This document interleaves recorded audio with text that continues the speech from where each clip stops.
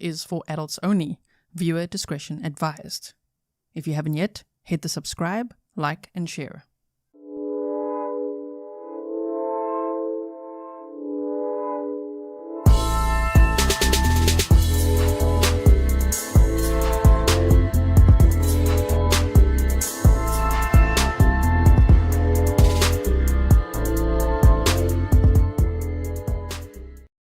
Hello everyone and welcome back to another live stream with me, Gisela K. This is Grizzly True Crime, and as from today, we will be watching the Chandler Halderson trial together.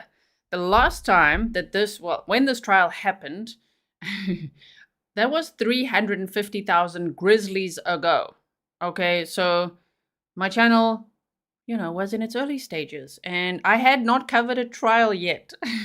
And so since I've started covering trials, I've really wanted to watch this trial with you because I watched a lot of this trial. I was summarizing it. I was making presentations, and it was just like, man, I wish we could have watched it together.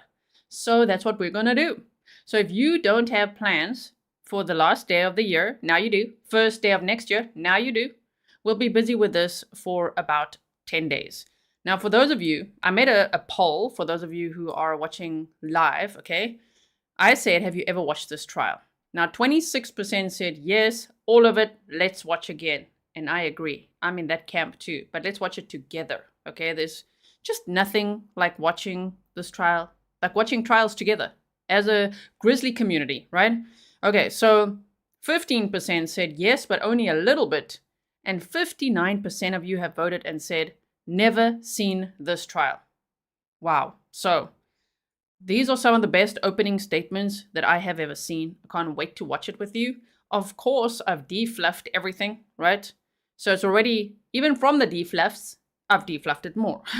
So that it's really efficient and nice. Today's trial footage is 5 hours and 2 minutes, which obviously is less, than an 8-hour day.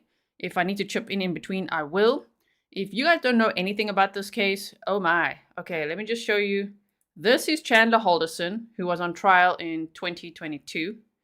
His parents are Bart and Krista Halderson, and he was convicted and sentenced to life without parole for murdering them and dismembering them. And why did he do this in July of 2021? Because he was pretending that he finished college really well, that he got a job at SpaceX. He had this whole facade going on that everything was just fine. Obviously his parents wanted him and his brother to do well, but not to an extreme. They just were looking after their kids. They wanted them to do well. The father said, look, man, you're a big boy now, because he's 23 years old living at home. His brother had already moved out and everything. And, Chandler Halderson was just at home playing a lot of video games. So his dad said, look, you're going to have to start paying rent. And then Chandler started making up reasons why he couldn't, even though he had, according to what everyone knew, a job. And he had a SpaceX job lined up and was going to move, which everyone is excited about as well. Well, it turns out he didn't have that job that he said he had. He didn't finish college like he said he did. He didn't have a job lined up at SpaceX. And so in response to being exposed for that, because the dad then phoned the college and set up a meeting on the day that these murders happened. And so Chandler knew, oh man, they're going to find everything out now. So he shot his parents. His dad, he shot him in the back. And then he asked his mom to pick up some soda and come home. And when his mother came home, he shot her too. And then he dismembered his parents. And then he invited his girlfriend over to stay there. Like this case, so yeah, it comes with a trigger warning because it is a case about a double homicide. It does involve dismemberment. But whoa, what a trial. There was also a little break in the trial. It's a 10-day trial. And they took a little break in between because Chandler Halderson got COVID. I hope that's not a trigger word anymore on YouTube. It used to be. But yeah, he got COVID. So there was a little break and then they resumed. Okay, so we're going to watch all of these days together. I'm really excited to watch this trial with you. It's one of the best ones. Great judge. Obviously, great team on both sides as well. Very professionally done. And so let's get started with that. I hope that was a good enough overview for you guys. Was it? I hope so. So I want to move on now because the opening statements are so detailed and so good that even if you feel like, I'm feeling a little lost, don't worry. Don't worry. You're going to know a lot after these opening statements as well. So I'm going to take Chandler Halderson off the screen there. Move myself over here. Poor Bart and Krista. And I think they were 50 and 53. I mean, you know, and great parents. Especially his brother took the stand as well. His girlfriend took the stand. It's quite something. That Mickey said, best place to watch trials, deflav, teleporting, best commentary, and snark. Let me just quickly get this trial footage for us here. Okay, and then I've got to get the chat going for us, and then we will be all ready to watch this trial together. Okay, so let me try that again. Why is the chat not coming up? There we go. That Mickey said, best place to watch trial, deflav, teleporting, best commentary, snark, and Grizzly chat. You know what? I agree. I just love watching trials with you guys so much. So I'm very excited that this is what we're doing for the rest of the year and the beginning of next year. Okay, I'm going to start playing this. Let's make sure the sound is on. And there we go. Court, a true verdict give according to the law and evidence given in court. If so, please say I do. I do. Thank you. Please be seated, everyone.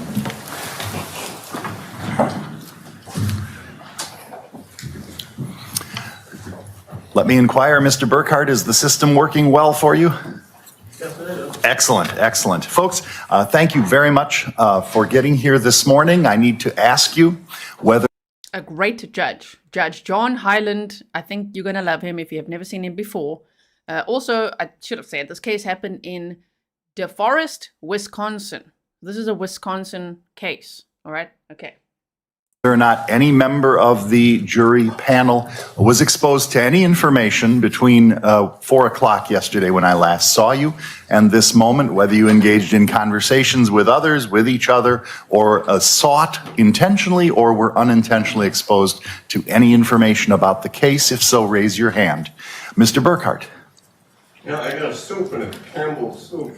Grizzly Campbell on the list. I like Campbell soup. It is possibly a name that I read yesterday. There were a lot that I don't remember, but other than that, we're good.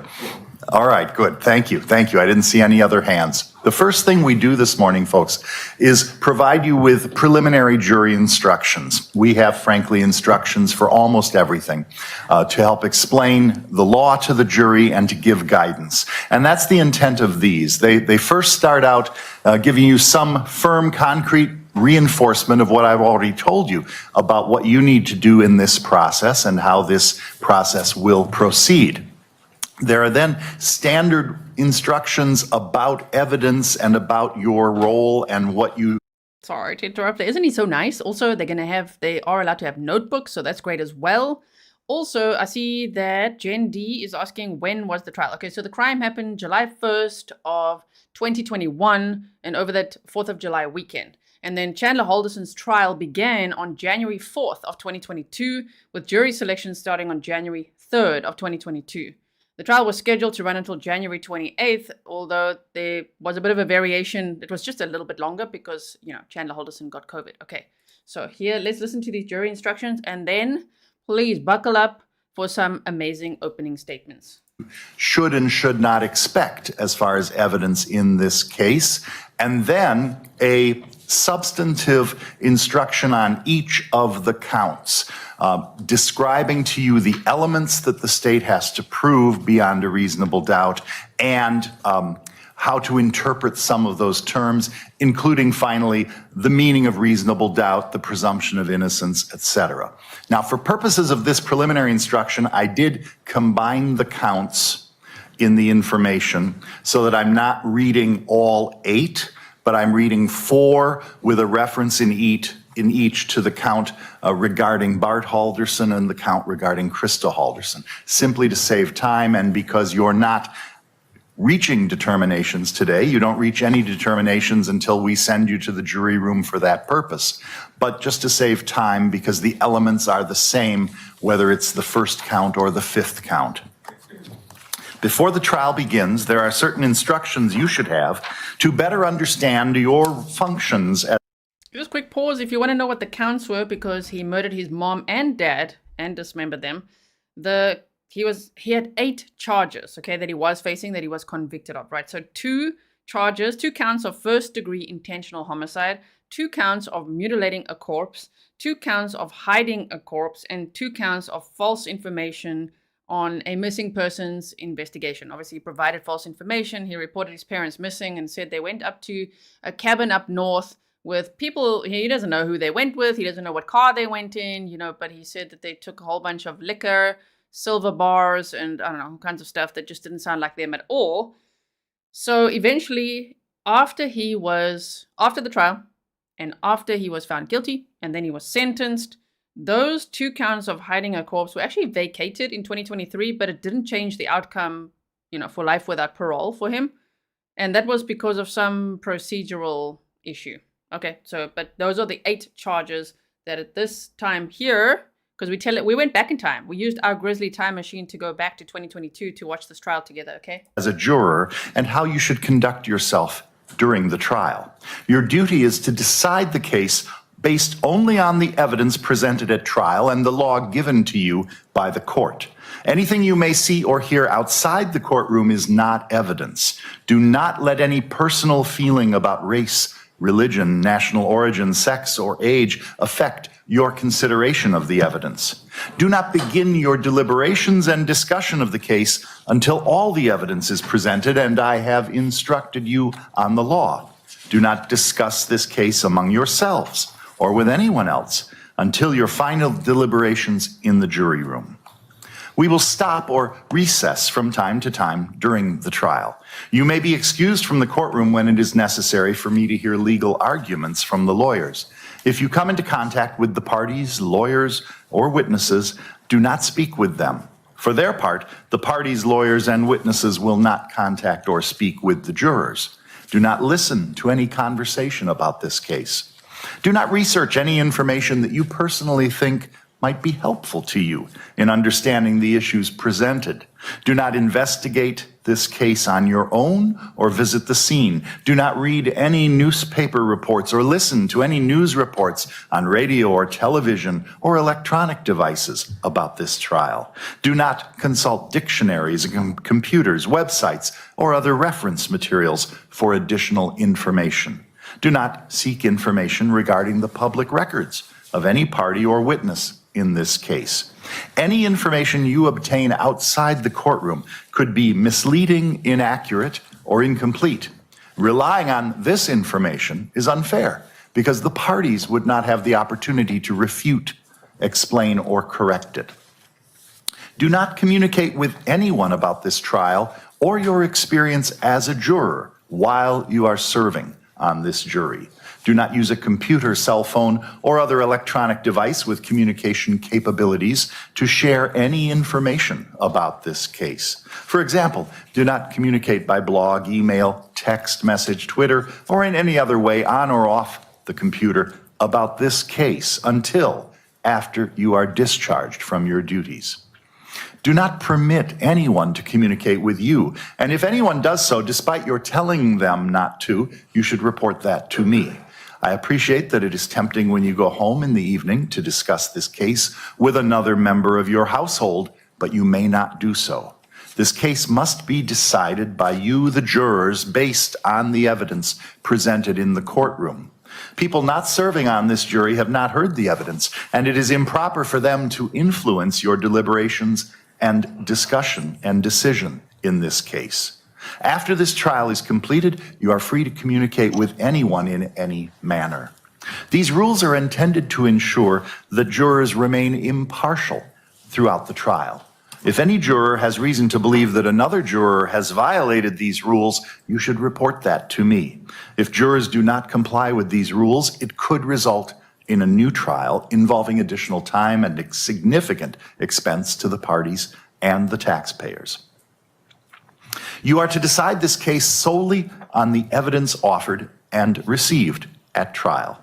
Evidence is, first, the sworn testimony of witnesses, both on direct and cross-examination, regardless of who called the witness. Second, the exhibits the court has received, whether or not an exhibit goes to the jury room. And third, any fact to which the lawyers have agreed or stipulated, or which the court has directed you to find. Attorneys for each side have the right and the duty to object to what they consider are improper questions asked of witnesses and to the admission of other evidence which they believe is not properly admissible. You should not draw any conclusions from the fact that an objection was made. By allowing testimony or other evidence to be received over the objection of counsel, the court is not indicating any opinion about the evidence. You jurors are the judges of the credibility of the witnesses and the weight of the evidence. You are not required to, but you may take notes during this trial, except during opening statements and closing arguments. The court will provide. See, they could take notes. And if you're asking why do I point that out, because in some trials, the jury is not allowed to take notes. They weren't allowed to in Adam Montgomery's trial, and we were all shocked. What? Can't take notes? I know it could be distracting. They just want them to listen to the testimony, but I always like it when they can take notes, right? Also, did you know that Chandler Halderson is in the same prison as Chris Watts, which is the Dodge Correctional Institution in, Waupun, Wisconsin. Yeah, Chris Watts and Chandler Halderson are in the same prison. Okay. You with materials. In taking notes, you must be careful that it does not distract you from carefully listening to and observing the witnesses. You may rely on your notes to refresh your memory during your deliberations. Otherwise, keep them confidential. After the trial, the notes will be collected and destroyed. You will not have a copy of the written transcript of the trial testimony available for use during deliberations. You should pay careful attention to all the testimony because you must rely primarily on your memory of the evidence and testimony introduced during the trial. During the course of a trial, the attorneys may refer to or use police reports with witnesses. Normally, these police reports will not be provided to you. If you are not provided with a police report, you should use your collective memory regarding any reference to police reports. It is the duty of the jury to scrutinize and to weigh the testimony of witnesses and to determine the effect of the evidence as a whole. You are the sole judges of the credibility, that is, the believability of the witnesses and of the weight to be given to their testimony. In determining the credibility of each witness and the weight you give to the testimony of each witness, consider these factors. Whether the witness has an interest or lack of interest in the result of this trial. The witness's conduct, appearance, and demeanor on the witness stand. The clearness or lack of clearness of the witness's recollections. The opportunity the witness had for observing and for knowing the matters the witness testified about. The reasonableness of the witness's testimony. The apparent intelligence of the witness. Bias or prejudice, if any, has been shown. Possible motives for falsifying testimony, and all other facts and circumstances during the trial which tend either to support or to discredit the testimony. Then give to the testimony of each witness the weight you believe it should receive. There is no magic way for you to evaluate the testimony. Instead, you should use your common sense and experience. In everyday life, you determine for yourselves the reliability of things people say to you. You should do the same thing here. An information is nothing more than a written formal accusation against a defendant charging the commission of one or more criminal acts. You are not to consider it as evidence against the defendant in any way. It does not raise any inference of guilt.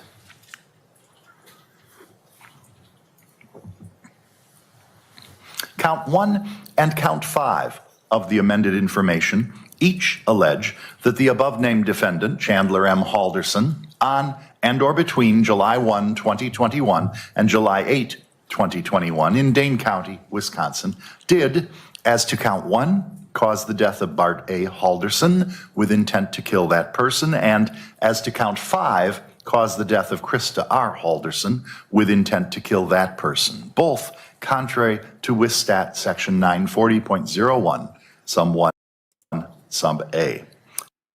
I just want to make sure, because I just mentioned, the Watts case as if everyone knows about it. We know about the Watts case, right, or not? It was in August of 2018 when Chris Watts murdered his wife and his 2 young daughters. And that happened in Colorado. And he pleaded guilty, and he was sentenced to life in prison without parole. And so, for his own protection, there were some security issues. He was actually transferred to Wisconsin. So if you're wondering, what is Chris Watts doing in Wisconsin? Why is he in the same prison as Chandler Halderson? They moved Chris Watts from Colorado to Wisconsin. So that would be why. Okay, so the judge has just described count 1 and 5 because there's 4 counts for each victim, right? As the ones that I read to you. So now he just described count 1 and 5, which would be the first degree intentional homicide. Now I'm going to continue without interrupting. To these 2 charges, Chandler M. Halderson has entered a plea of not guilty, which means the state must prove every element of each offense charged beyond a reasonable doubt. First-degree intentional homicide, as defined in Section 940.01 of the Criminal Code of Wisconsin, is committed by one who causes the death of another human being with the intent to kill that person or another. Before you may find the defendant guilty of either of these offenses, the state must prove by evidence which satisfies you beyond a reasonable doubt that the following 2 elements were present for each count.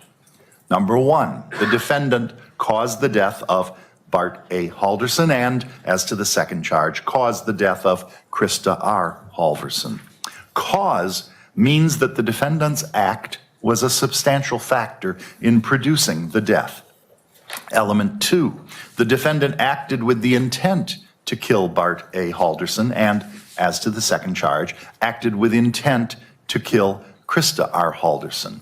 Intent to kill means that the defendant had the mental purpose to take the life of another human being or was aware that his conduct was practically certain to cause the death of another human being. While the law requires that the defendant acted with intent to kill, it does not require that the intent exist for any particular length of time before the act is committed. The act need not be brooded over, considered, or reflected upon for a week, a day, an hour, or even a minute. There need not be any appreciable time between the formation of the intent and the act. The intent to kill may be formed at any time before the act, including the instant before the act, and must continue to exist at the time of the act. You cannot look into a person's mind to find intent.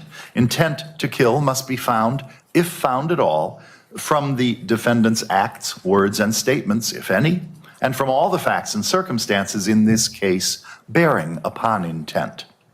Intent should not be confused with motive. While proof of intent is necessary to a conviction, proof of motive is not. Motive refers to a person's reason for doing something. While motive may be shown as a circumstance to aid in establishing the guilt of a defendant, the state is not required to prove motive on the part of a defendant in order to convict. Evidence of motive does not by itself establish guilt. You should give it the weight you believe it deserves under all the circumstances. If you are satisfied beyond a reasonable doubt that the defendant, as to the first count, caused the death of Bart A. Halderson and, as to the second count, the fifth count, caused the death of Krista R. Halderson, with, as to each count, the intent to kill, you should find the defendant guilty of first-degree intentional homicide. If you are not so satisfied, you must find the defendant not guilty. Count 2 and Count 6 of the information each allege that the above-named defendant, Chandler M. Halderson, on and or between July 1, 2021 and July 8, 2021, in Dane County, Wisconsin, did deliver written and or oral communication with intent to induce a false belief that the defendant had knowledge of the whereabouts or physical condition of a missing person, Bart A. Halderson as to Count 2, and Krista R. Halderson as to Count 6, both contrary to WISSTAT Section 946.48, Sub 1. To these 2 charges, Chandler M. Halderson has entered a plea of not guilty, which means the state must prove every element of each offense beyond a reasonable doubt. Section 946.48 of the Criminal Code of Wisconsin is violated by one who sends, delivers, and or causes to be transmitted to another any written or oral communication with intent to induce a false belief that the sender has knowledge of the whereabouts of a missing person. Before you may find the defendant guilty of either of these offenses, the state must prove by evidence which satisfies you beyond a reasonable doubt that the following 2 elements were present for each count. Number 1, the defendant sent, delivered, or caused to be transmitted a written or oral communication to Dane County Sheriff's deputies. Element 2, the defendant did so with the intent to induce a false belief that he had knowledge of the whereabouts of a missing person, specifically Bart A. Halderson as to count 2 and Krista R. Halderson as to count 6. This means that the defendant had the mental purpose to cause the Dane County Sheriff deputies to believe that he had knowledge of the whereabouts of a missing person, specifically Bart A. Halderson and Krista R. Halderson, or was aware that his conduct was practically certain to cause Dane County Sheriff deputies to believe that he had knowledge of the whereabouts of a missing person. Again, specifically Bart A. Halderson and Krista R. Halderson. You cannot look into a person. Imagine being on this jury and you arrive here for the first day and you hear all of this. Like 8 counts of what? Yeah, 8 counts. 2 counts of first-degree murder, 2 counts of hiding a corpse, 2 counts of mutilating a corpse, and 2 counts of lying, to the police during a missing persons investigation. I mean, then you already know, oh damn, this is going to be quite something. Now, someone earlier asked if Chandler Halderson during this trial took the stand. No, he did not take the stand. Mind to find intent. Intent must be found, if found at all, from the defendant's acts, words, and statements, if any, and from all the facts and circumstances in this case bearing upon intent. If you are satisfied beyond a reasonable doubt that the 2 elements of this offense have been proved, you should find the defendant guilty. If you are not so satisfied, you must find the defendant not guilty.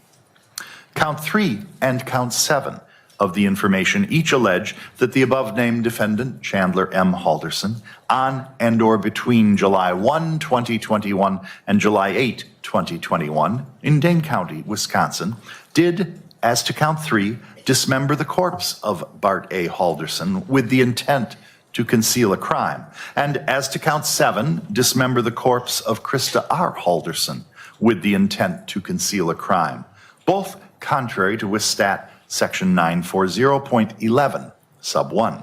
To these 2 charges, Chandler M. Halderson has entered a plea of not guilty, which means the state must prove every element of each offense charged beyond a reasonable doubt.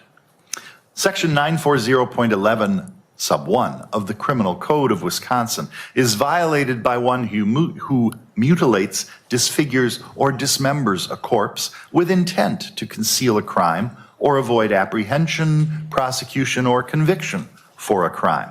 Before you may find the defendant guilty of each of these offenses, or either of these offenses, the state must prove by evidence which satisfies you beyond a reasonable doubt that the following 2 elements were present for each count. Element 1, the defendant dismembered a corpse. Element 2, the defendant dismembered a corpse with the intent to conceal a crime. This requires that the defendant acted with the purpose to conceal a crime. You cannot look into a person's mind to find intent.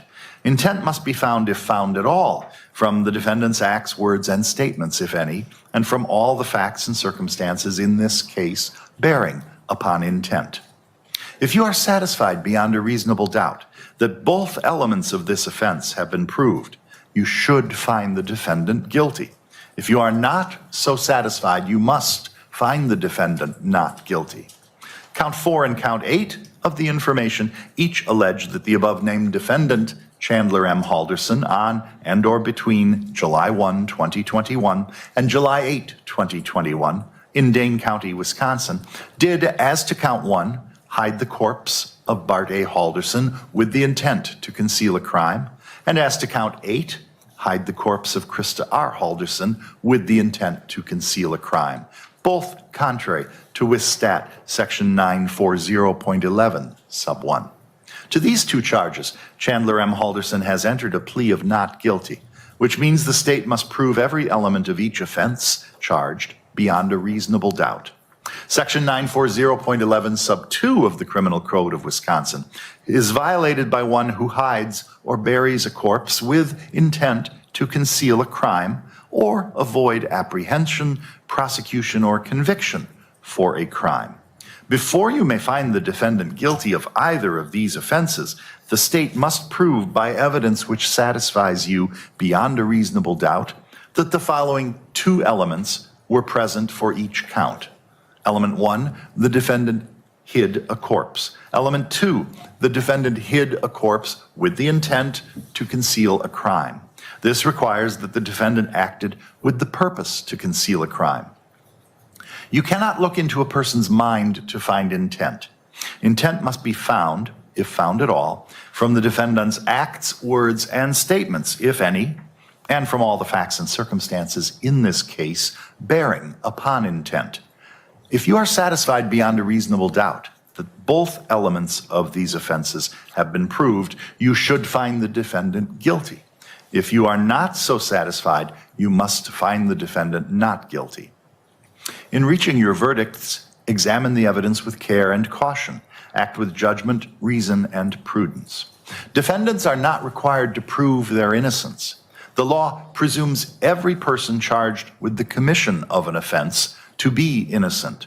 This presumption requires a finding of not guilty, unless, in your deliberations, you find it is overcome by evidence which satisfies you beyond a reasonable doubt that the defendant is guilty. The burden of establishing every fact necessary to constitute guilt is upon the state. Before you can return a verdict of guilty, the evidence must satisfy you beyond a reasonable doubt that the defendant is guilty. If you can reconcile the evidence upon any reasonable hypothesis consistent with the defendant's innocence, you should do so and return a verdict of not guilty. The term reasonable doubt means a doubt based upon reason and common sense. It is a doubt for which a reason can be given, arising from a fair and rational consideration of the evidence or lack of evidence. It means such a doubt as would cause which would cause a person of ordinary prudence to pause or hesitate when called upon to act in the most important affairs of life. A reasonable doubt is not a doubt which is based on mere guesswork or speculation. A doubt which arises merely from sympathy or from fear to return a verdict of guilt is not a reasonable doubt. A reasonable doubt is not a doubt such as may be used to escape the responsibility of a decision. While it is your duty to give the defendant the benefit of every reasonable doubt, you are not to search for doubt. You are to decide whether the state has overcome the presumption of the defendant's innocence and proven the defendant guilty beyond a reasonable doubt. The lawyers will now make opening statements. The purpose of an opening statement is to give the lawyers an opportunity to tell you what they expect the evidence will show, so that you will better understand the evidence as it is introduced during the trial. I must caution you, however, that the opening statements are not evidence. Attorney Brown. Thank you. Okay, whoa. This is going to be one of the best. I don't know if there's any better. There's been some really great opening statements that we've watched together. This is going to be one of the best. Okay, if you've never seen it, lucky you. You're going to experience it for the first time. So are we ready? Let me just quickly tell you. By the way, sarcasm, thank you so much. I really appreciate that, my goodness. All right, the judge is John Hyland, as you can see his name on the screen. I'll now put the prosecutor's name on the screen. The district attorney, right, is William Brown. And then the other prosecutor is attorney Andrea Raymond.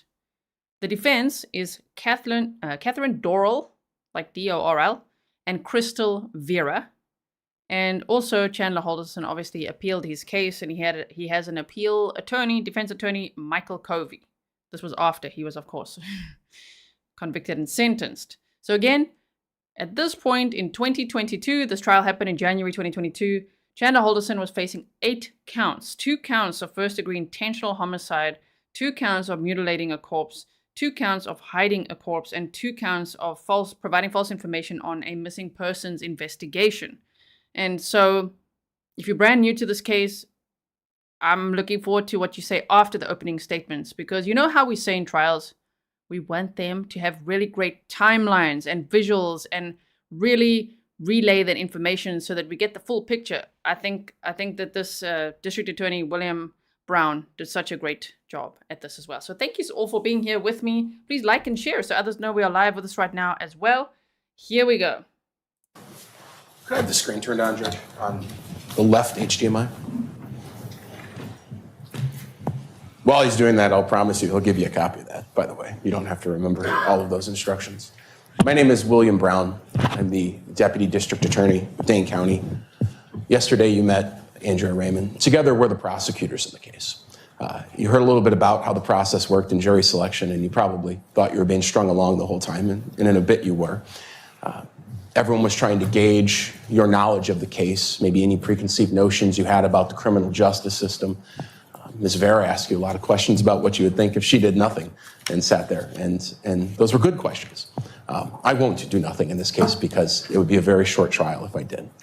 You're going to hear from me and Ms. Raymond quite a bit. Our job in a case is to present evidence. That means to call witnesses. The judge talked about what evidence is. When we think of evidence, sometimes we think of, especially a murder case, you're in a murder case, you think of the gun. And you'll get that. There'll be a gun. You'll see that. But evidence is so much more. The first thing evidence is the first thing the judge mentioned. Evidence is first the sworn testimony of witnesses, both on direct and cross-examination. When people raise their right hand and they swear to tell the truth, that's evidence. Now, you as jurors can decide whether you believe it or not. Does this person have any bias or prejudice? Do they have anything to gain by what they're saying? Do they have anything to lose? All those things are up to you. But sworn testimony is evidence. Photographs are evidence, videos are evidence, statements made by people involved in the case, including Mr. Halderson, are evidence. Our job is to, over the course of the next couple of weeks, present evidence to show you the path of what we believe happened, which is that Chandler Halderson killed his parents, dismembered their bodies, and hid them around southern Wisconsin. We've been talking about Bart and Krista Halderson. You've heard their names mentioned numerous times by the judges here. That's Bart and Krista Halderson. I'm going to try to use some photos as I talk to maybe guide us along. Some people are more visual learners, some aren't. That's Bart and Krista Halderson, a couple in their early 50s, living in Windsor, Wisconsin, on a quiet street, in a quiet house, kind of in a quiet town. If you don't know Windsor, think just south of DeForest, or maybe if you're heading up toward the Dells, when you see the Fleet Farm on your left, if you looked right, that's Windsor. That's the Halderson home. At this point, perhaps it would be best if I told you a little bit about the Halderson family. Bart, the father, Krista, the mother. They have two sons, Chandler, the defendant, and his older brother, Mitchell. Chandler and Mitchell are close in age, but Mitchell's a little bit older. The time this all happened, living in the Halderson home, was Bart Halderson, Krista Halderson, and Chandler. Mitchell had moved out. Mitchell had a job working as an IT person for a local corporation, doing pretty well in life. He's engaged, doing pretty well in life. Buying a house, adult things, growing up. But in July of 2021, it's Bart and Krista living in that house, and their adult 23-year-old son, Chandler Halderson, living in his room. Now, all of the events I'm going to describe, for the most part, take place during the first week of July, from the 1st to about the 8th. So I put up a calendar. This is not evidence in the case, I suppose. It might be. Maybe I'll mark it as an exhibit. But it's to provide some reference, and I put the little flag on there, because if you remember this year, the 4th of July was on a Sunday.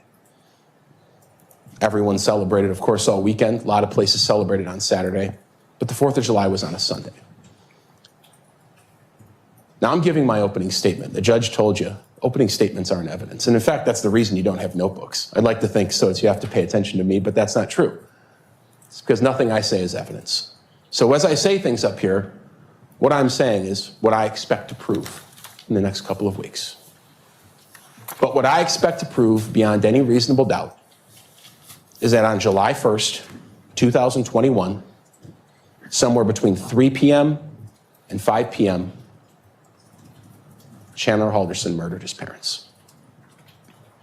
It's an important date, and it's an important time to remember. July 1st, between 3 and 5. But the story doesn't start there. And this trial wouldn't be 3 to 4 weeks if the trial ended there. The story starts a week later, on July 7th, 2021, nearly a week after killing his parents, but no one in the world knowing. Chandler Halderson walks into the Northeast Precinct of the Dane County Sheriff's Office and says, "I'd like to file a missing persons report." He sits down with sheriff's deputies, and you'll meet them today, and he gives a long story. My parents, they just haven't come back from the cabin. They were there this weekend. We have a cabin up north. It's in White Lake, up in Langlade County. It's pretty far up north, a couple of hours. They just haven't come back yet. They were going to come back Monday or Tuesday, and I don't know where they are. Who were they with? The deputies ask. I don't know. I helped them pack Thursday night. They must have left Friday early before I woke up at 6. Who'd they go with? I don't know. Where are their cars? Well, they're still at the house. What'd you help them pack? Bottles of liquor, lots of money, tools, silver bars. Why were they going up there? Some people they were fixing a window. Some people there was a plumbing issue, storm damage. The story varied. Sometimes they took just money. Sometimes they took just liquor. But over that day and the next, talking to numerous sheriff's deputies, detectives, including those detectives, he gives this bizarre story of his parents leaving in an unknown car, going to a cabin with an unknown couple, with an unknown amount of money, for really an unknown reason. So sheriff's deputies do what cops do, which is they ask him, "Have you heard from him?" And he says, "Yeah. I got a text from my mom." And he did. He showed him his phone. Made it safely. This is from Krista Halderson to Chaz. That's what his family calls him. Not Chandler, they call him Chaz. Made it safely. Can't get anything through, though. Yes, it's packed. Going to White Lake today for the parade. We'll be home Monday night, Tuesday early. I love you lots. So at this point, the sheriff's deputies don't know what they're dealing with. These folks get up there and decide, now we're going to go to the casino for a few days. We're going to play hooky. Didn't make a lot of sense. They started talking to coworkers and realized these people had never no-called, no-showed, missed work, which they both did on Friday. Did they crash their car? Did this other couple kidnap them? Where the hell are they? But what good police do, and what they did in this case, is they start looking into the people who saw them last, who were with them last, who reported them missing. And in this case, all three of those things, the person who purportedly saw them last, was with them last, and reported them missing were the same person. It was Chandler Halderson. So what the police did was started to look into Chandler Halderson. This is all occurring in the same 24-hour, 48-hour period. And what they learn about him isn't suspicious at all. He's a Madison College student, MATC, they go by Madison College now, if you didn't get the email. Madison College student, he's about to graduate. He's studying renewable resource engineering, kind of a hybrid IT degree with solar panels, things of that sort. He's about to get a certificate. But things had looked bright for him. He'd recently been working at American Family Insurance. He's working from home like most of us the last couple of years. But he's working a good job at American Family Insurance. And not only was he working a good job, Chandler had just gotten a better job. He got hired at SpaceX. He was about to embark on a career that people in the IT field could only dream of. He's planning to move to Titusville, Florida. That's where SpaceX operation is, down in Florida, with his girlfriend. They'd rented an apartment. They'd bought a car. And not only was this not someone who was antisocial, he was pro-social. He was working with the Madison Police and the Department of Natural Resources on their rescue diving team. He was a scuba diver, working with the police. The only thing that was a bit odd is he'd recently suffered a head injury. Fallen down the stairs, had terrible concussion, was unable to move for the most part, had to wear a neck brace. He was permanently, perhaps injured. All of those things threw police off from thinking it was Chandler. He had anything to do with this. And at that point, for all they knew, as sad as it is, Bart and Krista and an unknown couple were crashed into a ditch somewhere between here and White Lake, Wisconsin, dead from a car crash. So they started looking. Deputies are sent up north. The Langlade County Sheriff's Department is searching a cabin. No one had ever been there. It didn't look like anyone had been there at all in years. It was run down. The grass hadn't been mowed. There was no food in the refrigerator. No one had been there. So the police expand their search, and they start talking to not only just Chandler, people about Chandler. They start talking to people who were with Chandler that weekend. Specifically, they talked to his girlfriend, a young girl named Catherine. She goes by Cat. And Cat says, I was with him like all weekend. We had a normal 4th of July weekend. We went out to my family's farm. We got a farm. There was a pool. We ate dinner. Chandler was having the concussion issue and he couldn't really move his legs. And so he asked to use their pool the next day because he thought that was good therapy. So the police, what do they do next? They go talk to the person who owns the farm. And they say, was Chandler out here? And she goes, yeah, he was out here on the 4th of July. But you know what? He showed up the next day by himself. He showed up the next day by himself. I told him he could come back anytime, as we just say to people, not expecting they're going to roll into your house the next day. She says he was acting bizarre. Said that he had a doctor's appointment and they'd given him some bad news that he was going to lose his job at SpaceX because he couldn't travel. He couldn't attend to orientation to start. And she goes, he asked to use the pool. And of course I said yes. This woman will testify and she'll tell you that she sat in her house for a while, perhaps a bit weirded out that someone had just shown up at her rural farm, but she let him have his space. But about an hour later, she goes down to the pool to check on him. He's not there. No one had opened the pool. No one had been in the pool. But she sees his car. And it's parked out in the field, away from the pool, backed in toward where that grass is a bit longer, and had its hatch up. She thought, boy, that was strange. But she thought maybe he's just on a walk. So she goes in the pool.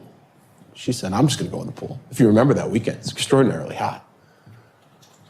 She starts swimming. She says, then I see Chandler. He's walking out of the woods in that area. Now, at this point in the investigation, the police are out there with this woman. They're out on the farm. And she says he walked out over there. And you'll hear from the Detective Brett Baverstock, who was out there. And he'll tell you that his eyes kind of shifted up and he saw vultures. And I promise the photos are only going to go this far for right now. But the police walked about 20 yards into the woods, and in that pile of debris, under dozens of sticks, bushes, and dirt, they found Bart Halderson. Now, when I say they found Bart Halderson, I need to explain that. They found a human torso. Someone had crudely chopped off the head, the arms, and sawed off the legs in the middle of the thigh, leaving the underwear on and the beginnings of the pants. They removed the sticks and brush over a course of a few hours. They brought out doctors from the medical examiner's office to make sure everything was done appropriately. They rolled the torso over. There were gunshots in the back. This man had been shot in the back and chopped up. At this point, the farm, beautiful farm, cultivated for years with wildflowers, kind of an Eden of sorts, was turned into a crime scene. Police swarmed the place. Drones were in the air, cadavers, dogs were on the ground. Everyone's looking through absolutely everything they could, but it's a farm. There's a million places things could be. But one detective said, look at that in the woods. Is that a garbage can full of a tarp? It was. And I'll tell you that tarp was taken to the Wisconsin State Crime Lab eventually. Bart Halderson, Krista Halderson, their blood is all over it. Another detective said, that spot where Chandler was walking out of the woods, there's an oil barrel there, like an old fuel tank with a hole in it. That's right where the car was parked. So she peeks her head in. And that's what she sees. Broken saw blades, hand saws, scissors, tree loppers, all of them tested by the state crime lab, all of them covered in human flesh and blood of Bart and Krista Halderson. The farm was searched extensively, and I'll tell you that some months later, things were even continuing to be found. Up to this fall, in October, the homeowner, the person who owns the farm, was tearing apart a barn trying to clean it. And there in a barn about 100 yards from where Bart Halderson was found, the murder weapon, behind a bunch of boards on the side of the barn. At this point in the investigation, the police knew they needed to start talking to Chandler. He's seen coming out of the location where his dad's body was, just brutally chopped apart. The tools, the cutting instruments are found there. So they do what police do. They bring him downtown.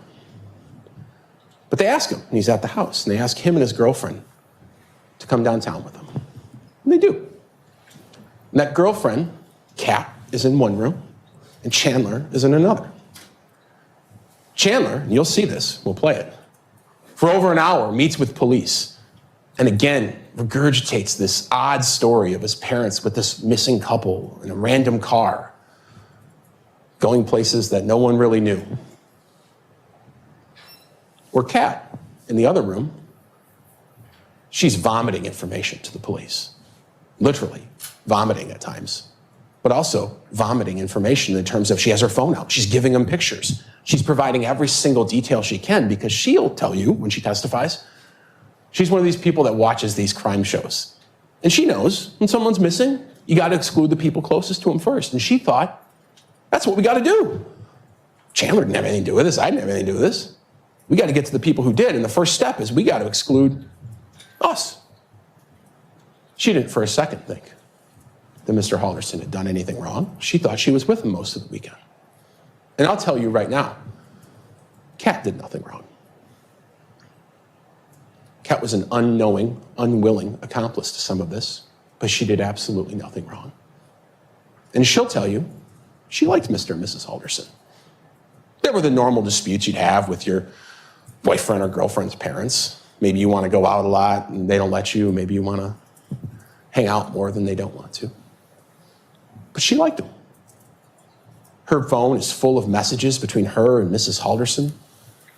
Friendly in all respects. Kat meets with police not just once, but multiple times. And in one of these meetings, she says, you know what was weird? Is this weekend, when I was with Chandler, while his parents were at the cabin, I left the house early one day, on Saturday, in fact, Saturday, July 3rd. And she says, he told me he was going to do chores that morning around the house. But when I looked at my Snapchat, I saw his location was in a weird spot. If you don't know, on Snapchat, you can set it up so that other people can see exactly where you are. A GPS tracker on you at all times, if you will. Chandler had that set up with his girlfriend. And she goes, it was so weird where he was, I took a screenshot of it on my phone. And that's what it showed. Chandler was saved as hubby in her phone. That's perhaps a term of endearment between two folks dating in their 20s. But she said, at 8:58 in the morning, when he was supposed to be doing chores on Saturday, July 3rd, I thought it was strange that he was in what appears to be a forest on the banks of the Wisconsin River near Prairie du Sac. The police took that. They identified immediately where that location was, just based on looking at it. That's a bridge. Couldn't be hard. Out they go. The drones go up, the dogs go out, the search team starts searching. Very quickly, and I promise this is as far as the photos will go, they find the remains of Krista Halderson. Now, when I say Krista Halderson, I have to qualify that as well. We found her legs. One complete leg, then somewhat farther away in another bush, a foot, a thigh, but the same pattern. Crudely cut apart with appears to be handsaws, axes, things of that sort. No more of Krista Halderson that's identifiable to her will ever be found. She's just those two legs.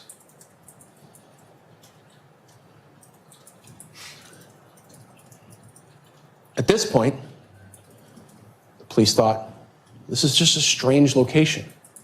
Why would Chandler be out there? He'd been out there before. And they started talking to people, including girlfriends of his in the past, friends of his. And they say, yeah, Chandler really liked this location out on the Wisconsin River. He'd go there all the time. It's where he'd go swimming. When his friends came into town, that was the secret swimming spot. And one friend even said, you know what? Last year he sent me a picture while he was out there. Kind of shirtless, hanging from a tree with a machete. I don't know. Didn't have a lot of significance at the time when the police saw it, but eventually someone realized the tree looks unique. Interesting V pattern right there. The hollowness of the tree as it goes down. The way in which 5 of those branches branch off. And eventually one of the detectives realizes why. Something clicked. It was the exact location he ditched his mother's remains.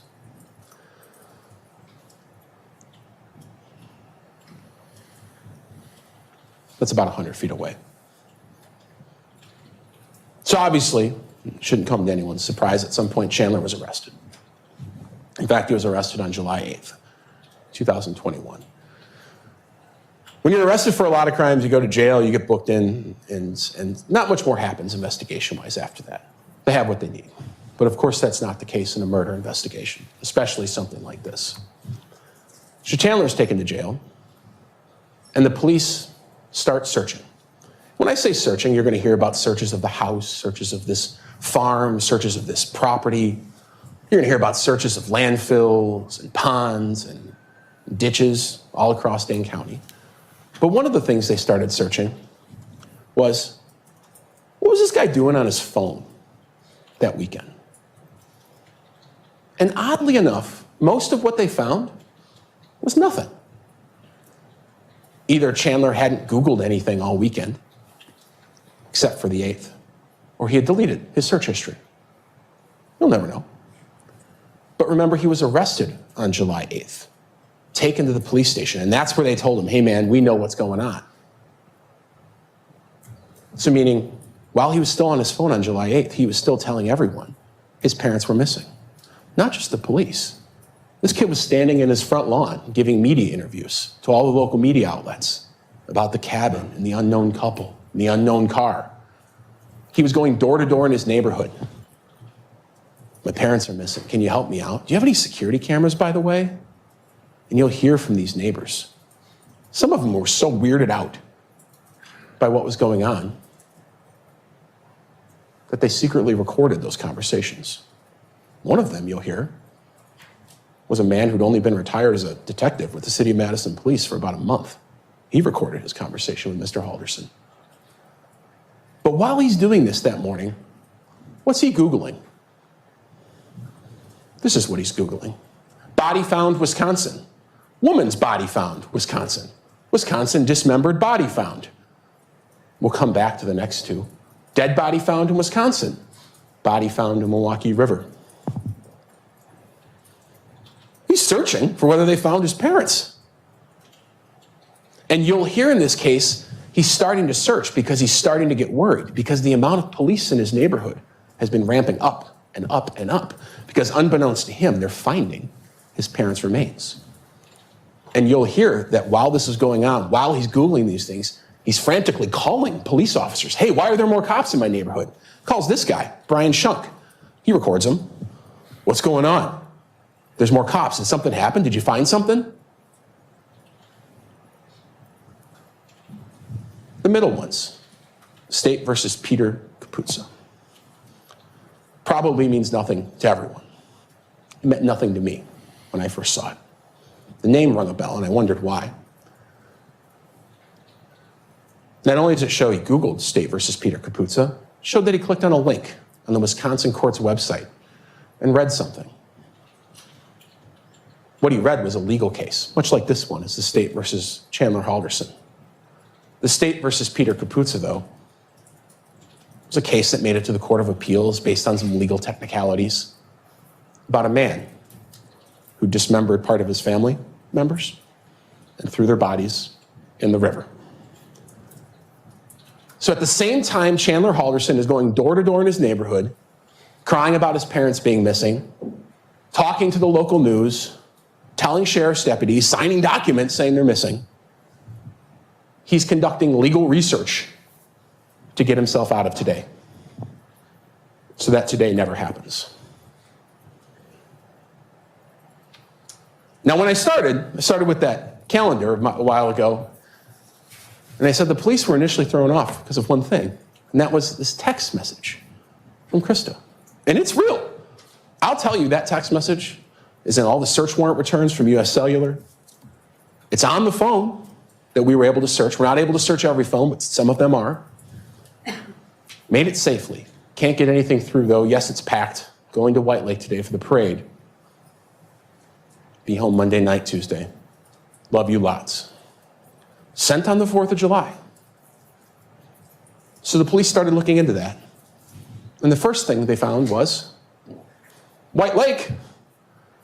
Their parade was on July 3rd. Remember, the 4th of July this year was on a Sunday.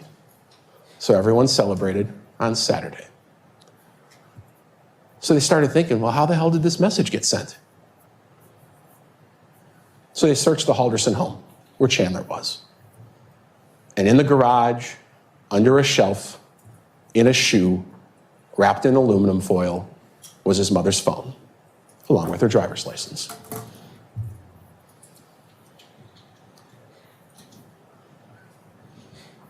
Police would later subpoena the records from US Cellular, the cell phone carrier that covers Chandler and the family.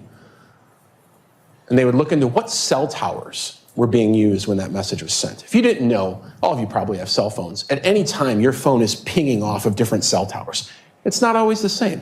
As you sit here, half of you might be using one tower and half of you might be using another. It's based on the workload of those towers. You'll hear about that. But it's generally an approximate area of where you are. That message on July 4th, Krista there's in pink, Chandler's in green. The message was sent from the Halderson home on July 4th. Chandler sent it to himself. So at this point, the investigators began to wonder, and perhaps you're beginning to wonder how the evidence will come out. How does this happen?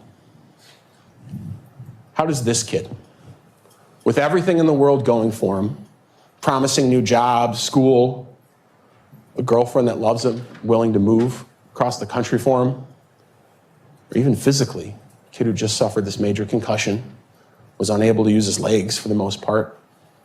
How does this happen? And what you'll learn, it happens because none of these things are true. He wasn't going to Madison College. He wasn't studying renewable resource engineering. The people at American Family Insurance, they'd never even heard of him.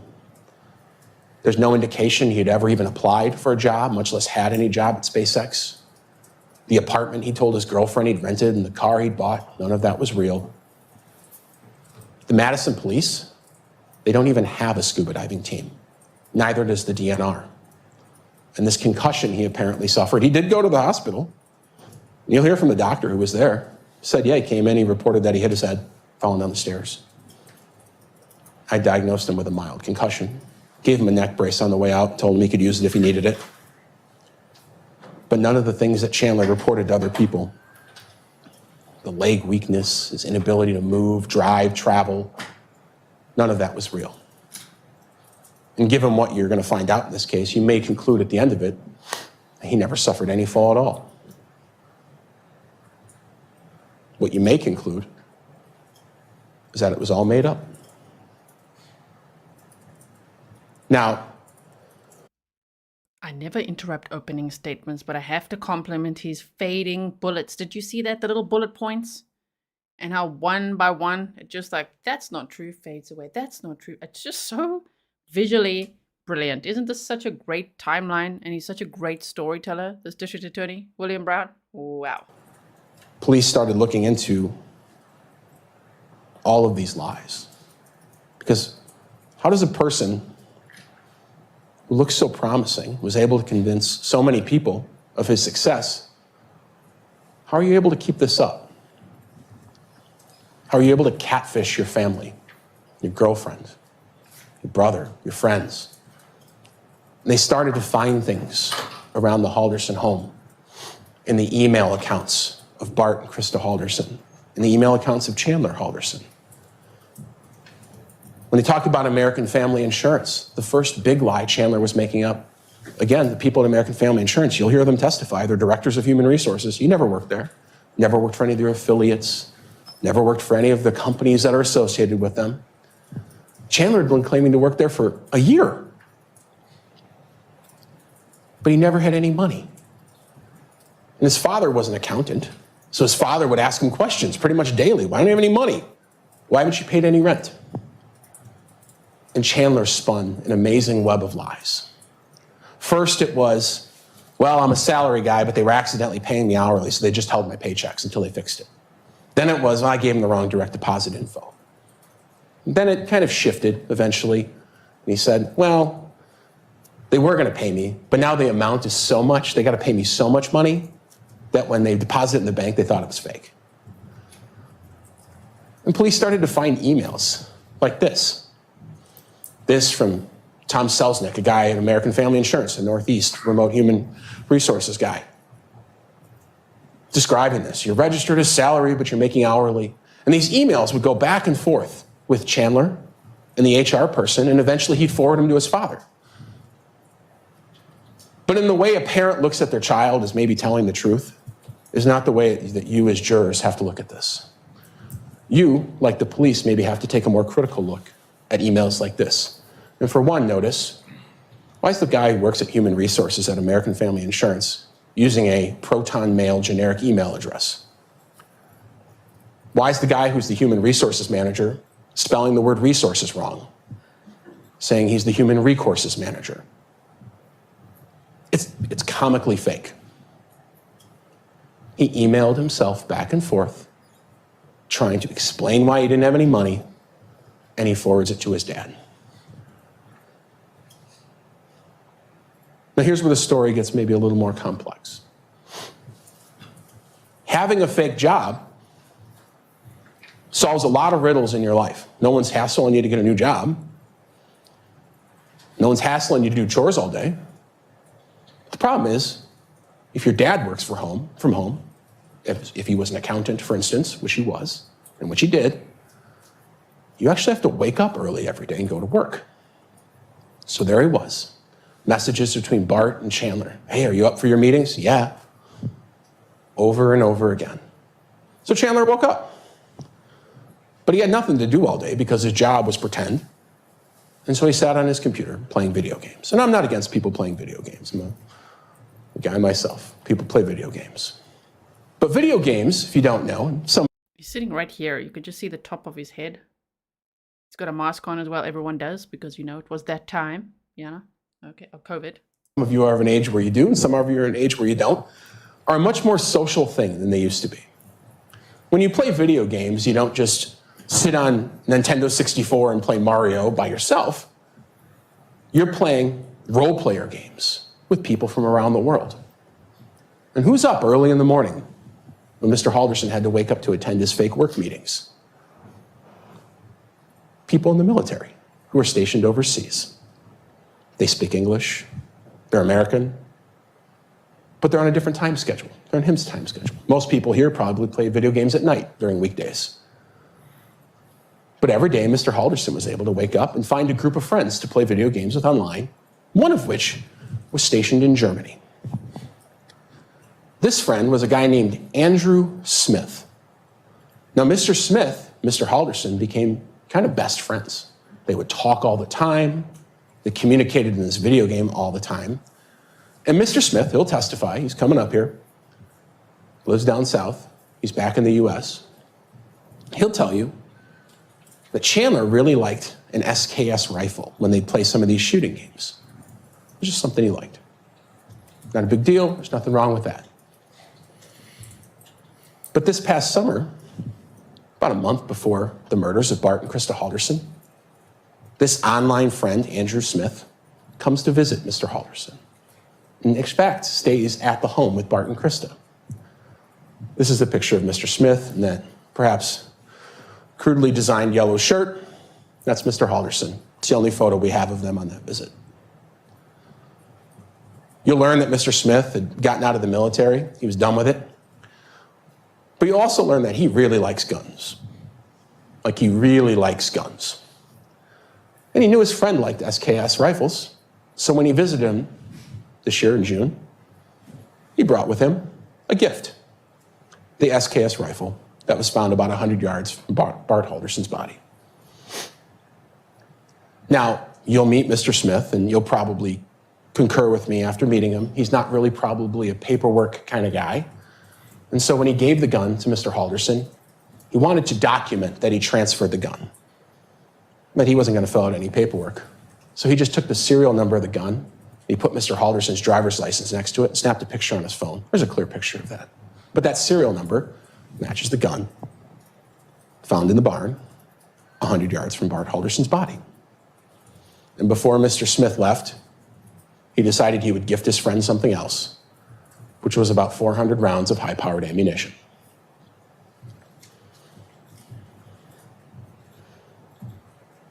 Now, you'll hear from Mr. Smith. Despite maybe his bizarre actions and maybe his bizarre statements he may make, he's not a suspect. Police proved he was in Texas at the time all of this happened. Another unknowing accomplice to Mr. Halderson's crimes. So at this point, Mr. Halderson's working a pretend job at American Family Insurance. He's not getting paid. His father, who's an accountant, is kind of on his case about it. And he's got to figure out something else. And the best way out of your pretend job is an even more pretend job.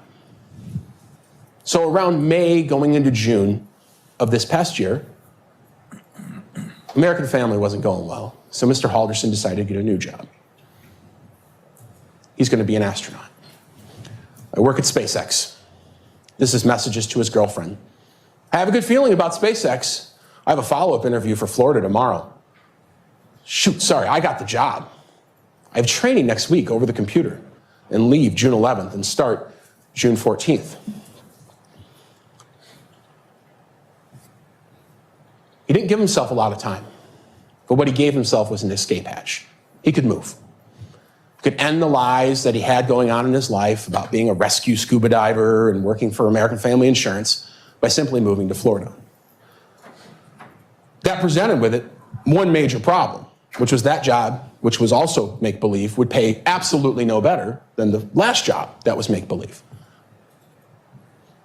So in late June, as he's supposed to start the job at SpaceX in Florida for Elon Musk, something happens in the Halderson family, something real. There's a change. Remember when I started off and I said there were two sons? His older brother gets hospitalized. That's real, it happened. Got diagnosed with diabetes and was having some complications. He's doing great now. Mr. Halderson uses that as an excuse to delay starting at SpaceX. It was a stroke of good luck for him, a stroke of bad luck, of course, for the family, but a stroke of good luck for him. But that only gave him a couple of weeks. So his brother, who's doing really well in life, engaged, house, real job, making a lot of money, suddenly he's in the hospital, being doted over by his family, by his mother. People care about him. So roughly a week later, when Chandler Halderson needs to think of a new lie to get out of the SpaceX lie, guess who ends up in the hospital? Being doted over by his mother and his family with a supposed neck injury. This is Father's Day of this year, in late June. That's Bart Halderson in the middle, Mitchell on the right. And of course, Chandler wearing a neck brace that no one told him he had to wear on the left. Now, around this time, Chandler started telling people an extraordinarily bizarre set of claims. That he had a brain bleed, a hematoma, that he had spinal damage, that he needed his head drilled open, that he had inability to use his legs at all. Couldn't drive. People had to do that for him. That he had nerve damage, that he needed to get a colostomy bag. But most importantly, he couldn't go to Florida. The doctors had told him he couldn't fly. Of course, that's not true. You'll see his medical records and you'll see his doctor testify. So suddenly this man, who was, for all intents and purposes, disabled, was being doted over by his family. People were making him meals. You'll see notes his mom was leaving for him. Call this neighbor if you need anything. She'll help you out. Couldn't drive, couldn't work, couldn't do chores. Now, a bit of a preview and a fast forward. This guy who's wearing a neck brace nearly every day in late June 2021 would have no problem just days later carrying large bags of ice out of gas stations to chill his father's cut-up body in a freezer. And you'll note, no neck brace. And in fact, you'll note in this case, Chandler Halderson has never seen a neck brace again after July 1st, 2021, when he kills his parents. So the job lies are over for Chandler in his life. American Family Insurance, don't worry about that because he got this new job at SpaceX. In SpaceX, I can't go because I'm hurt. It was a perfect scenario. But there was one last lie that Chandler had to get out of. And that is he had told everyone he was going to MATC for college and that he was about to graduate. And you'll hear there's a hint of truth to that he was going there at one point. In fact, there's a hint of truth to all of these lies. He did go to MATC for like a semester. He failed out.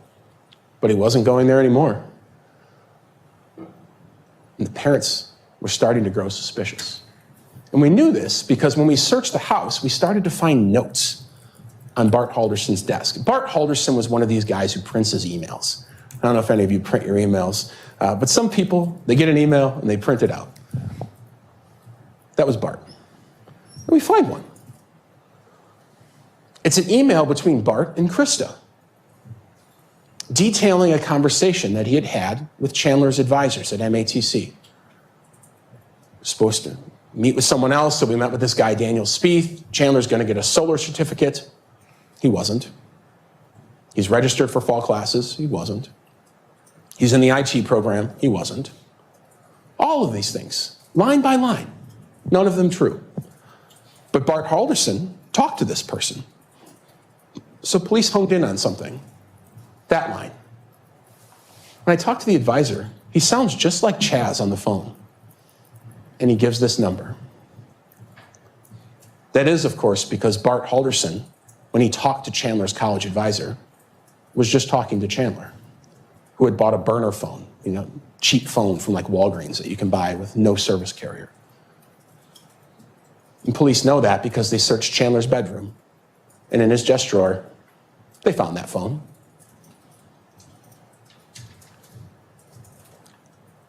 Now, this kept going. The lie about going to MATC or Madison College was the most extensive. There were emails dozens, if not hundreds of emails going back and forth between supposed advisors at MATC and Chandler, and then he'd forward them to his dad from people like someone named Alyssa Brandt, 64. Sometimes Chandler would spell Brandt, B-R-A-N-D-T, sometimes just with a T and no D, depended on the day. But they all had the @Gmail address, not @madisoncollege.edu. And you'll hear from the people at Madison College, their people have real emails, they don't use Gmail. But it was over and over again. Alyssa Brandt was one of them. You heard about Daniel Spieth, also @Gmail. There was someone named Aaron Hoover, also @Gmail. In this one, Chandler's getting upset. I have to have a call with whomever's in charge within the next 30 minutes. I have been a student for over 3 years and I will be treated fairly. Of course, he's yelling at himself. All of these were fake. Back and forth to himself and eventually to his dad. The Halderson parents had to have been growing extraordinarily frustrated. Kid wasn't getting paid. He was injured suddenly. His college transcripts aren't coming through, so he can't get a job. So police looked at that original note again. They saw something interesting, which is in this sea of fake people, Daniel Spieth, Aaron Hoover, Tom Selznick, Alyssa Brandt, there was one name that stood out, Omar Job. And that name didn't stand out because it was fake. It stood out to the police because it was real. That is the only real person on any of these emails. And what we've discovered in this investigation is in just the day and a half prior to being murdered, Bart Halderson, Chandler's dad, called MATC and pretended to be Chandler to try to finally get some information on what's going on. Just as any of you could call any doctor and pretend to be your kid, you know their name, their social security number, their birthday, you can get through. You can get through those minor security things.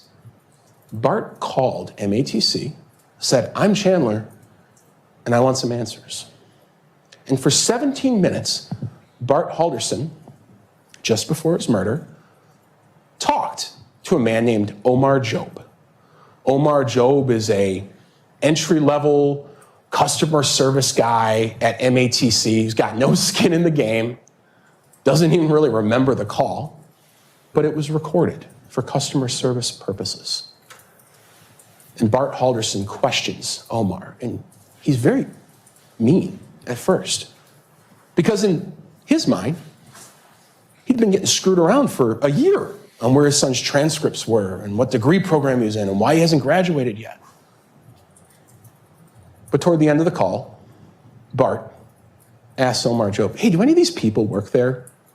Alyssa Brandt, Daniel Spieth, Aaron Hoover? And he's told no, they've never worked there. And in fact, they haven't. And he says, that'll be it then. That'll be it then are the last recorded words of Bart Halderson alive.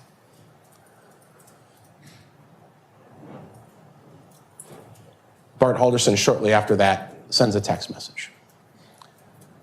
A text message that ultimately sealed his fate, which was a text to his own son. And it says, I spoke with Omar Job. Now, what happens over the next 24 or so hours is a bit unknown. Homicide investigations are a lot of unknowns because the two people who are the victims, who maybe know the most about what happened, are of course dead. But there's not much verifiable information that happens over the next 24 hours. It's also unknown if Chandler even knew who Omar Job was. Of course, he wasn't going to MATC, so why would he know who some lowly entry-level customer service guy was? He wouldn't. But Bart Halderson did. And when you look at Bart Halderson's work calendar that he maintains at his accounting firm, you see something quite interesting. Remember at the beginning, I said I wanted you to remember a date and a time, which was that the Haldersons were killed between 3 and 5 p.m. on July 1st, 2021. Guess what was on Bart's calendar at that exact time? He was supposed to have a meeting with the people at MATC with his son. So he's supposed to go to MATC and have this meeting at 3 o'clock on July 1st, 2021.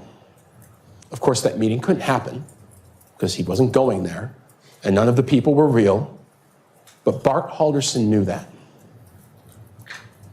Bart Halderson knew that. And so Chandler had obviously figured that out at this point. There was no way out of this one. You can't get out of this lie. And so the next day, Chandler Halderson wakes up on July 1st and starts messaging his girlfriend. 7:26, I hardly slept. 7:27, stuff hasn't been going well for me lately. Just trying to plan for the next thing to fuck me over. 7:51, I had a great future planned. It's falling apart. 1:04, just 2 hours prior to the murders. I overheard they might go to the cabin with their friends, but I don't know. So somewhat of a full circle at this point, that's the moment Chandler Halderson decides to kill his parents and engage in this bizarre story of them missing at a cabin with an unknown couple in an unknown car at 1:04, July 1st. Now, shortly after this message, just about an hour and 10 minutes, Bart Halderson's getting ready to go to MATC for this meeting. Perhaps to confront Chandler, perhaps Chandler's going to confront him. Bart texts Chandler, I'm ready whenever you are. That's about 50 minutes prior to when he was killed. Those are the last words ever recorded of Bart Halderson. His phone is never used, really. Again, he dies at some point. He never goes back to work. No one ever sees him. The neighborhood he lives in, riddled with security cameras, never see him again. I'm ready whenever you are. What the evidence will show in this case is that sometime after the I'm ready whenever you are message, and probably just around 3 o'clock when he was supposed to go to this meeting with MATC, Bart Halderson was shot in the back multiple times with a high-powered rifle. And after shooting his dad, Chandler texts his mom, Dad's phone died. Text her, call me. Sorry to interrupt again, but how sick is that? That when his dad is killed, he texts his mom, Dad's phone died, text me instead. Actually, Dad died, and can you get me some soda? And then when his mom comes home, he kills her too? I mean... And get soda on your way home. I have an extra hour of work. You know he didn't have an extra hour of work, but he was delaying her getting there because the evidence will show he needed to move things around, prepare for what he was about to do when she showed up.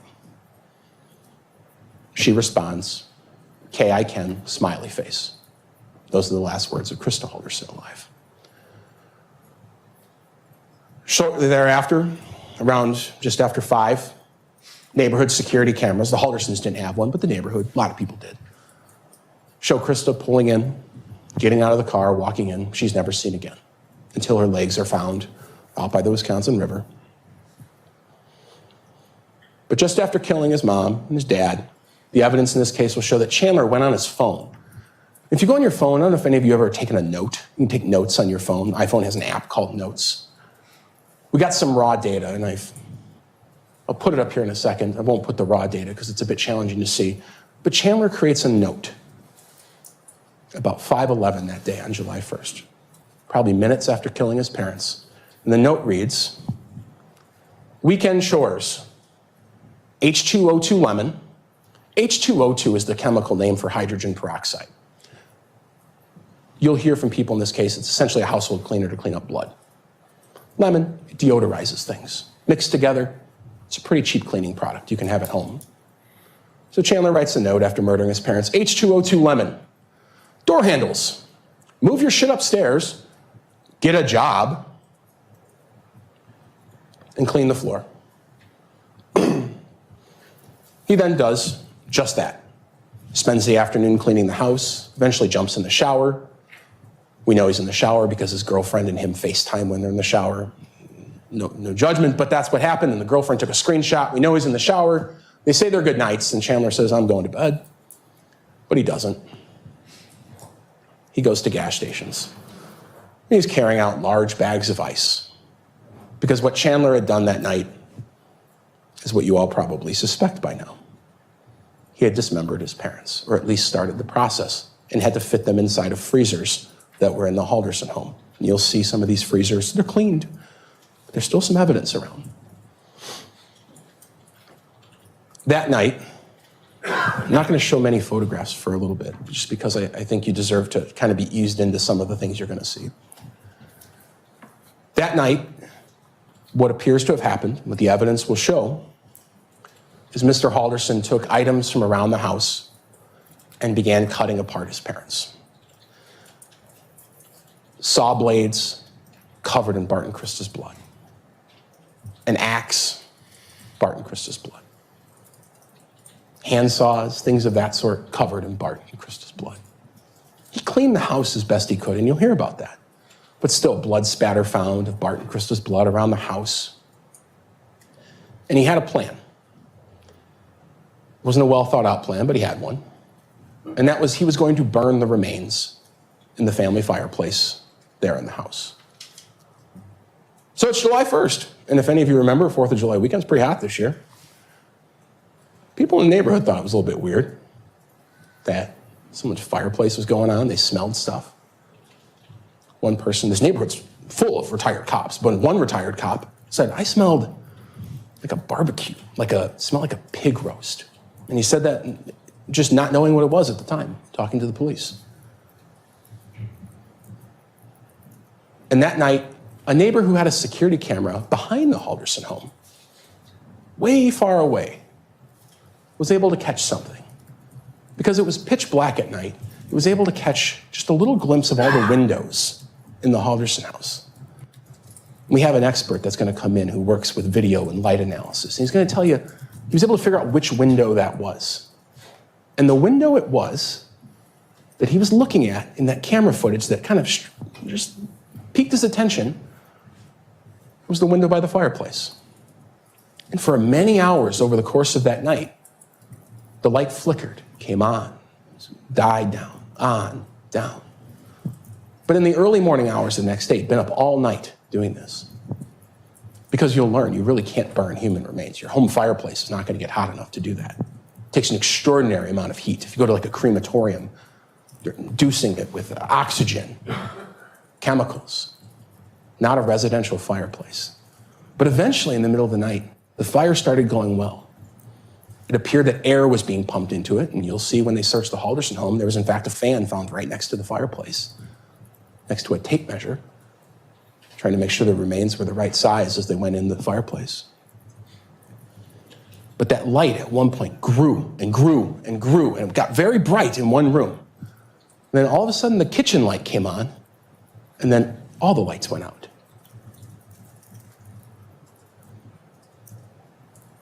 I don't know if anyone's ever taken a hot Pyrex pan out of the stove and put water in it, or dumped hot water on your windshield on your car in the winter, but it explodes the glass. The evidence in this case will show that what happened was the fire had gotten out of control, burning these human remains. Human fat was rendering out. It was igniting. So Chandler threw water on it. But when you throw water on your residential fireplace, you break the glass. And that's exactly what happened. Just above that broken glass panel, which is clearly shattered, you see the paint kind of bubbled off from the heat. This is in the search of the home some week later. Fireplace is clearly used. The police noticed something interesting about this photograph, which is, despite being clearly used, the logs are rebuilt. Someone had cleaned out all the ashes and rebuilt it. Clean logs, newspaper, one burnt piece in the middle. But what stuck out to police right away was that little rock right there. They thought, what is that? You'll hear from the people who collected this evidence. You'll hear from an arson specialist from the Department of Justice, a guy named Bill Boswell, who come in. You'll hear from a forensic anthropologist, a doctor named Cristina Figueroa Soto, who will tell you, we were all interested in what that was because it was out of place. So they pulled it off and they put it on one of these fancy police deals. And the forensic anthropologist took one look at it. And she said, oh, This is a human skull. He had burned his parents' heads in that fireplace. Later, the police would go through the ash trap of that fireplace, and they would find human remains, facial bones, the knee bones, which, because we found Krista's legs, by deduction, had to be Bart, all in the ash trap of that fireplace. They were all cataloged. Now, burnt remains can't be tested for DNA. There's no biological material left, but they're able to tell it's human based on the structure of the bone. And you'll hear from the anthropologist who will talk about that. So that's what happened on July 1st. Now you're going to hear about all of those days in between Bart and Krista dying at 3 o'clock on the 1st, all the way through the police report. But to summarize, Chandler stayed up all night, that night of the 1st. Obviously things weren't going well, burning his parents' remains, so the next day, perhaps not having slept, he walked into Fleet Farm at 7:21 a.m. to buy a tarp. He's on video. He knew his girlfriend was spending the night that night, so he spent the whole day cleaning, but he's sending her text messages, which you will see throughout the day, asking her to bring him hydrogen peroxide and a mop, because he still needed to clean up. The next day, Saturday, July 3rd, 2021, his girlfriend leaves early in the morning. That's the day she snaps that picture of him out by the Wisconsin River dumping off his mom's remains. Spends the rest of the day hanging out. But when he goes home and says he's going to bed that night, this young man who supposedly couldn't drive or carry heavy objects, his phone records show that he's up near the Wisconsin River in Portage, as if you're driving the interstate up to the Dells, right when you cross the Wisconsin River, off in the state land there to the right. For about an hour in the middle of the night, the police tried to search that area. It was impossible with the currents. Whatever remains were thrown in there are lost forever. July 4th, 2021, this is the day he texts himself. Spends the day with his girlfriend's family, goes to their farm to use the pool. That's the day he says, hey, can I come back tomorrow? Goes to some fireworks. He's living a normal life. No mention of his parents. The next day, takes out the garbage in the morning. Who knows what was in that garbage can? We've thoroughly searched the landfills, but it's impossible to find anything. But he took out the garbage. He goes out to the farm to supposedly use the pool where he's seen walking out of the woods. Cell phone tower records prove that he was out there on the farm. Remember I told you he told that person that he was having trouble at work and school and having a bad doctor's appointment. He never went to any doctor's appointment that day. Phone records show he never talked to any doctor. It was all a ruse to be able to go out in the woods and hide his father's body. The next day, not much happens because Chandler was up all night. Again, that light analysis shows all night, the garage light on and off. The garage, of course, being where we found some of these tools, the axe covered in blood. He's cleaning up. At 4:30 in the morning, for no apparent reason, he drives around the city of Madison. There's no idea what he did there. But he's not doing much. But people begin questioning him about his parents. He just says they're late. The person most worried, perhaps, is his girlfriend. She thought that was unlike them. The next day, he drives back to the farm, throws a bag of bloody rags into their garbage can that's out by the street. And at 11:22, he texts his girlfriend that he's finally going to the police. We know that bag of rags came from his house because they were in the Target bag his girlfriend picked up from Target. And she did the curbside pickup. So her name was printed on the outside. It was when she brought him hydrogen peroxide. He filled the bag with bloody rags and left it at the house. The next day, he starts Googling body found, Wisconsin dismembered body found. He's walking door to door asking about security cameras in his neighborhood. And at 4 p.m., they take him downtown and they arrest him at 6:41. So that's the story. That's why you're here for a couple weeks. Like I said in the beginning, a lot of cases end with the murder. This one, it's just a small piece of the puzzle. None of the things that happen after and none of the things happened before make any sense without knowing the murder happened on a specific day at a specific time. But the evidence in this case you'll find is overwhelming. Chandler Halderson killed his parents on July 1st, 2021. He cut up their bodies with axes and saws and knives. And he didn't even give them the dignity of having a funeral or even a final resting place in one piece or together. Their remains were scattered across Dane County, in public land, on farms, in garbage cans, in rivers, and perhaps every ditch is a possibility in this county. You'll find the evidence in this case is overwhelming. Now, over the next couple of weeks, I'll make you a couple promises as your prosecutor in this case. I'm not here to waste your time. But of all the constitutional rights we talked about of Chandler, he has them. I want you to respect them. There's another one that you should know, which is this is the only time we get to have this trial. You get one trial in the United States of America, and I have to do it right. So if that means calling a lot of witnesses, I apologize in advance. If it means calling experts to say things that maybe you already know, I apologize in advance. But I'm going to do my job right as your prosecutor. Second, you're going to see terrible photographs. There were approximately 5,000 photographs taken in this case. You're going to see maybe total a couple hundred of actual body parts, maybe a couple dozen.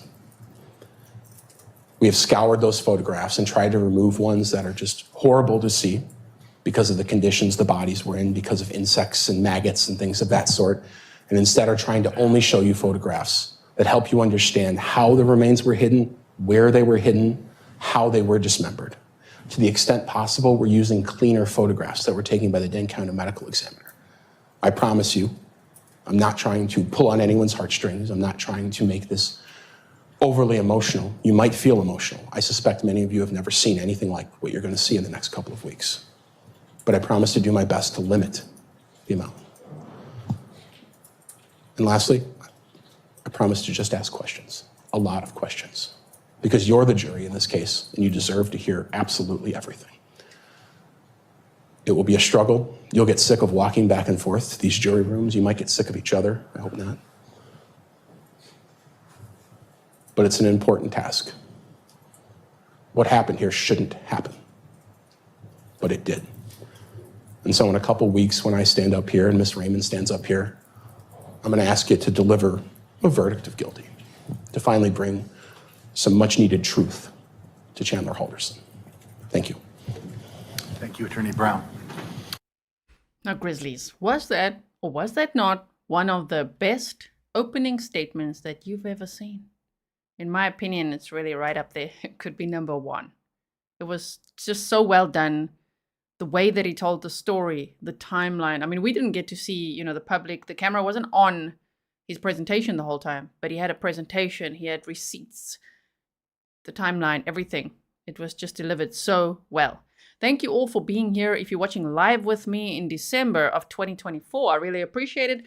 This, if you're watching in the future, I really appreciate it too. If you're a replay watcher, let me know. I know a lot of people watch trials, years later. So I appreciate it. It happened in January of 2022. This crime took place on July 1st, or, that weekend, but the murders took place on July 1st of 2021.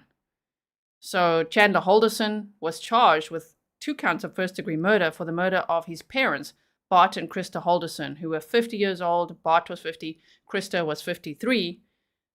And it's really a shocking case, but it's so well done between just the judge and all the attorneys and just everything. It's a 10-day trial. We're going to be watching the whole trial together. And so, yeah, we do know the outcome of this one.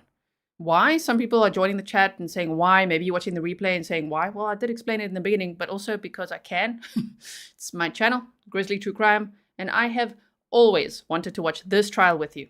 So I'm really, really grateful that you are all here, especially in this quieter time of year in true crime a little bit. I know true crime never sleeps, but it's really great to watch this with you now. And even if you watched it before, I've also watched it before. And I just couldn't wait to watch this with you. So thank you so much for being here. Please like and share so that others also know that we are live right now. And we will be live with this for the next 10 days. Obviously, we'll take some breaks, okay? It's not 10 days straight, okay? We'll meet every day for 10 days, okay? So it was a 10-day trial. And Chandler Halderson was sentenced in March of 2022. So we'll watch that as well at the end. Counsel, could, Attorney Brown, could whoever's giving the opening come up? We don't have to, we can do this without going off. Just wanted to discuss Deflap.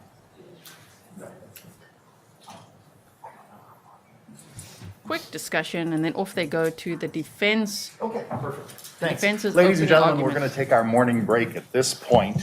Defense's opening statements. And what will happen is Randy will take you back. You'll go to your respective rooms. You'll have at least 15 minutes. We'll come back and continue. Go right ahead. All rise for the jury.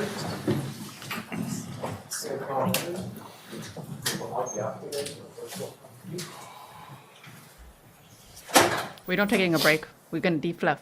There you go. Chandler Halderson Done. Are we ready? did not murder his parents. He is not guilty of those crimes. Chandler Halderson is 23 years old, young man. He likes to play video games, play with his dogs, hang out with his girlfriend, and he lived peacefully in his parents' home. He was just a normal kid. He is a normal kid. So what did happen? What happened to the Haldersons? What happened in that Halderson's home? Remember those questions. They won't be answered at the end of this trial. Remember those questions at the end of this trial when you have to decide whether the state has proven to you that Chandler Halderson killed his parents, because they simply don't know what happened. They just told you what they think happened. We heard a lot of detail of the before and a lot of detail of the after. But one or two simple sentences, and then he killed his parents. The evidence will show you that there is a gap of evidence when it comes to that time frame. And your job is to listen to this evidence as jurors.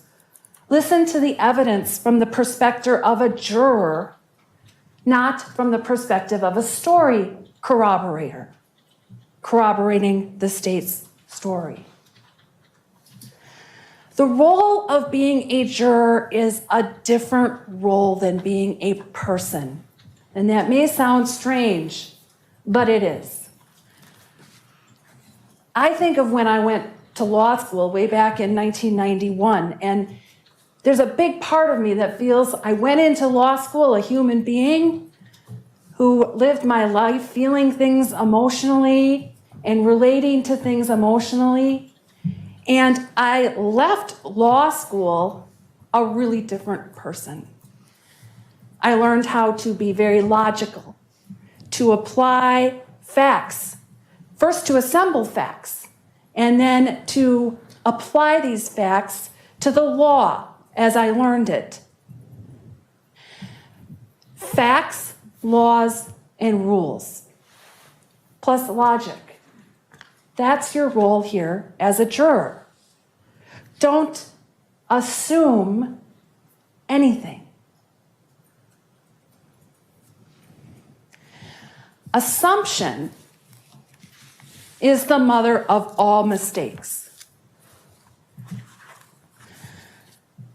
The story that you just heard assumes that Chandler Halderson killed his parents. You cannot assume anything. Your job is to presume that Chandler Halderson is innocent, because he today is under the benefit of the presumption of innocence. An assumption is reaching a conclusion without knowing all the information. A presumption is a principle that we all must follow. We must presume him innocent, and we must keep that presumption unless and until the state proves every element of every charge beyond a reasonable doubt. That's not easy. It's not easy in a high-profile case. It's not easy in a case where we all know we're going to see evidence that is disturbing. But you must find a way, like I did in law school, to put your emotions, put your feelings aside, and use the logical part of who you are. Be a juror. Assemble the facts, know the law, and apply the logic without letting your feelings or emotions get in the way. And for each of you, you might have a different way of doing that. But I'm asking you here today to dig deep and find out how that will work for you, so that you can presume my client innocent. Now, I'm not going to have a fancy PowerPoint here, and I'm probably not even going to talk very much longer. But as I comment to you on the evidence that you're going to see in this case, I want to highlight a couple of things. First of all, and the judge already indicated this in some of the preliminary instructions, lack of evidence is evidence just as much as any evidence that is presented to you in the courtroom. Look for what's missing. Look for alternate explanations. Because the second thing I want to tell you is that evidence of one thing is not necessarily evidence of another thing.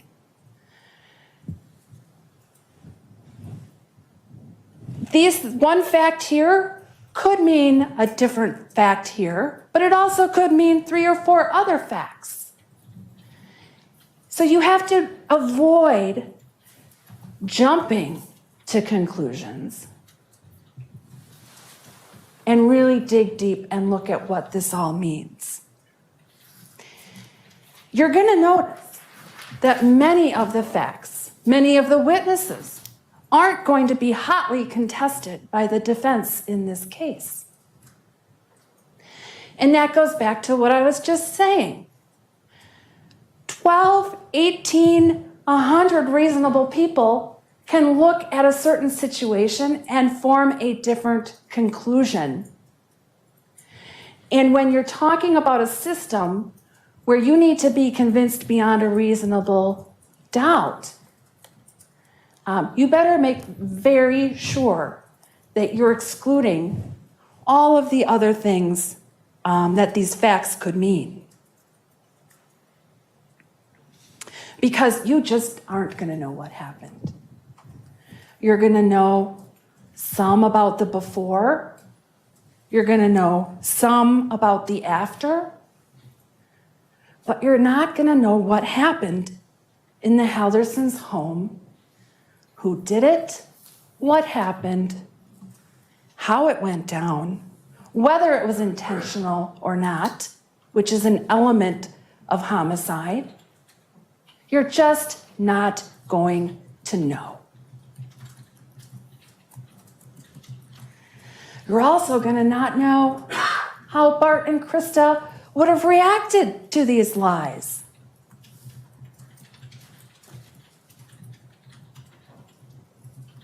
That's never going to be explained to you. Why lying turns into murder, or how lying turns into murder. Be sure to look for what you're not told, because that's evidence just as much as any evidence is.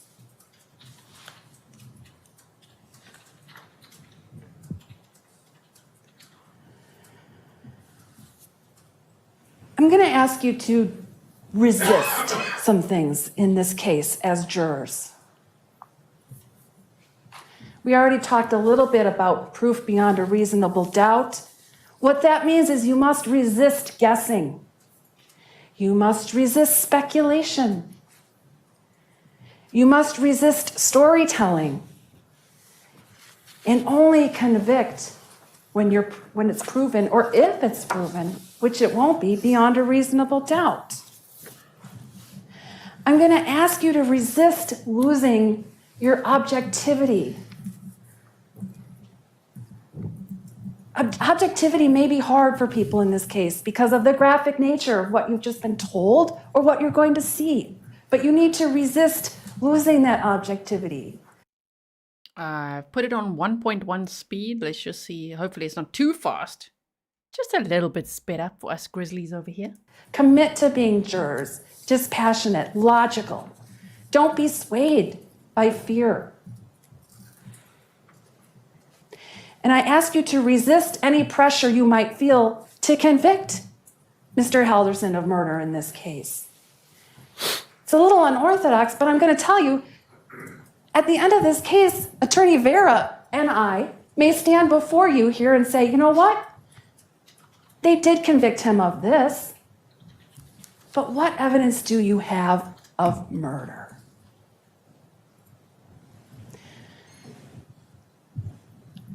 I like to talk about the Constitution, probably because I'm a defense lawyer.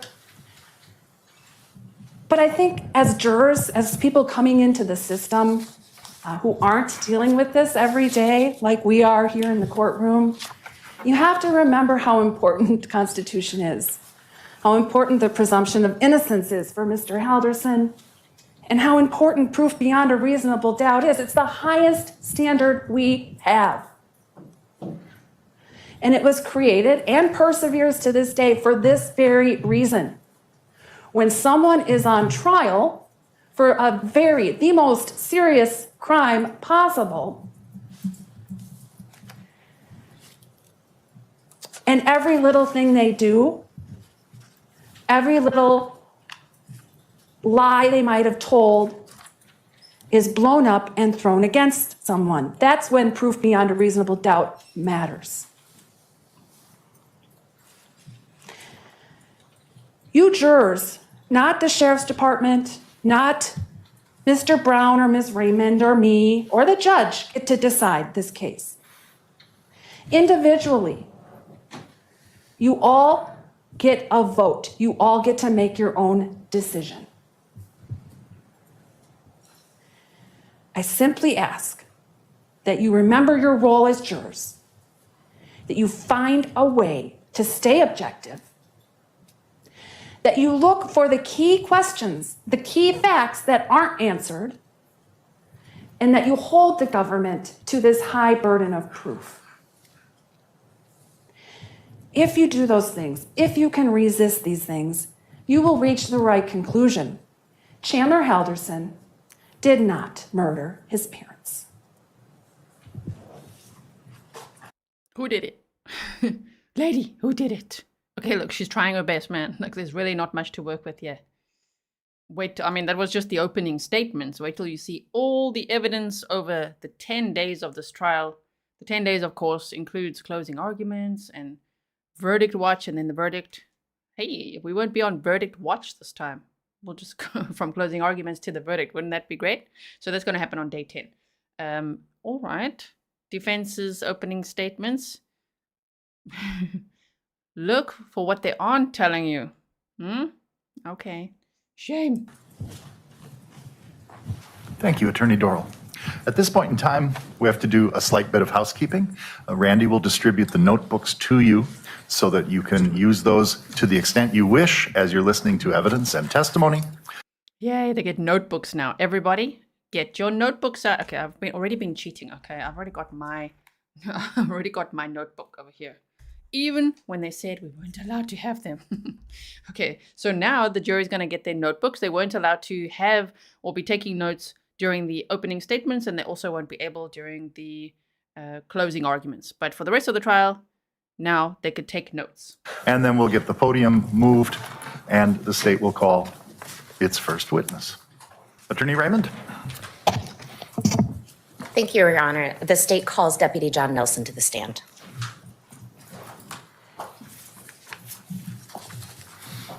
Do you solemnly swear or affirm the testimony you're about to give in this matter is the truth, the whole truth, and nothing but the truth?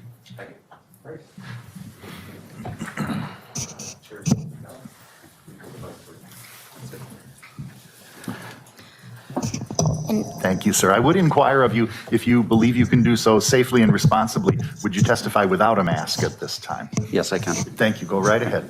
Attorney Raymond. All right. Thank you.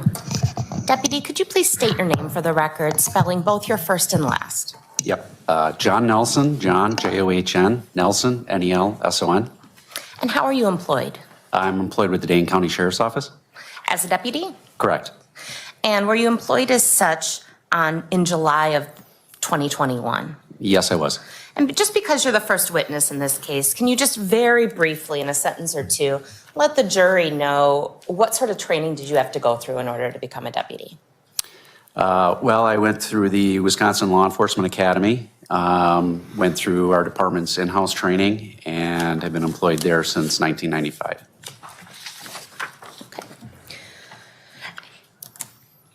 And were you working on July 7th of 2021 in your capacity as a deputy? Yes, I was.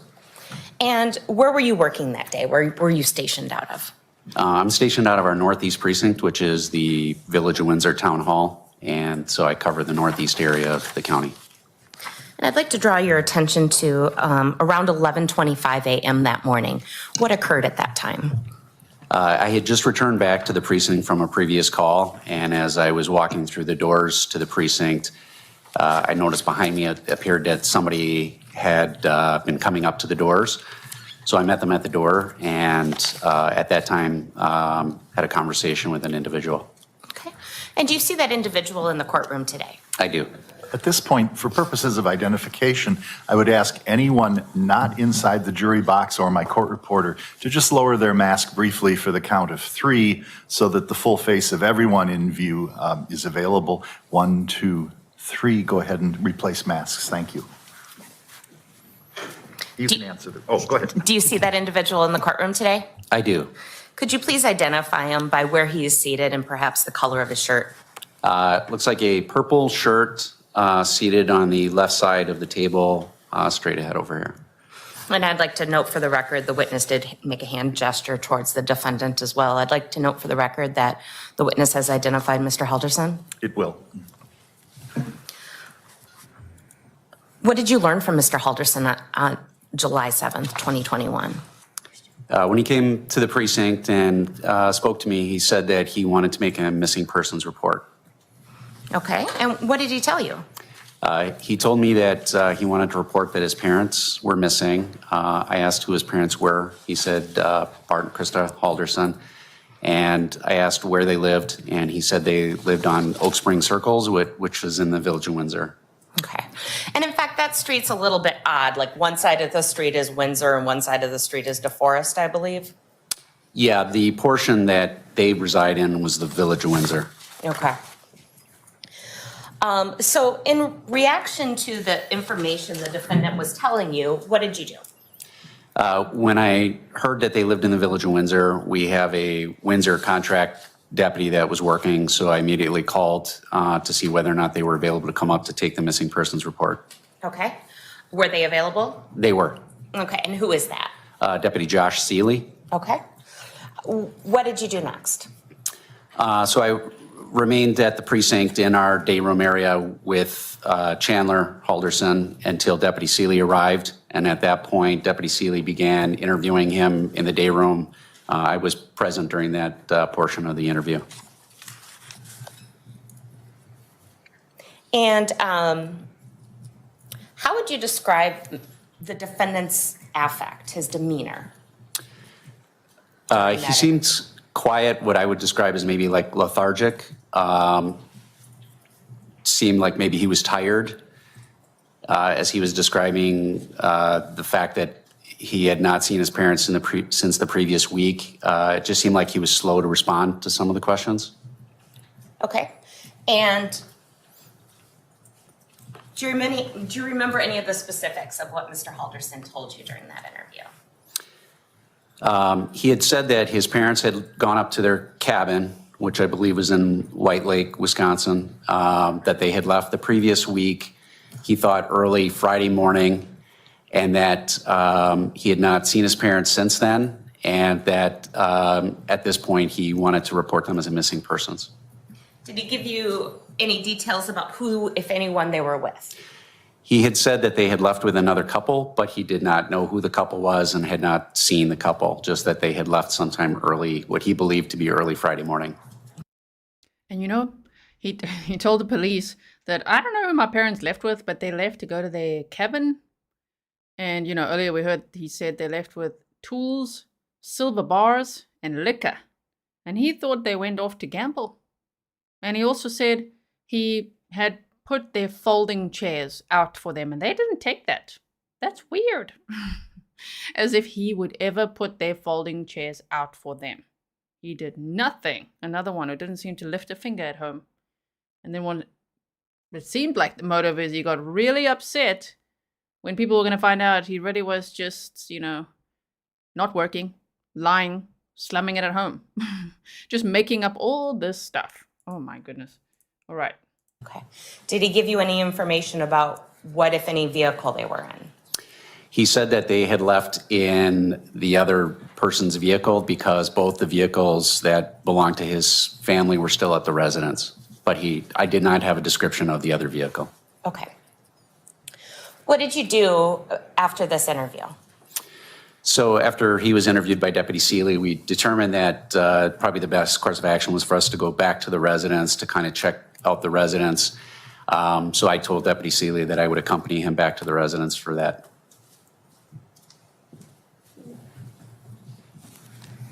Deputy, I'm going to show you what has been marked as exhibit number 1. How would you describe exhibit number 1? This would be the residence that we went back to that we were told by Chandler was his home along with his parents. The Oak Spring address in Windsor, Dane County, Wisconsin? Correct.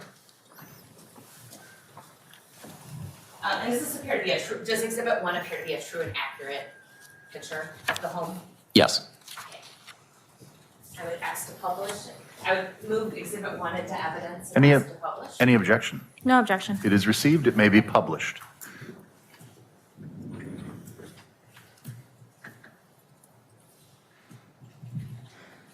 So you went to that address. What did you do once you were there? So myself and Deputy Seeley had gone into the residence, and at this point, Deputy Seeley was planning on continuing his interviews with him, with Chandler. And I did ask Chandler if we could just walk through the residence real quick. I asked where his parents' bedroom was, and so we went from the main floor. When you walk into the residence, you step into the entry area, and then there's a living room and a kitchen. There's a flight of steps that go down to like a basement, and then a flight of steps that go up to what I would consider to be the second level of the residence. And so he took me upstairs to the second level. We walked through his parents' bedroom so that I could take a look around. And basically, my portion inside the residence of just kind of walking around was the upper level and the main level, which would be the living room, kitchen, and dining room. In walking around the 2 upper levels, did anything seem off or obvious of a crime at that point? Of a crime, no. Okay. How would you describe the furniture in the living room? The furniture itself was set like you would normally think of, couch and some other seats. But I did notice that they were covered with linen or blankets. And were they covered while you were there or before you even entered the home? They were covered before I entered the home. And Deputy, this might seem like an odd question, but at any point did you request Chandler Halderson to cover the furniture to prevent the spread of dog hair? No. And going back just to briefly describe the house, this house would maybe in some circles be described as a tri-level? Yes. Okay, so there's 4 levels to the home, but the home's only 2 stories high because they kind of offset each other. Is that a fair description? Correct. Okay.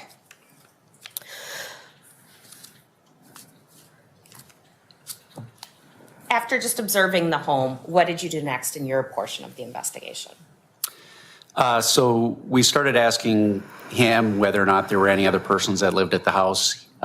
He said it was just him and his parents. I asked if he had any siblings. He told me he had a brother named Mitchell. So I was able to get Mitchell's contact information, and my plan was to start doing some secondary interviews to determine if anybody had seen Bart or Krista Halderson. So you go interviewing the brother Mitchell and other people in the circle? Correct. Okay. During the course of this investigation, did you have any other direct contact with Mr. Halderson? Halderson as a Chandler? As in Chandler, I'm sorry, the defendant. I was pretty much in his presence most of that afternoon and evening. Okay. During the course of that afternoon and evening, did you observe Mr. Halderson using a vape pen at all? Yes. Okay.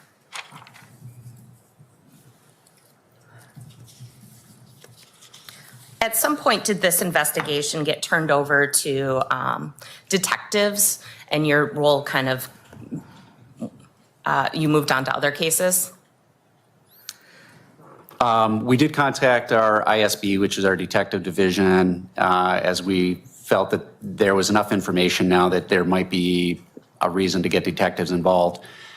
So they were contacted that day. As far as getting involved in other cases, I pretty much stayed on this case all that day and all the next day. Okay.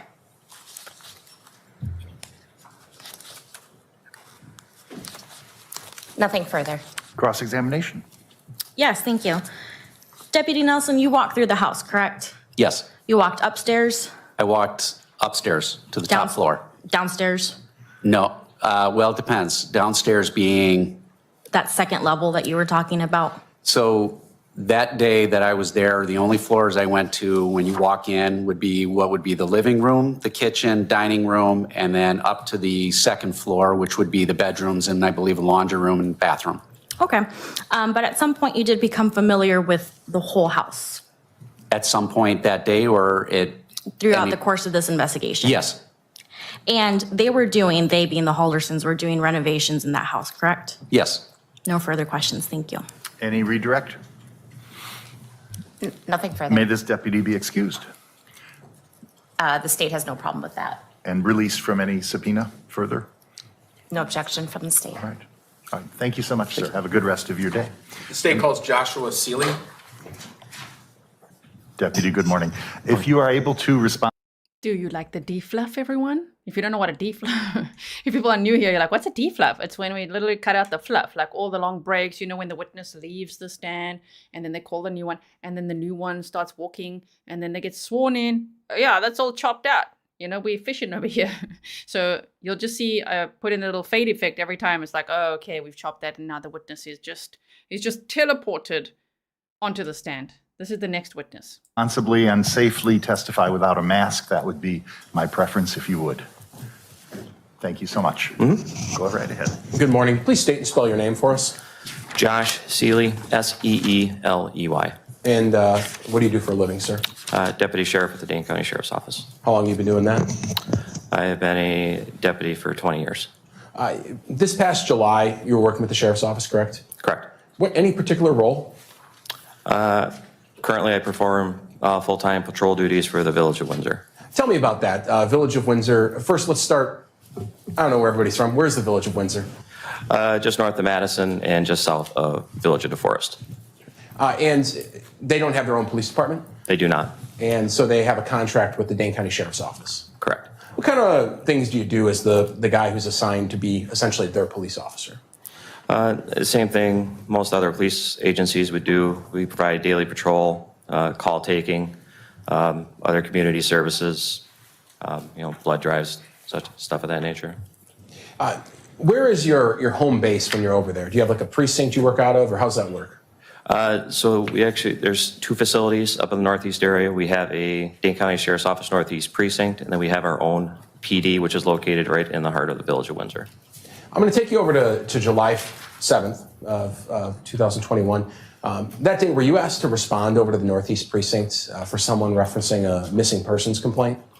I did, yes. And another deputy asked you to come over.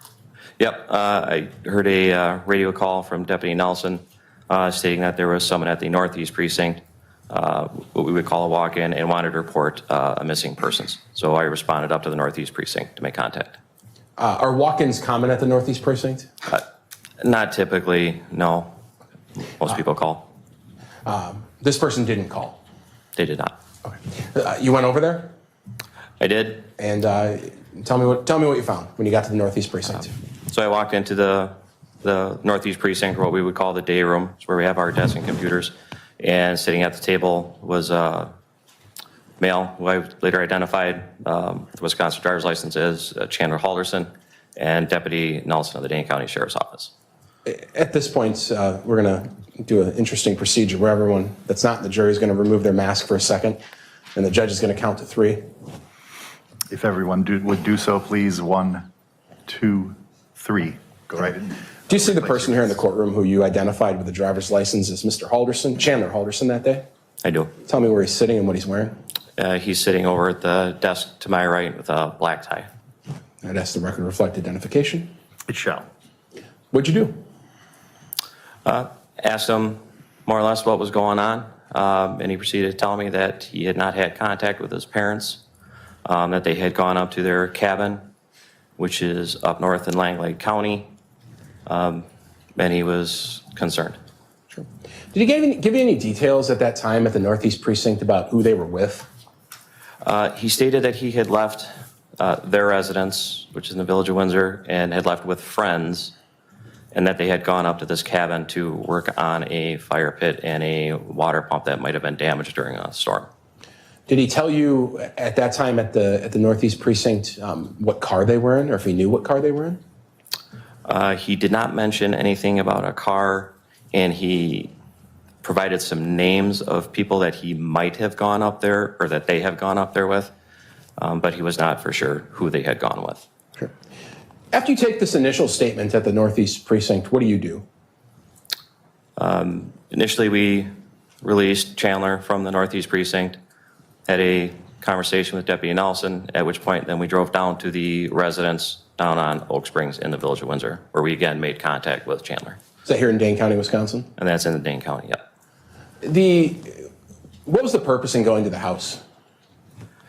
Just to get a better overall picture of the whole situation, some follow-up questions with Chandler, just to try and nail down as to why he felt his parents were missing.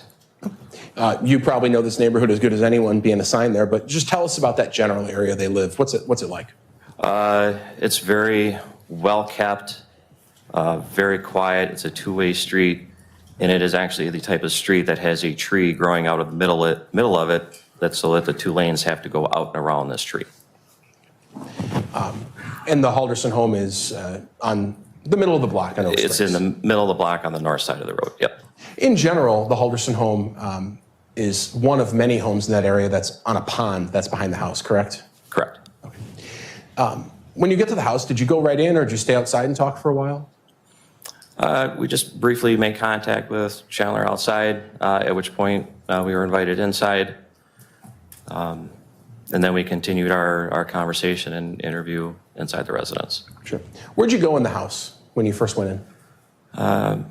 Immediately, just like in your standard entryway, open up to the living room and dining room area.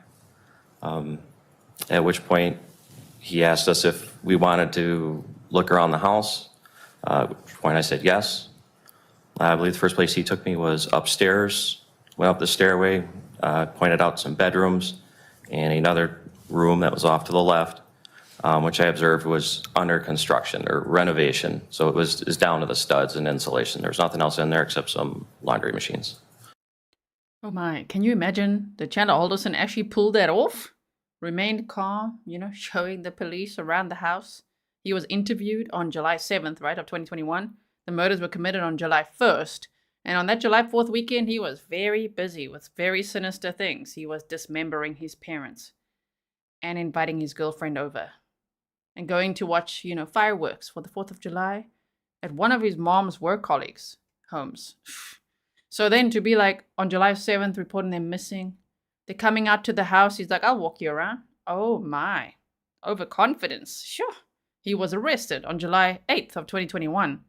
And then he was on trial in January of 2022, sentenced March of 2022. If you want more case details, just expand the description box and there's a whole write-up there for you. Oh. Where'd you go next in the house? After that, we went back down to the main living area, at which point he went partially downstairs. I did not go downstairs, but he did point out a set of couches that had been pushed together. And he stated that he had been sleeping down there because it was closer to a bathroom that was downstairs.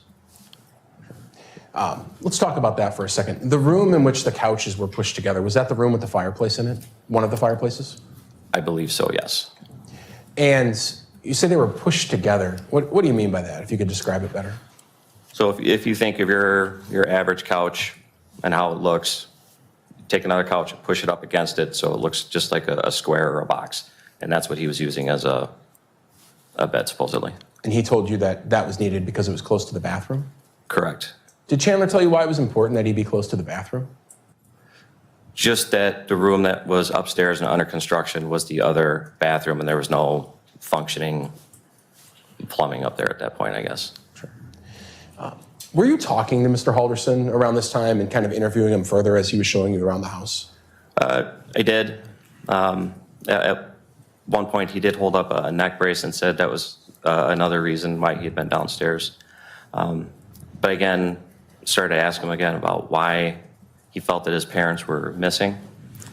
And he stated that he had attempted multiple phone calls to try and get a hold of them, and the phone had gone straight to voicemail. Chandler Halderson literally had the audacity to show them his neck brace for his fake injury, you know? He had a little bit of a sprain, but he took that really far. Remember, he said his legs weren't working anymore. Couldn't move, couldn't drive, couldn't do anything. Definitely couldn't go work at SpaceX. Damn it, that's why he lost that job that he had. SpaceX was just so intolerant, okay, to his injuries. That's what he was saying. Just disclaimer for SpaceX. Disclaimer, I'm not saying it. I know you never employed him, okay? That's what he said. Oh, my. Did you at some point attempt to call Bart and Krista Halderson using the numbers that Chandler was able to provide you? I did. And again, my phone calls went right to voicemail as I tried to contact their phones. All of these folks that you said Chandler gave a few names of people potentially that he thought his parents might be with, friends and things of that sort, were those people contacted ultimately? He was able to provide me with one phone number for the names that he provided me. And from that point on, we were able to get additional contact info for those people. So we started reaching out to them.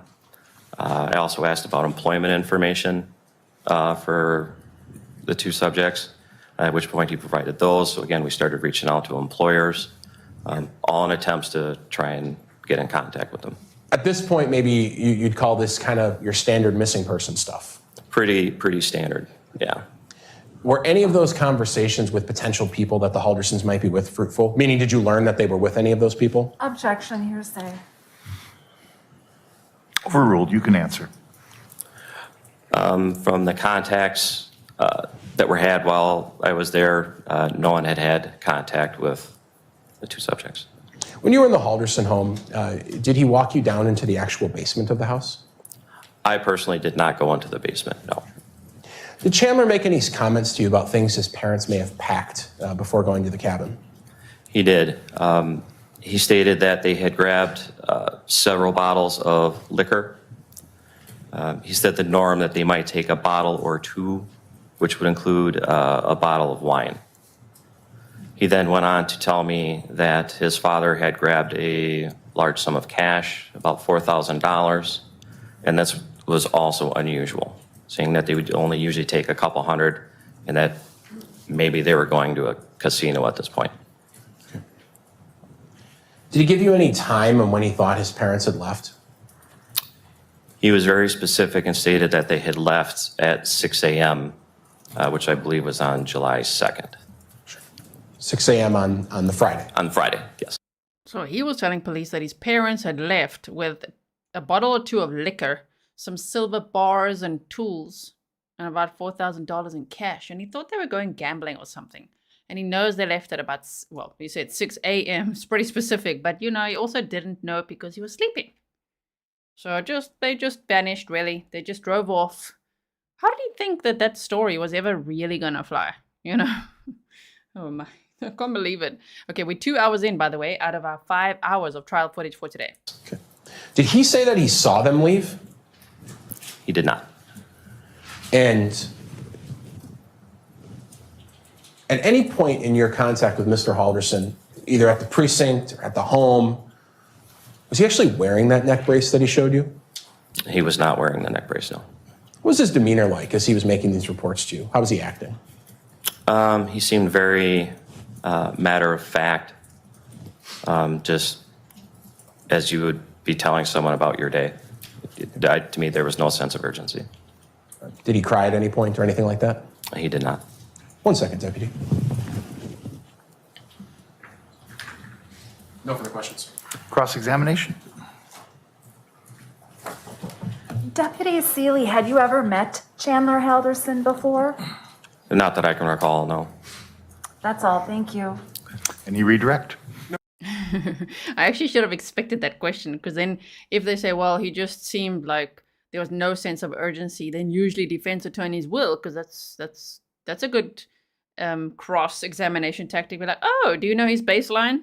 How do you know what's normal? Don't people act differently?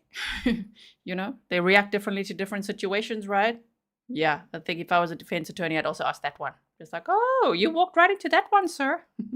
Okay, next. May this witness be excused from further testifying and his subpoena? Yes. Any objection? No objection. Thank you so much, Deputy. Have a good rest of your day.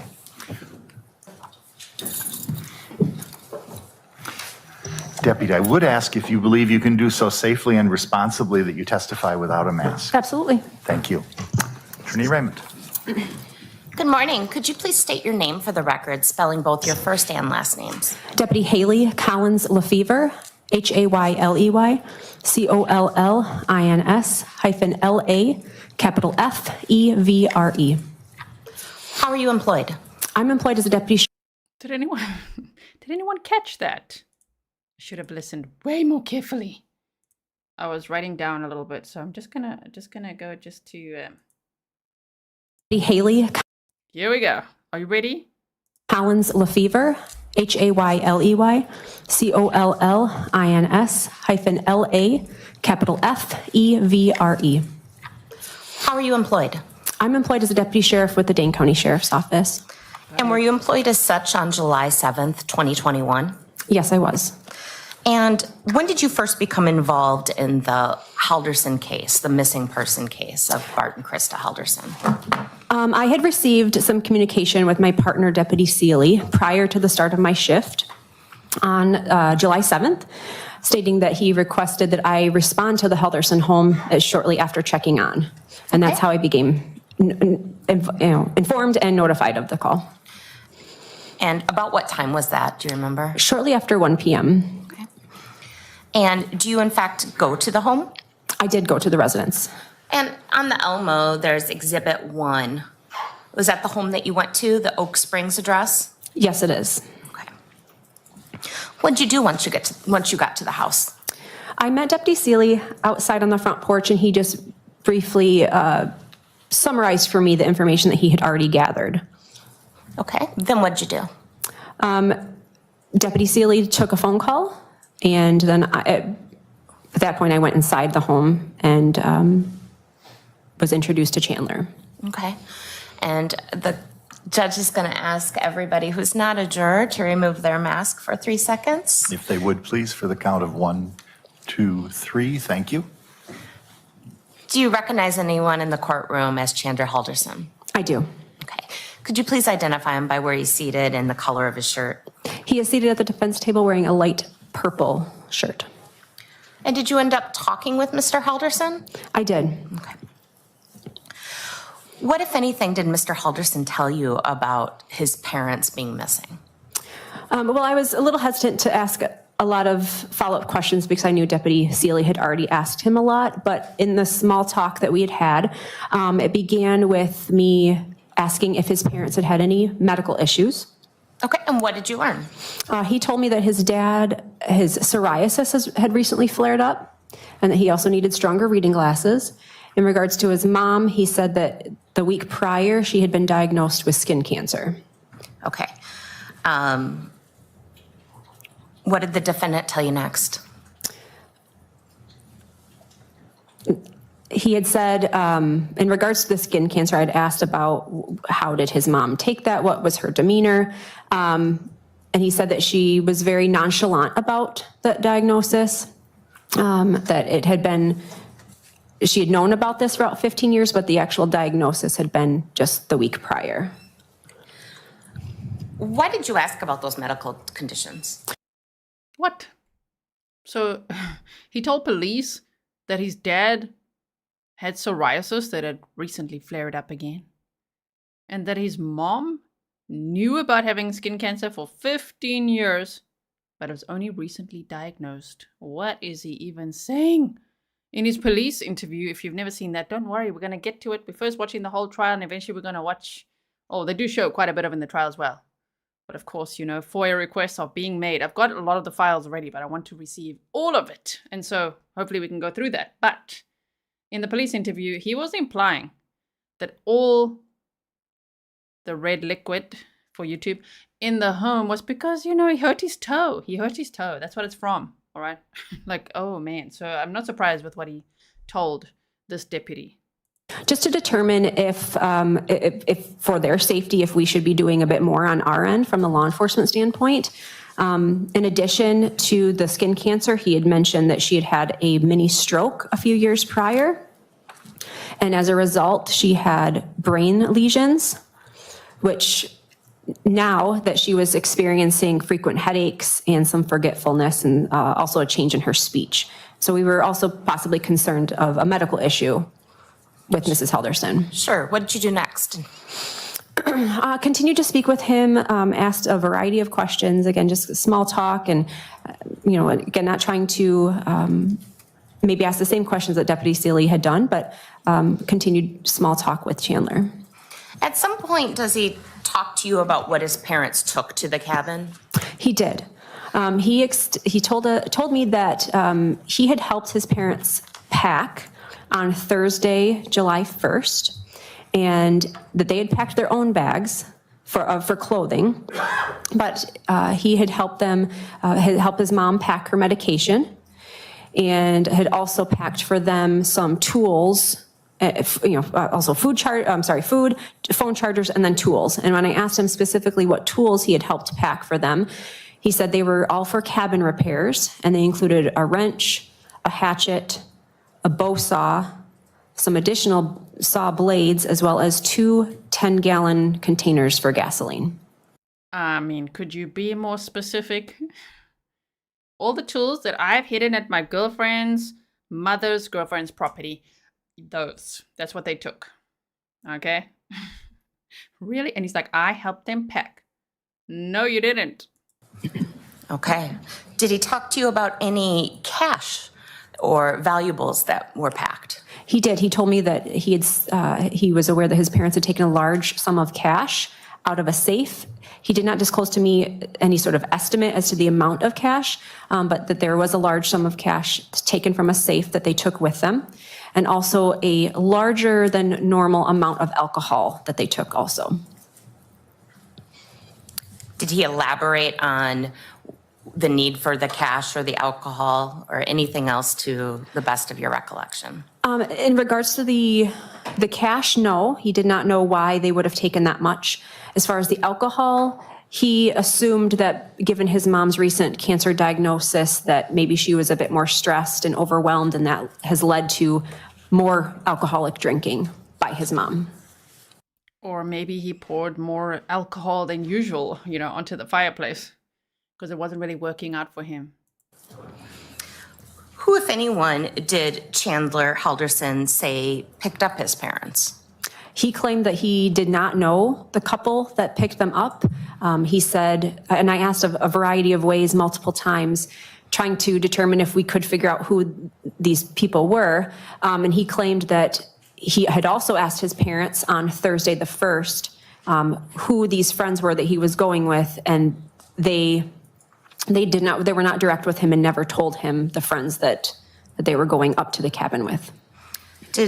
How dare his parents, be so vague about the fake friends that they were going to this cabin with and the baggies that he helped them pack? I mean, come on. They should have told him. I just don't know how he thought the police would ever believe this crap, right? Even the neighbors, when he went around the neighborhood, he's caught on ring cam all over the place saying, so what do your cameras pick up, huh? And he was like measuring, like sussing out, like if the cameras picked up anything of his home. Even the neighbors were like, what the hell is wrong with this guy? I'm sure the police were also like, interesting. Chandler Halderson give you any information about the time his parents supposedly left to go to the cabin? He did. He told me that he woke up at 6:15 a.m. on Friday the 2nd, and his parents were not home. So he told me that his estimated time frame that was of when they left was somewhere between 4 a.m. and 6:15 a.m. When I asked him why he felt that was the time frame, he again reiterated that he had woken up at 6:15 and they weren't there, and that any time before 4 a.m. didn't seem like a realistic time frame that his parents would have gotten up to leave for the cabin. Sure. What other sorts of information were you trying to learn at that point in time in talking with Chandler? Again, just trying to, it seemed odd that there were a lot of details given for other things in regards to medical history and what he helped them pack, but in regards to them actually physically leaving and who they were with, there were not as many details, which seemed a bit unusual. At any point did you inquire as to what Bart and Krista Halderson typically wore as far as clothing? I did. Again, if we were... Why did you ask for that information? Again, if we were trying to potentially, of course, in a situation like this, our minds are kind of going all over the place and trying to think of all the possibilities and things that could have happened. So as a way for us to maybe more easily identify them or be able to pass information along to maybe other agencies or other resources to try and help them, wanted to be able to provide as much information as possible. And so I did ask if they are known to wear certain types of clothing on a fairly regular basis. And he said that his mom generally wears long sleeve shirts and baseball hats and would be wearing light blue Brooks brand shoes. And that his dad was likely wearing cargo shorts, also Brooks brand shoes, and t-shirts that generally have some sort of graphic or like a beer logo or something on them. Were they described as cheesy dad joke t-shirts? Yes, they were. Yes. So you walked around the home. What, if anything, did you observe? So it's a tri-level home where you walk in and it's the main level with the living room, dining area, and a kitchen.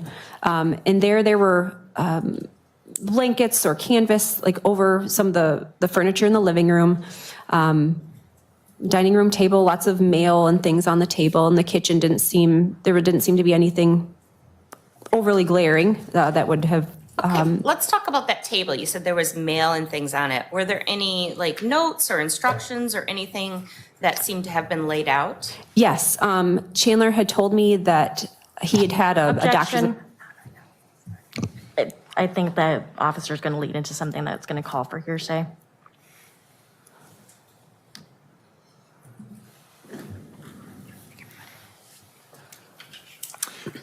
I don't know if I know enough about the question to rule. I may have jumped the gun a little too much, but okay. Oh, shame. Also, I'm showing you pictures of Chandler Halderson every now and then on the right-hand side. Of course, on the left-hand side of the screen, it's a picture of the victims, 50-year-old Bart Halderson and 53-year-old Krista Halderson, the biological parents of Chandler Halderson. We will also see his brother, Mitchell, testify. I can't imagine. Imagine what his brother went through. He lost his parents and his brother, terrible brother, at the same time. Like his whole family. And then finding out what your brother did, can you imagine? Wow. So I'm just showing you every now and then because they don't show Chandler Halderson much during this trial. and he doesn't testify. So here and there, I'll just remind you what it looks like, okay? Let me go ahead and have the question restated or stated as you asked it. Sure. What did you observe on the dining room table?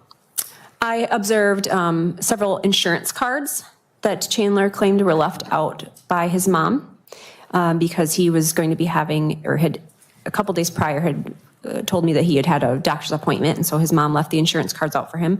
There was also a note that he claimed was written by his mom saying, Objection, hearsay. As to the content of the note, Correct. point we approach.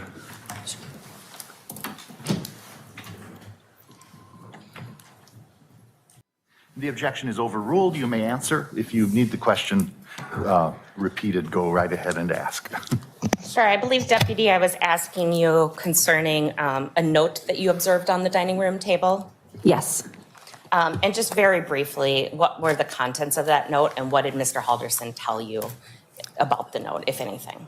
The note stated something to the effect of, I hope you have a great day, and then it left a phone number for Pam, and it said just in case on the note. And Chandler told me that that was a note left by his mom for him.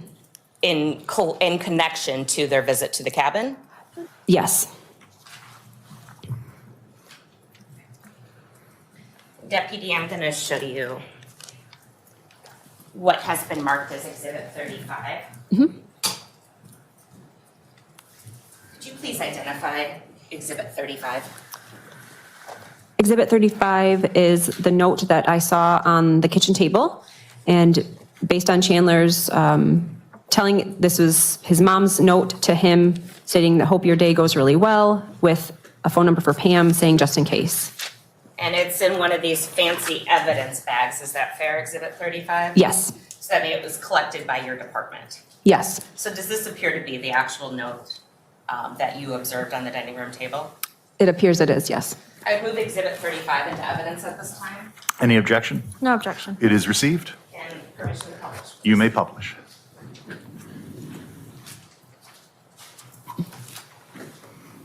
So there's this nice big sticker in the middle.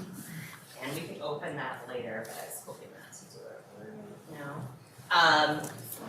Roughly does the note say, good morning, Chandler, hope your day goes really well. Pam, and a phone number, and just in case, and a heart, and just signed you. Yes.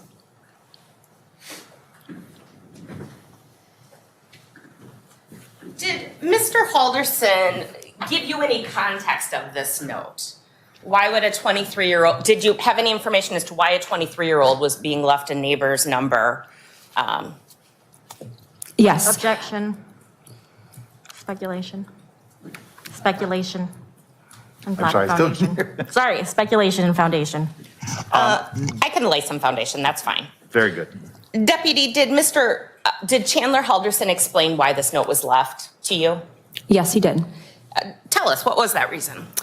He stated that a few weeks prior to our contact with him on the 7th, he had fallen down the stairs in the home and had hit the front and back of his head, which resulted in a concussion, and he said also a small hemorrhage in his brain.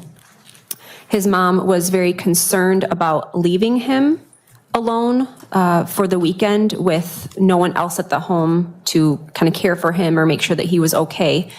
So he told me that this note was left with Pam's phone number to have Pam, or I'm sorry, for him to call Pam if he needed anything while they were gone over the weekend. That was kind of a lot of information. I'm going to unpack it just a little bit. So Chandler Halderson told you he fell down the stairs a few weeks prior to you meeting him. Yes, he did. And he said he hit both the front and the back of his head during that fall. Yes. Big time concussion. Didn't happen. Not a concussion. But then also saying, yeah, no one was there to care for me.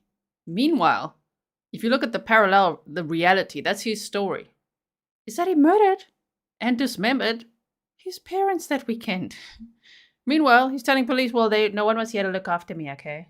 Wow. And therefore suffered a concussion. That's what he told me. And a hemorrhage. Correct. Did he tell you any other side effects or medical issues as a result of this fall? recall that he said he was having headaches and some tingling in his legs. And that's the context in which he said his mother, or the reason his mother left Exhibit 35 in anticipation of the weekend. Yes.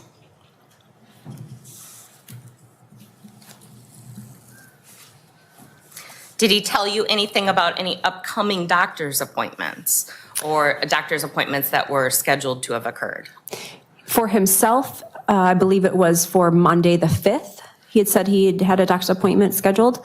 And then his mom also had an appointment on July 7th, which was also cause for concern for him because he claimed then she has now missed the appointment because she had not returned home.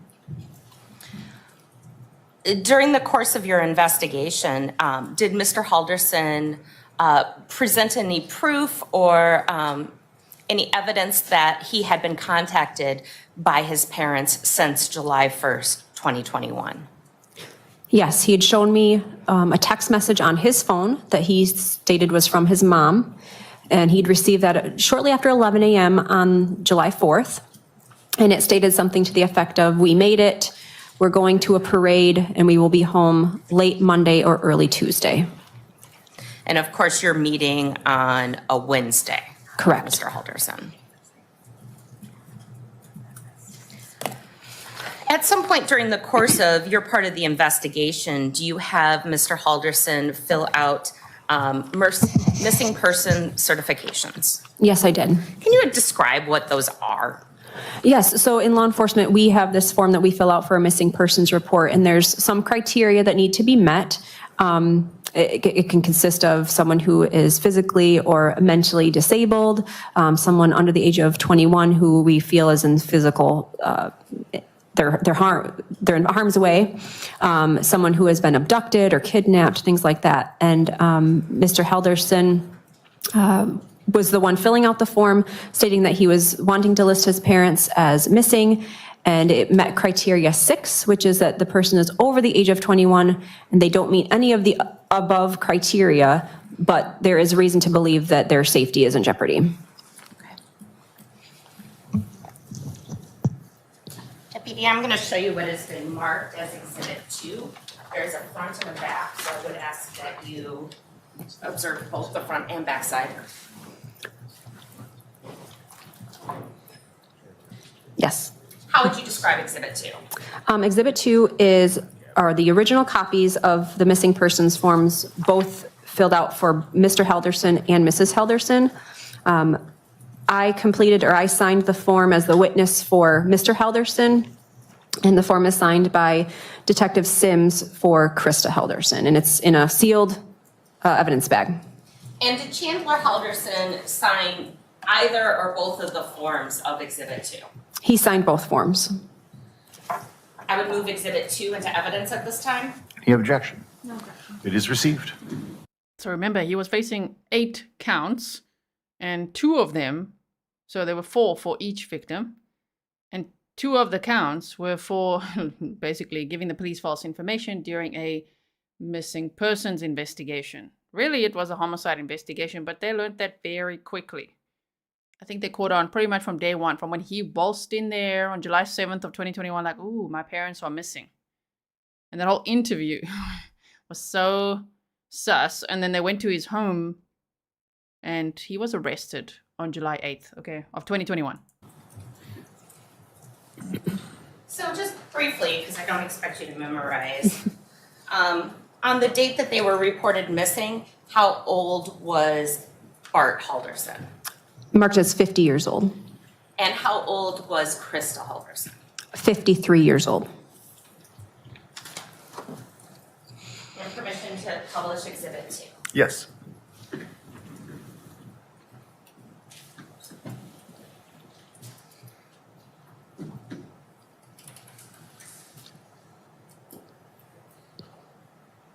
Sorry, they do not teach us how to work these. I just really want to try something I made this so that every now and then if I need to block something out, that YouTube might not like a phone number or something, then I will do this, okay? Either it could be that it's graphic content or something, then I can block it out like this, or if it's just something I need to to block out. Okay, so never mind. We'll take this off for now. It should be okay.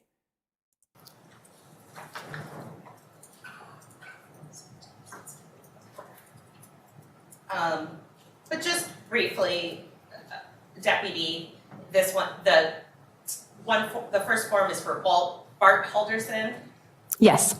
and the signature on that is for Chandler Halderson, dated July 7th of 2021. Yes.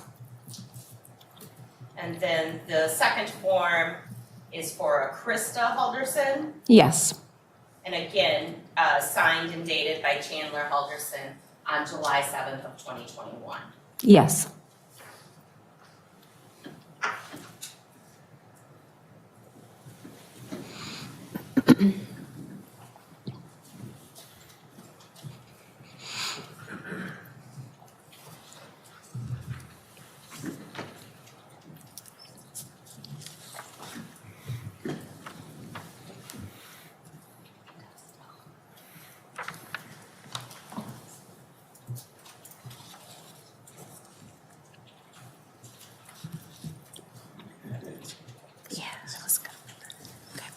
Shame. I'm just showing you a bigger picture of his parents. Look at them.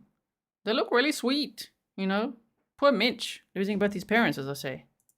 No further questions. Cross-examination. One moment.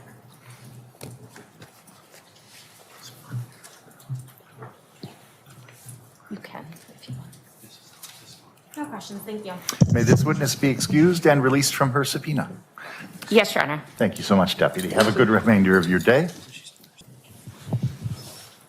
Is it okay? Yeah. Go. Oh, all right. If you can turn it on the left, is it on the left side? HDMI? That's looking better. All right, I think we're in Okay. business. Detective, thank you. You already removed your mask, and obviously, as I understand it, you may be visiting the witness stand more than once, so if you're willing and able to each time, that would be appreciated. Go ahead. Thank you. Good morning, sir. Could you please state and spell your name for the record? My name is Brian Shunk, Brian. Last name is Shunk. And you're one of the lead case detectives in this case, aren't you? Correct. How long have you been a detective with the Dane County Sheriff's Department? I've been with the department for approximately 13 years. I've been a detective for 2. And who are you joined by as a co-lead detective in this case? Detective Sabrina Sims. You're the first detective to testify, and so you get the honor. But tell us what the difference, I suppose, in the work of a detective is from the work of just a normal sheriff's deputy who we've heard from so far. Sure. Detectives are typically assigned more follow-up to initial reports. We basically read all the reports for every case. We'll develop leads and then exhaust those leads, whether to approve or disprove a crime occurred or whether a suspect, like I said, is proved or disproved to be the offender. As far as major cases go, kind of the same thing. Just keep on reading all the reports, developing leads and following up on everything. In some cases, you might be the only person working on an investigation as a detective, correct? Correct. That was not the case here, was it? It was not. Many people worked on this Many case. people. Let's talk at first, just generally, about missing persons. You've investigated missing persons before, haven't you? Yes. That's something a police officer or a sheriff's deputy does normally. Yes. Fair to say you treat missing adults different than you do missing children? There's similarities, but yes. Adults, in many respects, if they want, can go missing, and there won't be a ton of police involvement as long as they're not at risk, right? Correct. Where if a kid goes missing, sometimes they hit that Amber Alert button and they wake us all up at night. Yes. Okay. They don't do that for adults, really. No. Okay. When you're entering into a missing persons investigation involving adults, what kind of things are you doing? And not speaking specifically about this case, but in general, what are you doing as a detective in a missing persons investigation? First thing, whoever the reporting party is, we want to talk to them and just see what background information they have as far as, the days leading up to when they were last seen or heard from. We'll go back through and make contacts with any of the people that would have been in last contact, such as coworkers, employers, friends, family, and just basically develop a list of leads of who we can talk to, where they were last seen, We'll talk to banks, figure out have they been spending any money. The list goes on. Were you asked to perform some of that work on July 7th, 2021 regarding the missing persons of Krista and Bart Halderson in Windsor? Yes. How early did you get involved in the investigation? I think we heard that Chandler went into the sheriff's department about 11:30 that day. When were you first kind of involved? I believe I was called around 1:30 p.m. and was at the Halderson home speaking with Chandler by 4:30. Sure. So now we've heard from 3 people already. You're the 4th person to speak to Chandler that day? I believe so. Okay. Tell me where you speak to Chandler in the Halderson home. Where do you go? So when I spoke with Chandler, we were sitting at the dining room table. And what did he tell you? Chandler told me much of the same as what we've already heard. His parents had gone missing after reportedly going to the cabin. Chandler said that he had helped them pack for the cabin on the evening of July 1st. He woke up at approximately 6:15 a.m. on July 2nd, the Friday, and they were already gone. He told me that he believed his parents were leaving with a couple of friends. He did not know who the friends were. Did he tell you anything they took with them to the cabin?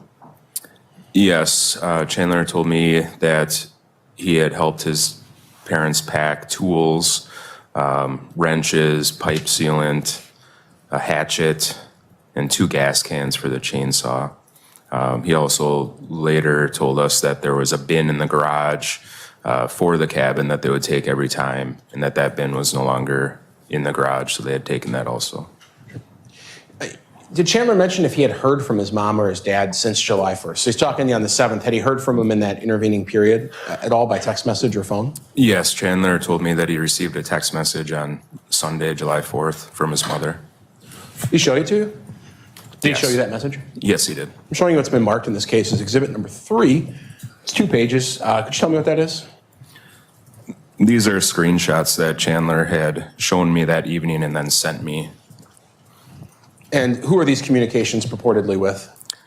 Chandler reported that those are his mother and him. I'd move to admit exhibit 3 and publish it. Any objection? No. It is received, and it may be published. Showing everyone exhibit 3 up on some of the photos, by the way. We're going to do this to make it easier to see. This machine over here doesn't work very well. In these messages, there are 2 colors, and the messages are on 2 sides. But fair to say that messages purportedly from Mom are on the left and from Chandler are on the right. Correct. Okay. Shame, and this was his mom's last known message ever before she was murdered. Just K, I can, because he said, Dad's phone died, text or call me. And the truth is, Dad died because I shot him. Okay, that's the truth. But, and can get soda on your way home. I have an extra hour of work. And his poor mother said, K, I can, with a smiley face. And when she got home, he shot her too. They don't know where he shot her because remember, they only found her legs. They did not find the rest of her remains. So, but he killed her too when she got home. Isn't that crazy? Turn It Up said, Grizzly True Crime, just know 99% of us love a bit of nostalgia. Me too, especially when it's great trials like this. So, yeah, sometimes we'll be watching trials from the past together. In between all the news and the live trials and things that we cover as well, we'll be doing some of this too. Mom says, hope things are going well for you, thinking about you. And Chandler says, going well, thanks. She sends a smiley face. And then Chandler says, Dad's phone died, call or text me, and get soda on your way home. I have an extra hour of work. And she says, K, I can. All that sound right? Yes. And then we get up to Saturday, which would be July 3rd, 2021. Appears as if Chandler sent a message to his mother. Hoping this goes through. I bet there's a lot of people up there making it hard to message, correct? Yes. And then I'm going to move to the next screen because the next message goes over both. And we're starting in the middle.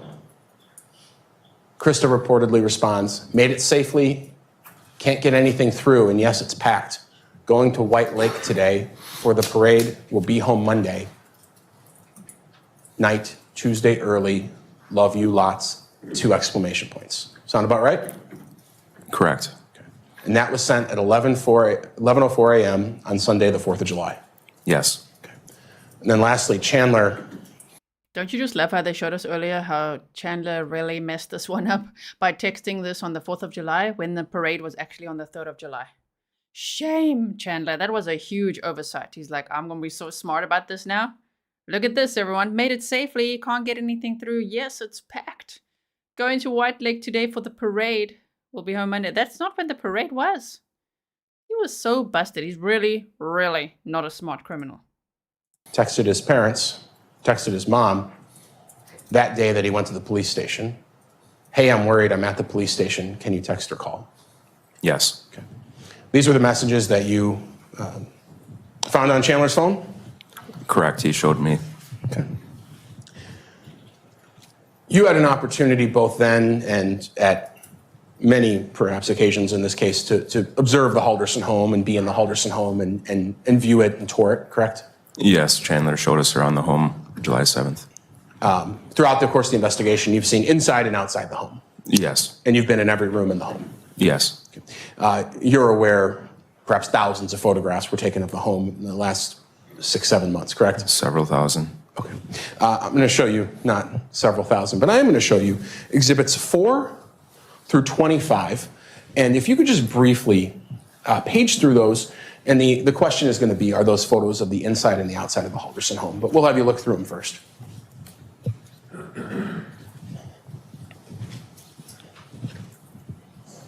So let me know when you're done.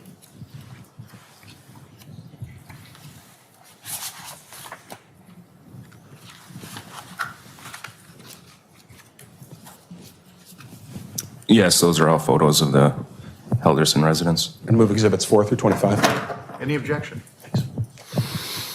Can I just quick look at them? Sure. No objections. They are received. They may be published.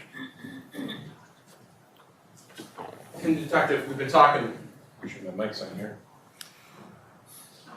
We've been talking a lot about this house, and so I'm going to ask you to kind of give us a tour as we go through some of this so everyone can put some context to what we're looking at. So for those of you who are new here or to the chat, this home and this case, okay, takes place in Oak Springs Circle. I would assume Circle is in DeForest, Wisconsin. So this case takes place in Wisconsin, and it took place on July 1st of 2021. That's when the crime occurred, the murder. And the trial was in January of 2022. So now they're going to show us that home where everything happened. What are we looking at there?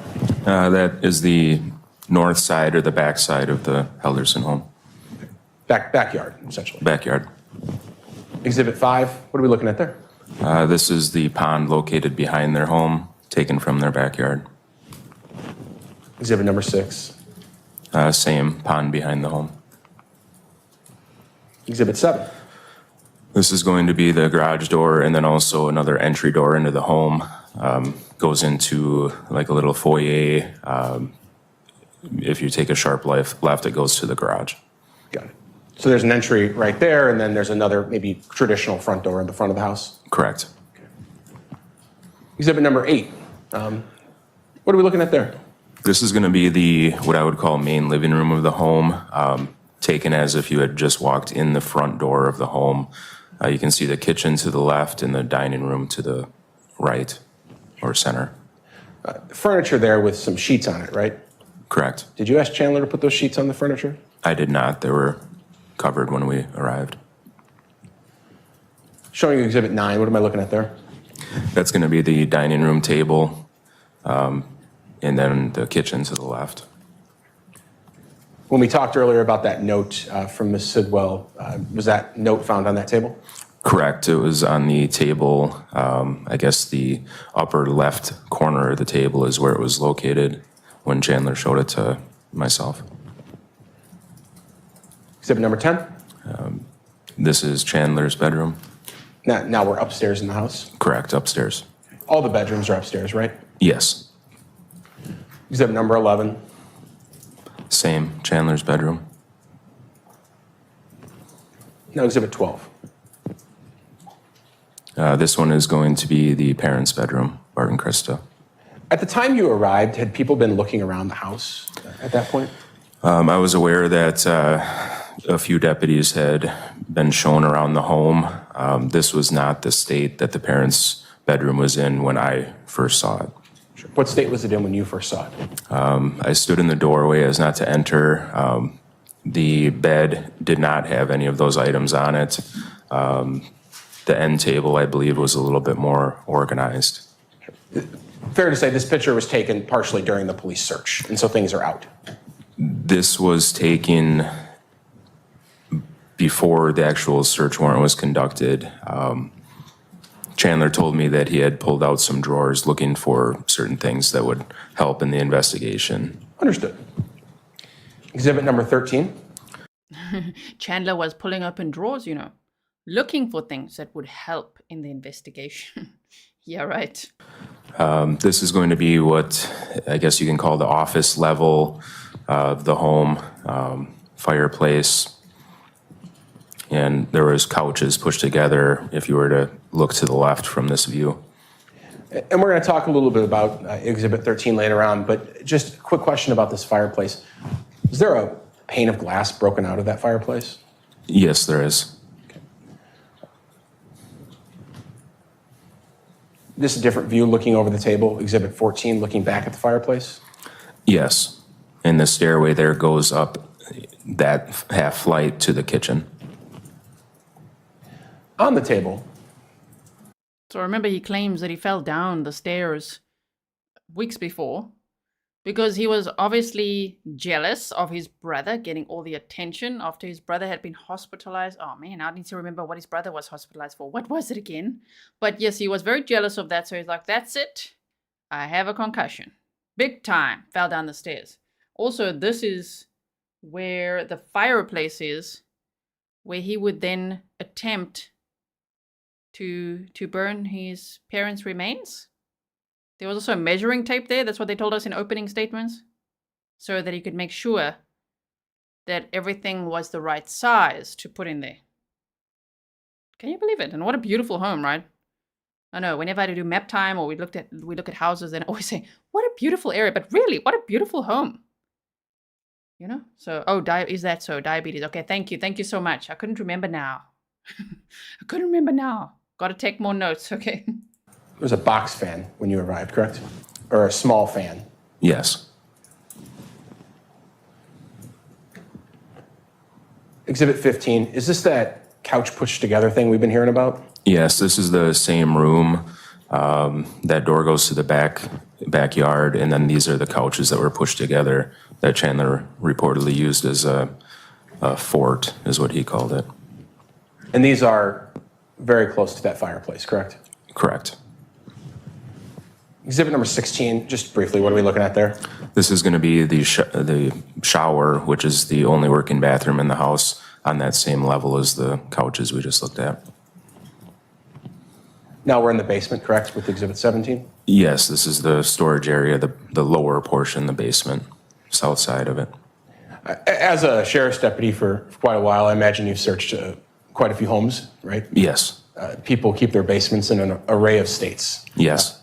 Was this on the more organized side or the less organized side of how people keep their basements? I was impressed. This was organized. Are we impressed? I'm impressed as well. This is a really organized basement. Look at that. Look at all the storage boxes and everything. And yeah, I think, well, we're going to be watching this whole trial together, but I think this is the area where he dismembered his parents. Like, oh man. Looking at exhibit number 18, what are we looking at there? This is going to be the north side of the basement. 19? Same, north side of the basement. 20? This is a view from the north side of the basement looking back up the stairway. That stairway would go up to the level where the couch fort was. You can see the bottles of liquor there, along with some safes on the bottom center. 21? This is a view of the storage area from the north side facing the south side. That white thing in the middle, is that a chest freezer? That is a chest freezer. And when you were in the home, was that chest freezer empty? The chest freezer was not in that location when I was there on July 7th speaking with Chandler. Tell me about that. When he was giving us the tour around the home, we went upstairs, he showed us around.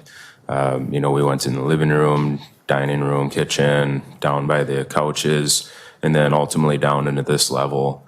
While we were down in this level, he kept the lights dim. We were on the north side first, and then we actually came over.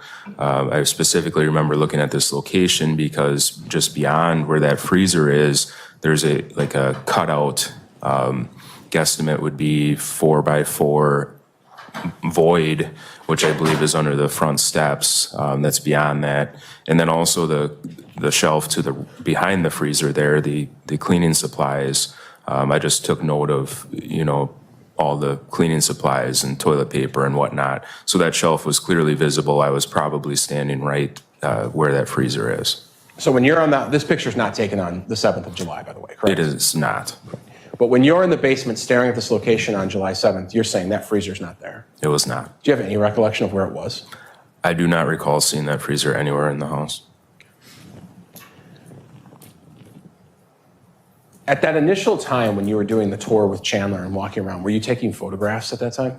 I personally was not. Exhibit 22, what are we looking at there? This is the south side of the basement. You can see the utilities in the back.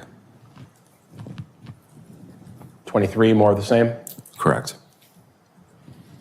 When you talk about organized, maybe perhaps this is what you're talking about, these bins? Yes. Yep. Number 24, is that the stairs heading back up into the house? Correct. Okay. And lastly, number 25, what are we looking at there? This is going to be a picture of the inside of the garage. The entry door back into the house is over by the trash bins that you can see on the left side. These two vehicles are Krista and Bart Halderson's. The Subaru was reportedly driven by Bart, and the Volvo was reportedly driven by Krista. Sure. During your initial tour with Chandler, did he take you into the garage? Ultimately, yes. He seemed hesitant at first, but then did allow us into the garage. What do you mean by that? He told us that that his two dogs were in the garage and that they were very skittish and would bark and jump on us. But you were allowed into the garage? Yes, he ultimately brought the dogs in from the garage and then let us out into the garage. Did he point out anything in particular in the garage that was of interest to him or that he wanted you to know? He did turn towards a storage shelf that's in the garage. He said that there was a bin missing that would be labeled cabin. So the bins that were on the storage shelf in the garage all had labels on them. At least I recall most, if not all, had labels on them. He said that one would have been taken to the cabin anytime they went, and that bin was missing. Again, can you believe that Chandler Halderson pretty much hands it to them on a platter being, so what did your parents take to the cabin? Both their cars are here, so how did they get there? Oh no, some unknown friends. I don't know who these people were. Picked them up. Yeah, I think it was a black car. He's making up all these stories. His friends picked them up at an unknown time around 6 a.m. or so, between 4 and 6, he said, because he got up at 6:15 on July 2nd of 2021. And so off they went. But you know what they took with them? Like all the tools that he used to dismember them. Also a bin. A bin was missing that they normally take to the cabin. Like, oh my word. And if you don't know what I'm talking about, they told us a bit about it already in opening statements, where they found that green bin there at his girlfriend's mother's partner's property when he asked to go for a swim. And he actually drove into the woods. And he left a bin there, and there was a tarp there as well, and his father's remains. Remember they talked about the torso in the bin? So him literally telling the police, because how would they know it's missing? Unless, of course, there's a space, But he's like, oh yeah, what's missing is all those tools. They took it with them, helped them pack it. They also took a bin. Okay. Show you what's been marked in this case is Exhibit 227. Can you tell me what that is? That's the storage shelf I'm speaking of. Judge, if you want to switch to the Elmo, I would appreciate it. And I'll move Exhibit 227 into evidence. Any objection? No objection. It is received. It may be published. And just because we have a singular one out of order here, I'm going to show it on this screen. But there we go. We're looking at a shelf in the garage full of bins, right? Correct. And I'm pointing to a location where there's a missing bin. Is that where Mr. Halderson reported that there was a cabin bin missing? That's where he pointed to, yes. Okay, what they're pointing at there is not the bin I'm talking about. That's like a cabin bin. So what was in there? All the tools? I was thinking of a bin, like the big trash bin, right? But still, there was a bin found at that property with his father's torso in it. Can you imagine? I mean, just to even drive out to his girlfriend's mother's partner's property and be like, can I go for a swim, and then back the car into the woods and drop off some human remains? What? Can you, I mean, how did he, it's actually amazing they didn't catch him doing that. They noticed, like, what is he doing there? But then later he had a swim. And that's going to be some horrifying information later in the trial.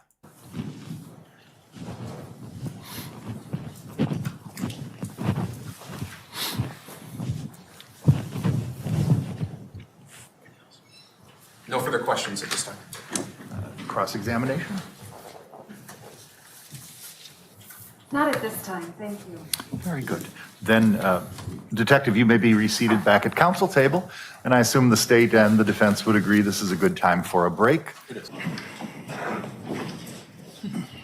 Did you guys enjoy your 2-second break? Teleported right through that so fast you didn't even see it. Okay, let's keep going. I didn't get there myself, but I heard it's cold outside. Ladies and gentlemen, thank you for being prompt. We had a couple of issues to take up outside of your presence.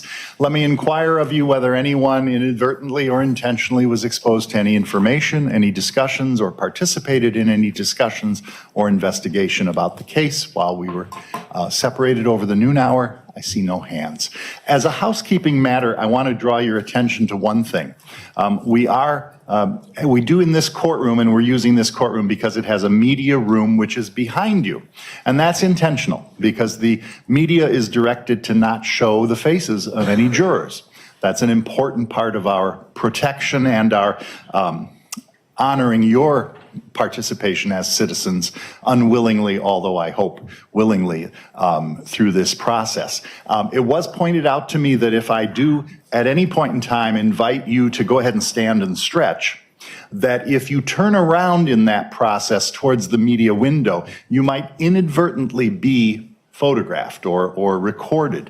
And so I just wanted to mention that to you so that if you're doing that at any point in time, or even if you're deciding your neck is stiff and you're going to just aim your head in a different direction, be cautious about the fact that over your left shoulders there's a camera on the other side of the wall, and they're certainly doing their best to not accidentally record anyone, but they're also relying on your position within the courtroom as they're filming other things that go on. So I just wanted to mention that to you folks. Thank you. Let's proceed with testimony. Attorney Raymond. Yes, the state's going to call Mitchell Halderson to the stand.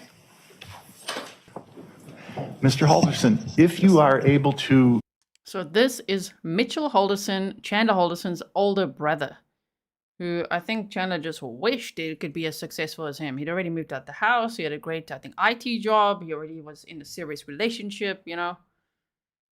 So, oh man, I really feel for Mitch because, as I say, he lost his entire family in one weekend. Both his parents. I mean, imagine finding out that your brother did that to your parents. And now his brother, you know, is never going to, thankfully, get out of prison. Safely and responsibly, I would appreciate your testifying without a mask, if you could. Yes, Your Honor. Thank you so much. Go ahead.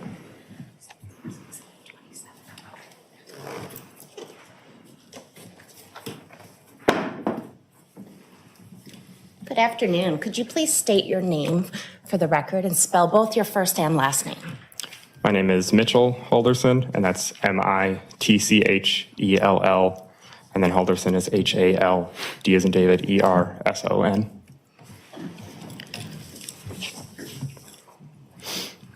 What are the names of your parents, Mitchell? Bart and Krista Halderson.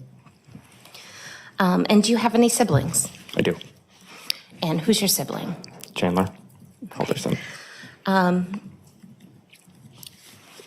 Where'd you grow up? Was born in this area in Dane County, and then between 3rd and 4th grade moved up to Plymouth, Wisconsin, which is in Sheboygan County, and then have lived around here for college and work after high school. Okay. And I'm going to show you what has been marked as Exhibit 27. Could you describe Exhibit 27, please? That would be a picture of my parents, actually a crop photo that I am also in. We are at the New Glarus Brewery. Okay. And that was a somewhat recent, in the last couple of years, photo? Yes, within the last 4, I forget exactly. Okay. And is that an accurate copy of that picture? Yes. Okay, I would move Exhibit 27 Any- into evidence. Any objection? No objection. It may be published, it is received.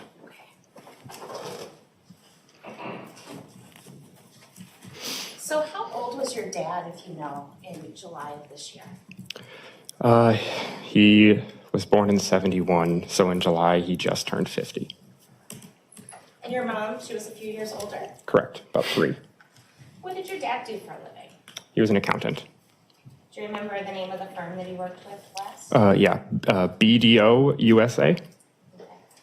And he did taxes and things like that, or? Yes, specifically with small businesses was his specialty. So is he kind of a money savvy sort of person? I would say so. Definitely had finances, understood them well.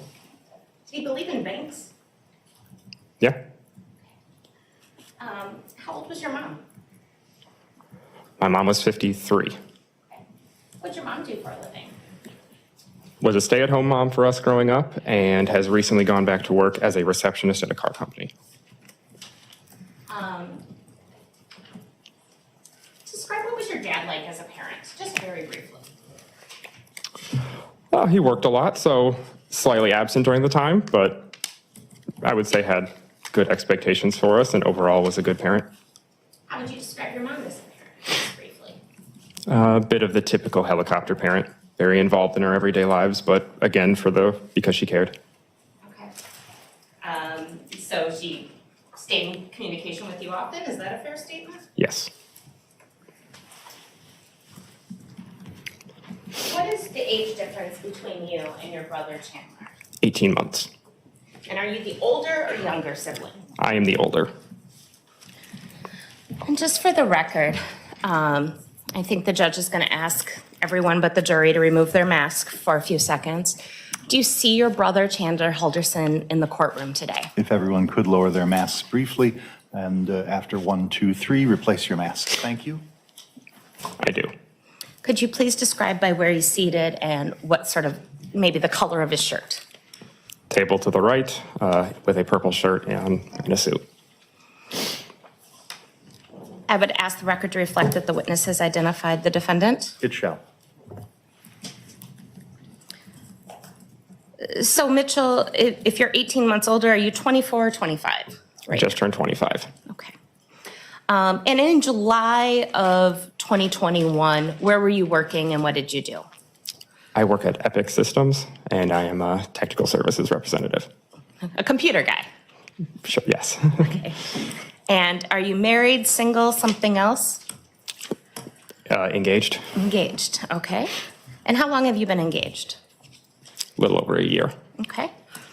And you live in the Dane County area? Yes, In a house, a condo, something else? in a house. Okay. And just briefly, in June of this last year, 2021, you had a significant health episode. Is that a fair statement? Yeah, I'd say so. Okay, what occurred? I went to the doctor for a regular scheduled appointment since I hadn't gone during COVID and wanted to get blood work done, and I was diagnosed with type 1 diabetes. And in fact, you were hospitalized for a period of time. Yes, that is true. Was your mom or dad, did they seem concerned to you at all? Yes, You kind of laughed there. Why'd you laugh? my mom was overly concerned. How did she express that? not as much to me, trying to not show me that, but I have heard later on that she called her best friend many times crying. Okay.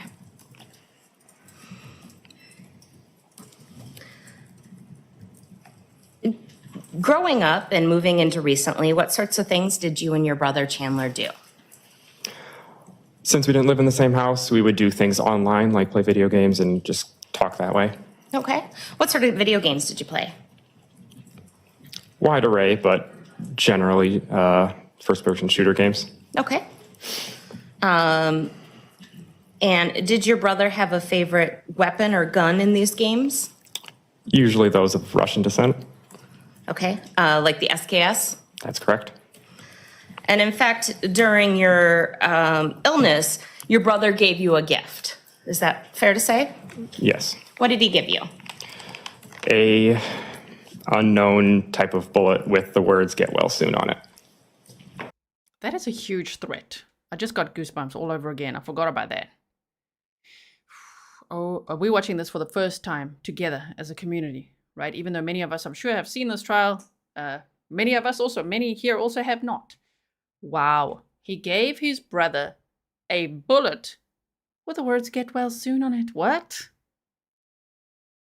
And that was just, what did they say, about a week before he murdered his parents? That's scary, right? Get well soon. Sure.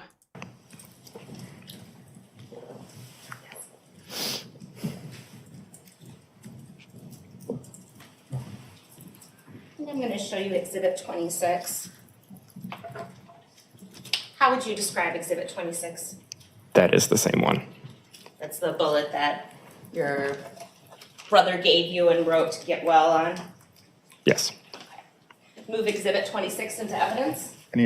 Wow, Chandler, how thoughtful. Your brother's just been diagnosed with type 1 diabetes.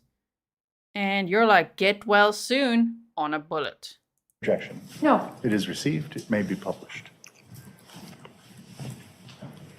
I don't think the overhead is going to do justice, but it just says get well.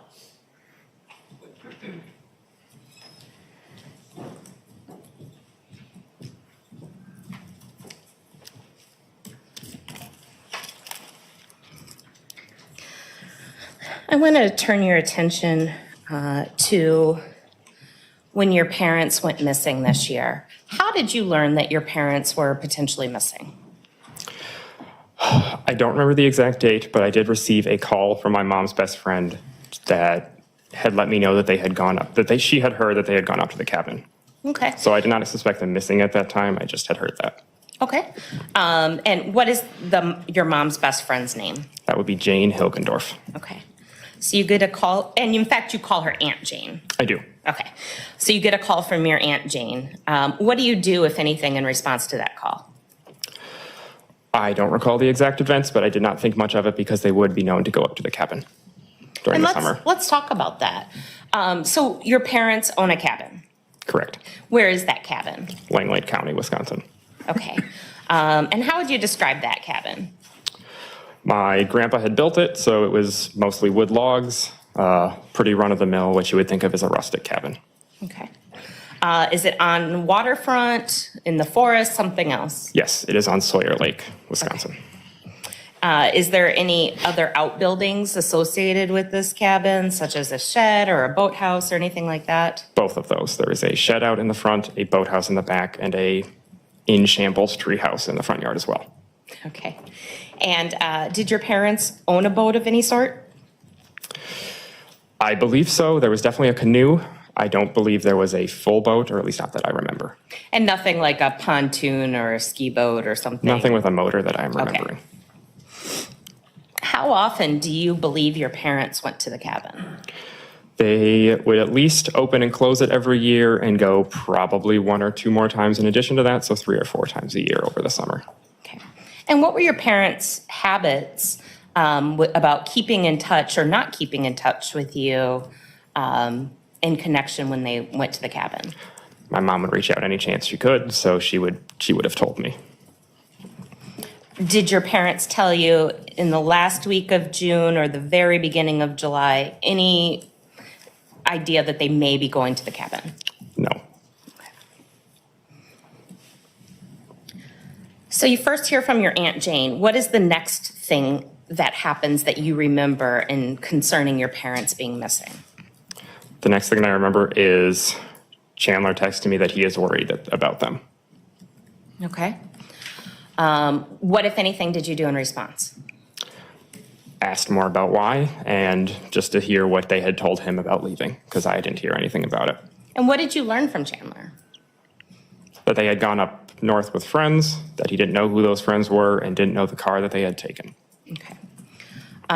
What was your understanding of friends that may go to the cabin with your parents? There is a list of people that I would have assumed. Do you want me to go through that list? Sure.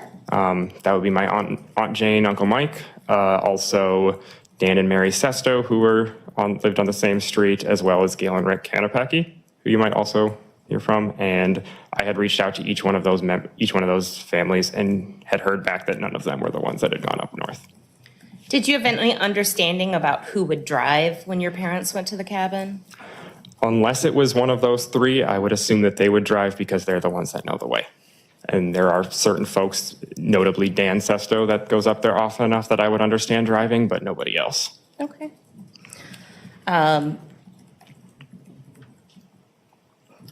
What happens next as far as you're concerned with your parents? What's the next piece of news you learn?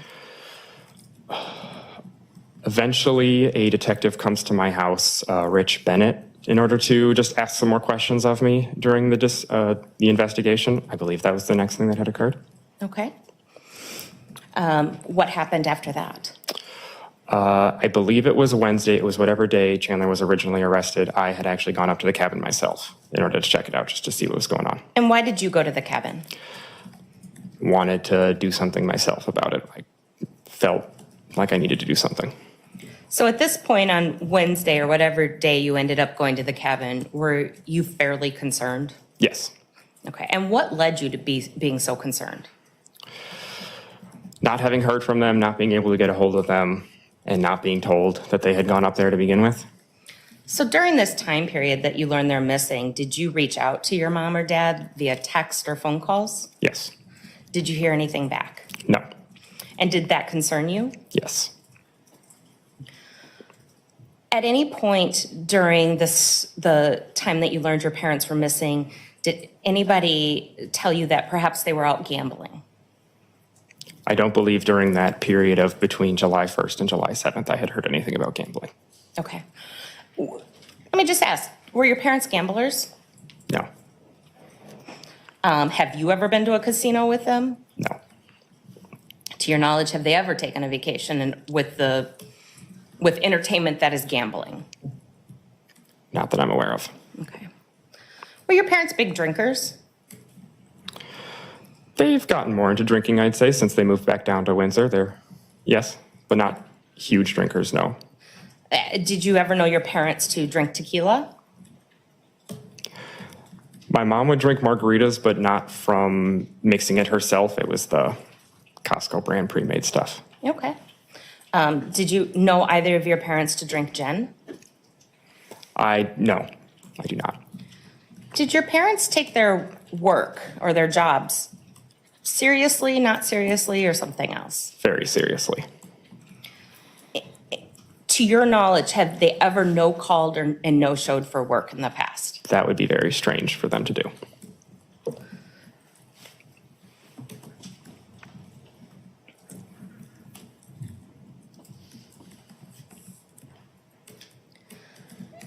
I want to, so you go up north and you meet a deputy up there. Correct. What do you do once you're up there? Before the deputies arrived, I took a lap around the cabin myself just because I didn't want to wait outside any longer. Eventually, Langley County, I guess the deputies, I believe they were sheriffs and deputies, met us there. And eventually I took another walk around the property with them, just pointing out things that I noticed.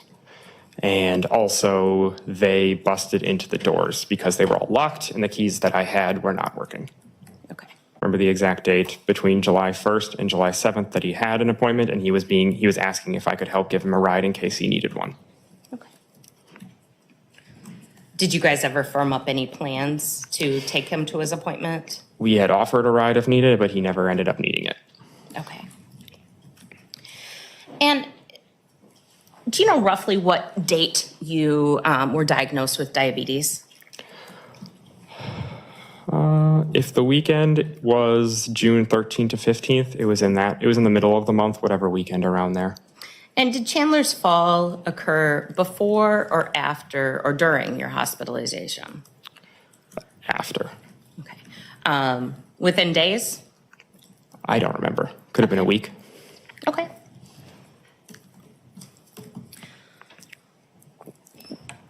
Other than Chandler seeming tired, did you personally observe any differences to Chandler's physical appearance? Just the neck brace, but no, nothing else. Did you observe any difficulty he had walking? I don't think so, no.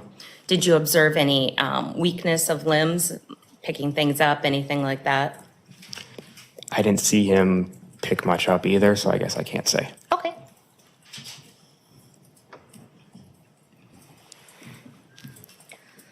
So Mitchell, I need to ask you a few difficult questions. Are you a beneficiary for your parents' life insurance? I am. How much do you believe that you will end up getting out of life insurance because of their deaths? They have a few different policies. It is in the, if I'm remembering correctly, it is in the ballpark of around $1 million. And that includes the house as well? Yeah, I don't believe that's including the house, actually. Have you been paid out anything as of today? No. Is anybody else listed as a beneficiary? I believe it went to my mom first. If my dad's death had preceded my mom's, or I guess their policies listed each other as primary, but then yes, also my brother was listed in the same line as I was. So it sounds like perhaps Chandler, he didn't have a job. He was pretending to have a job for over a year, pretending he was also going to work at SpaceX. No, his secrets were going to be found out. So you know what? He needed money. So little life insurance, huh?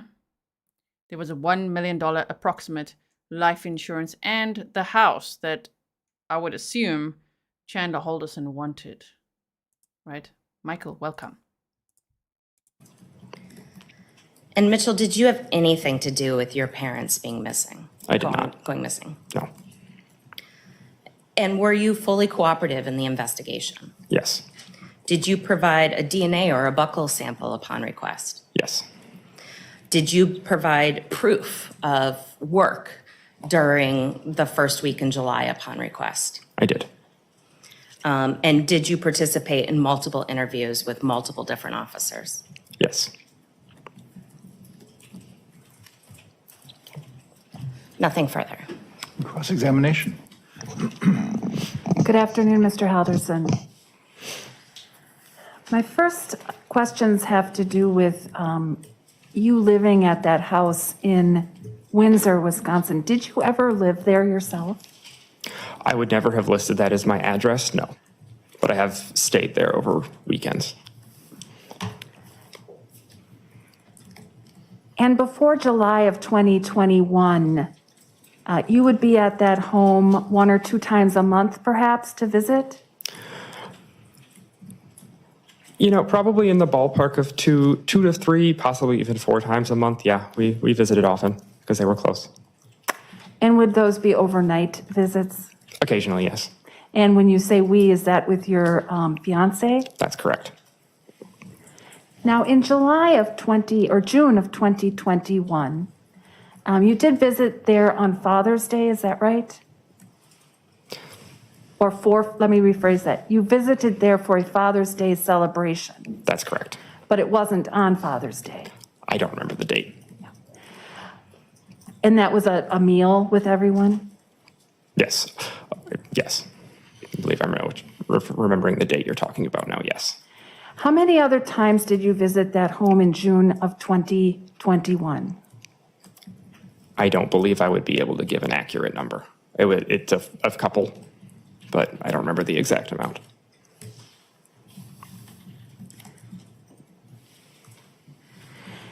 And is it fair to say that that would have been the number of times you saw your brother that month as well, in person? That is correct, because yes. you guys didn't get together other times? No. Now you did, or you did have a relationship with your brother online, is that right? That's correct. Mostly playing what are first-person shooter video games? Mainly, yes. Now, in direct testimony, you indicated that your brother was very interested in Russian guns, particularly the SKS, correct? Yes. And that interest goes back several years at least, right? Yes. How many years do you think that goes back? I wouldn't be able to tell you that. A I'm not long sure. time. Is that Yes. true?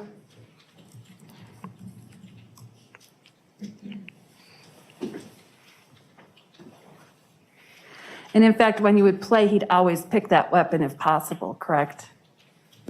Variety is something that's always nice, but yeah, it would definitely be an option. That would be one of his first pick, yes.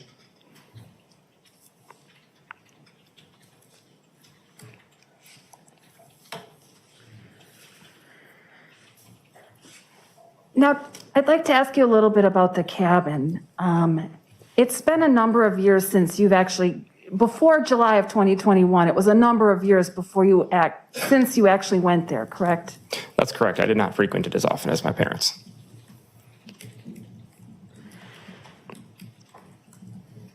Do you remember the last time you went to the cabin? I don't remember exactly which year, no. But it was probably in somewhere between 3 and 5 years. It had been a while. And do you recall going to the cabin ever without your parents being with you? No.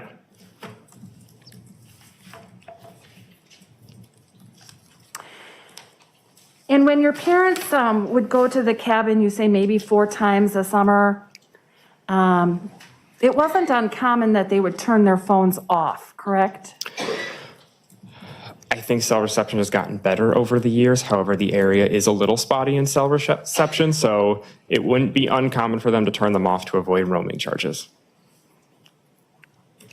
But they would also power them back on occasion in order just to make sure that they would update us.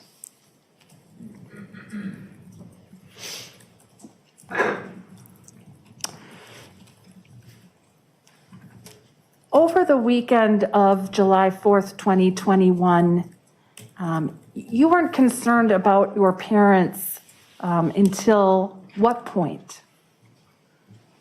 Can you rephrase that? Yeah, at what point did you become concerned about your parents? So I was initially concerned because I hadn't heard of them going up. It wasn't to the level of filing a missing persons case until I had heard further from Chandler that he was is concerned enough in order to do that. So my concern grew as time went on. I would say around once that Monday, Tuesday date where they were supposed to return hit, I was definitely pretty concerned. Do you remember talking to Deputy Seeley from the Sheriff's Department? I don't remember that. Do you remember if you ever told Detective Seeley that you yourself were not personally concerned at the time you were talking to Deputy Seeley? I don't remember which day that was, and I also don't remember saying that. Is that something you might have said? Depending on the date, possibly, because as I said, my concern grew over time. So if it was early on, then yes, possibly. So it's possible that at first you weren't that concerned, normal for your parents to go up north, but that your concern grew over time. Is that correct? That is correct. I still was concerned because they hadn't told me beforehand that they had left. However, it wasn't as concerned as to file a missing persons report. Remember that the murders took place on July 1st of 2021, and this trial happened in January of 2022.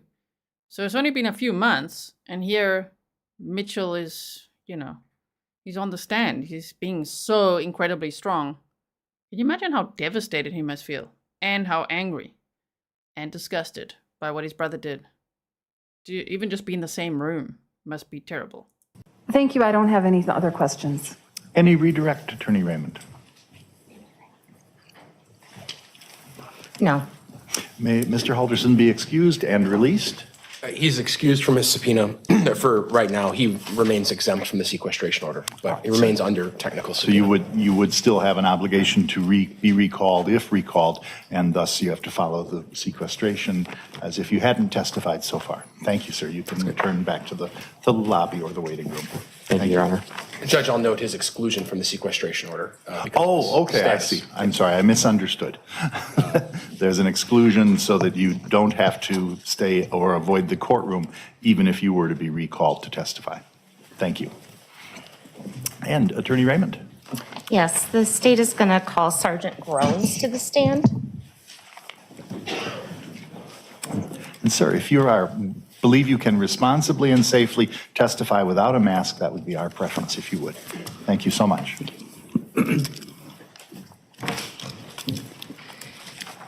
Good afternoon. Could you please state your name for the record and spell both your first and last name? Good afternoon. Justin Grones, Justin-Grones. And Mr. Grones, how are you employed?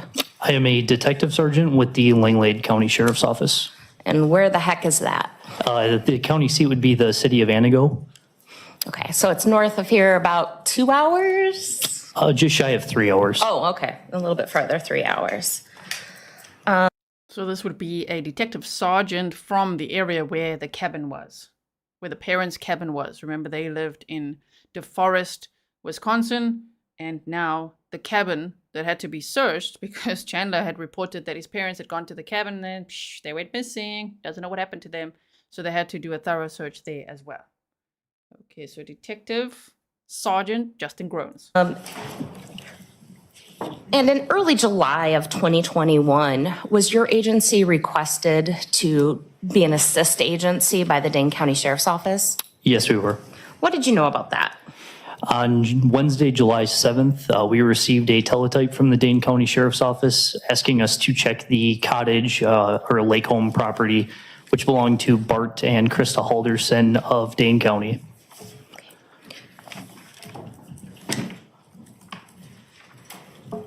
And I'm going to show you what has been marked as Exhibit 28. In your employment, do you guys have body cams? In the Langley County Sheriff's Office Detective Bureau, we do, our patrol deputies do not. So, but because you're a sergeant, you have a body cam. Yes, I do. And did you provide footage of your body cam to the Dane County Sheriff's Office? Yes, I did. And I believe we showed you a portion of this. Did it appear to be a true and accurate copy of your body cam footage from your assist to the Dane County Sheriff's Office? Yes, it did. I would move Exhibit 28 into evidence at this time. Any objection? No objection. It is received. And as we're getting this video queued up, roughly what are we going to see on this video?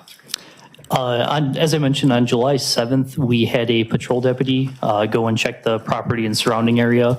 On Thursday, July 8th, I was assigned to be a liaison for the Dane County Sheriff's Office. At that time, we were under the impression they were sending some personnel up. They ultimately called their personnel back to Dane County, but we made contact with 2 individuals at the Halderson property, and I conducted a search with those family members. And do you remember the address of the Halderson property? Yes, ma'am. It is at N5950 Sawyer Lake Road, which is in the township of Wolf River, Langley County, state of Wisconsin. Okay. We are now going to move to publish Exhibit 28. Very good.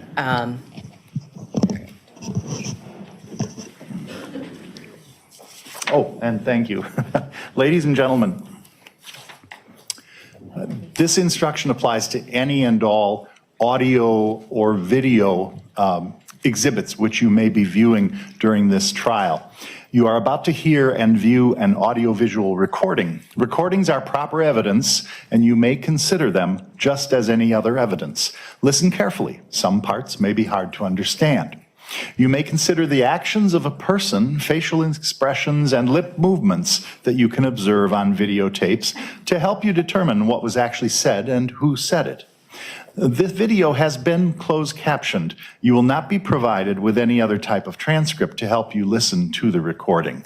If you notice any difference between what you heard on the recordings and what you read in the captioning, you must rely on what you heard, not what you read. Some videos may have been edited or redacted for reasons which are not relevant to these proceedings. In addition, if you hear statements of others in the videos, those statements are not being offered as evidence. The statements of the defendant, as recorded in some videos, are the evidence offered by the state. You may proceed.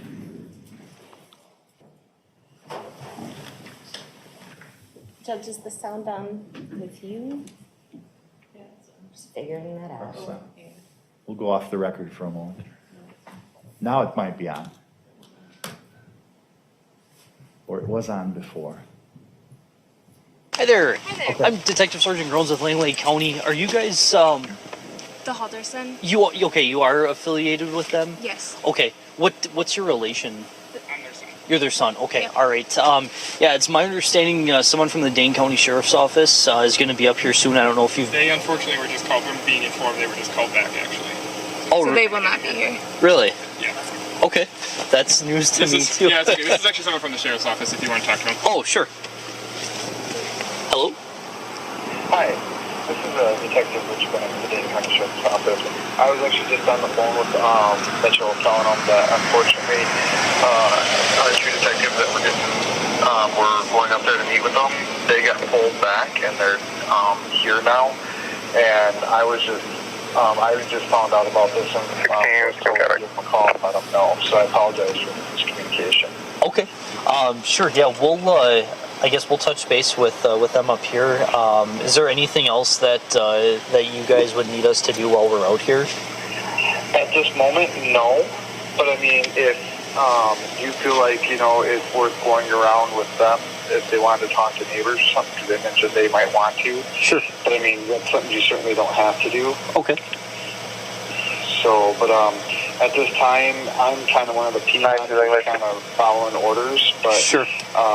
I don't think there's anything that we could have you do at this moment, but that doesn't mean it won't change. Okay, sounds good. Yeah, if we come up with anything here through our conversation, we'll be in touch with you guys and let you know then. Okay, all right, thank you so much. Yep, thank you. Bye-bye. Yep. This is their son, and then are you friend? I'm fiance. Fiance, That's his okay. son. Yep. Apparently he was just on the phone with Dane County and they got called back to Dane County, so they're no longer coming up here. Oh.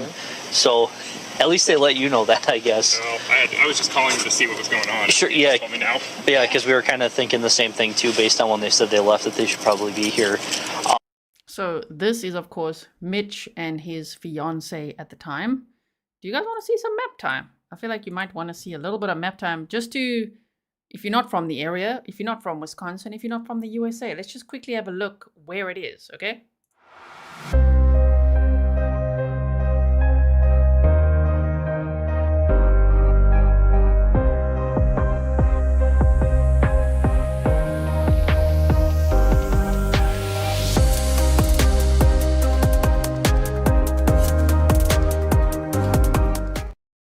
Okay, quickly, let's have a look here.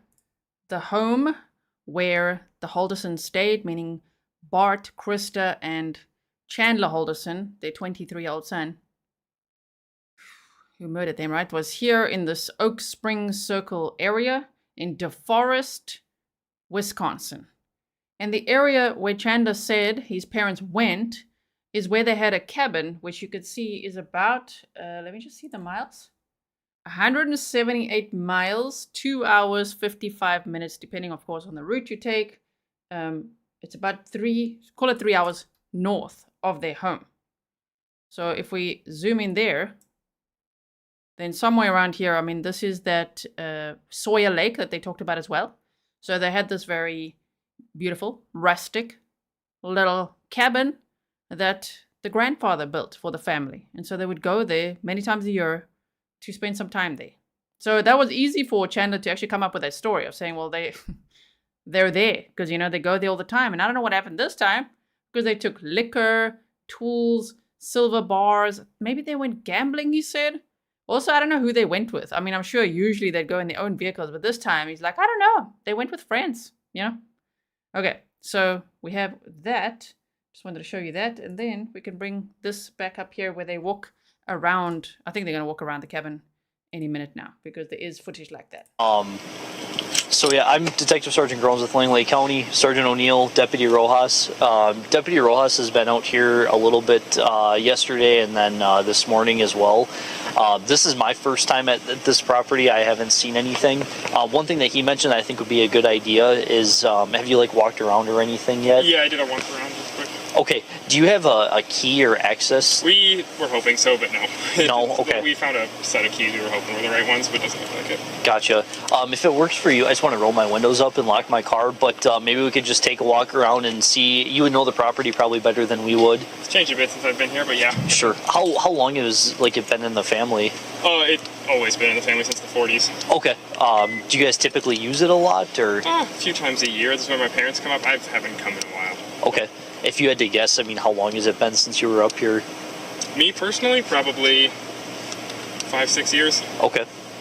Do your parents regularly come up here? Yeah, they come here a few times a year. A few times a year. Okay. Three or four. I don't remember if this is the first time this year or not. I think this is the third time this year, because I think your dad opened it and then came after a storm or something, Okay. and then came again. Sure. All right. Yeah. Let me just grab my windows quick, and then we'll take a look around, and we'll go from there. Okay.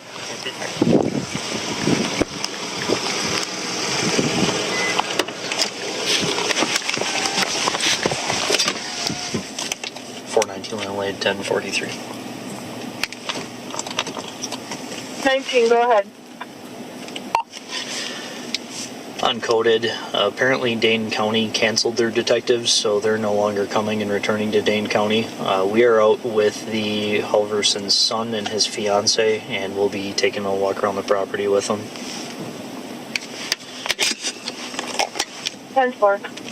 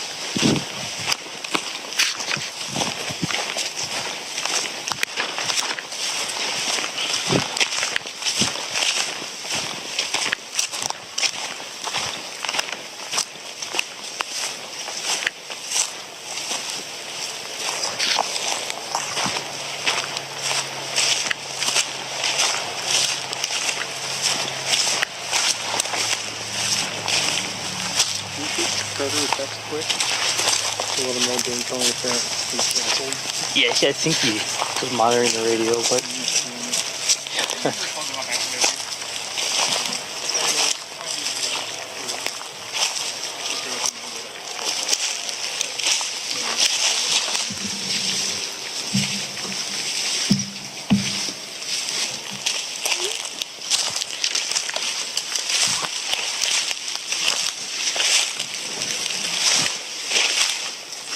It was just an old electrical connection.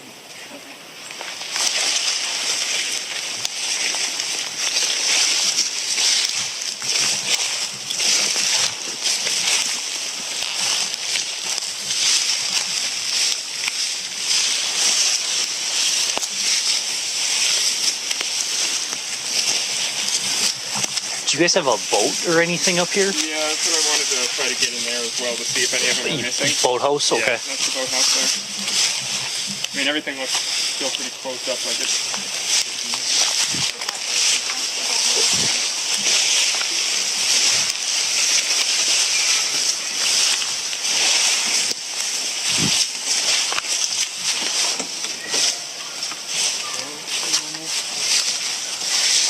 Can you tell if the latches are on from that window?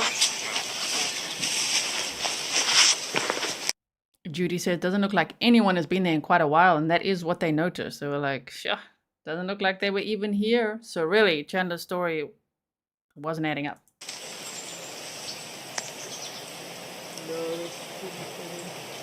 Okay. All the locks are a lot better. Okay.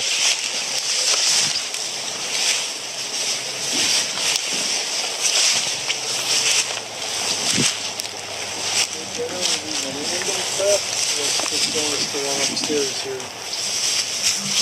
That's the bit. I would not think so, because that is actually like open, not even just the blinds.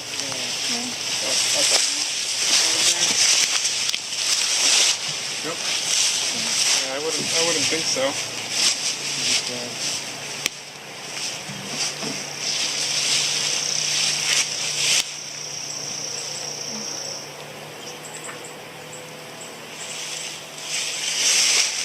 See if we can get a ladder.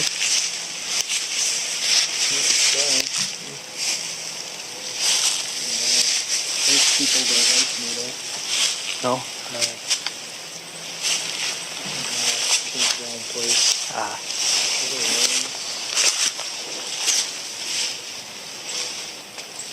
I mean, sir, I didn't catch your name. Oh, Mitchell. Mitchell.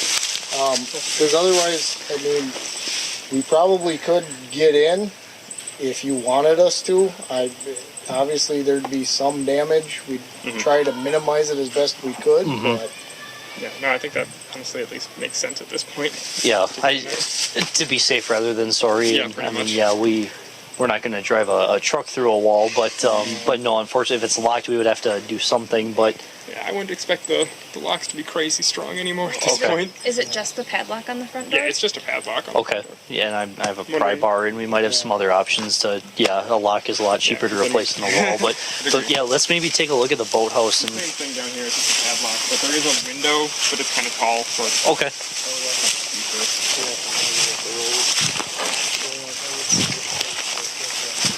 See like that? I don't know what that is. It's like sunflower seeds. Yeah. That wouldn't be theirs. Okay. I'd say It's that kind one. of old too. Yeah, it looks pretty old.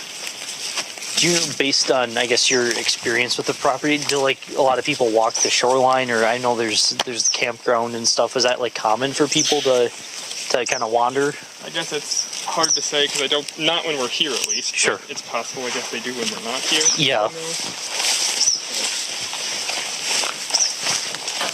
The other thing was a 6-pack beer ring holder. Looks also kind of old. Mm-hmm.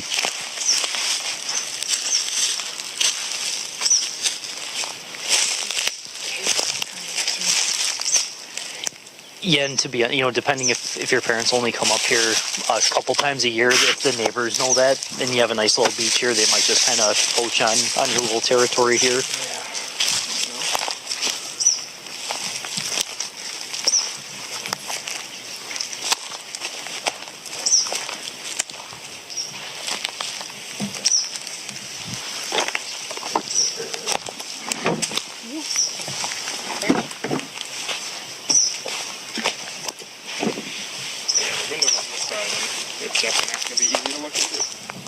Oh, sure, it's way up there. Okay.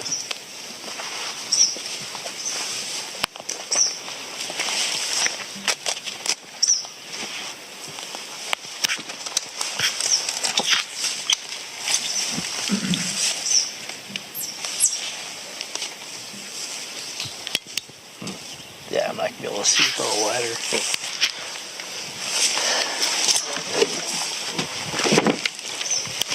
You don't even know if you have a bolt cutter in your squad by chance?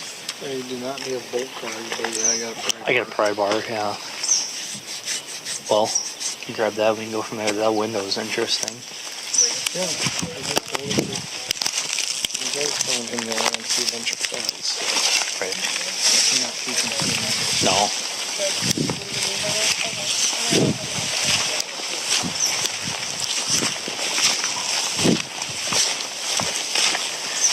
Yeah, well, maybe if you just want to hang tight with them, I'll go see what I got for equipment.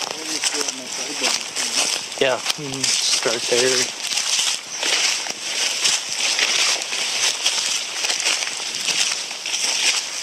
It's definitely not maintained.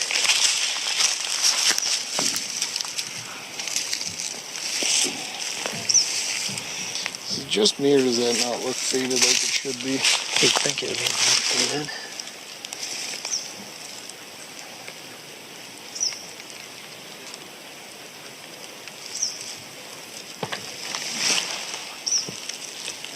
What the hell would it be going to?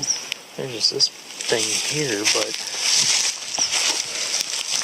This looks more like a phone box. yeah. That'd be phone, and that's coax. From the look of it.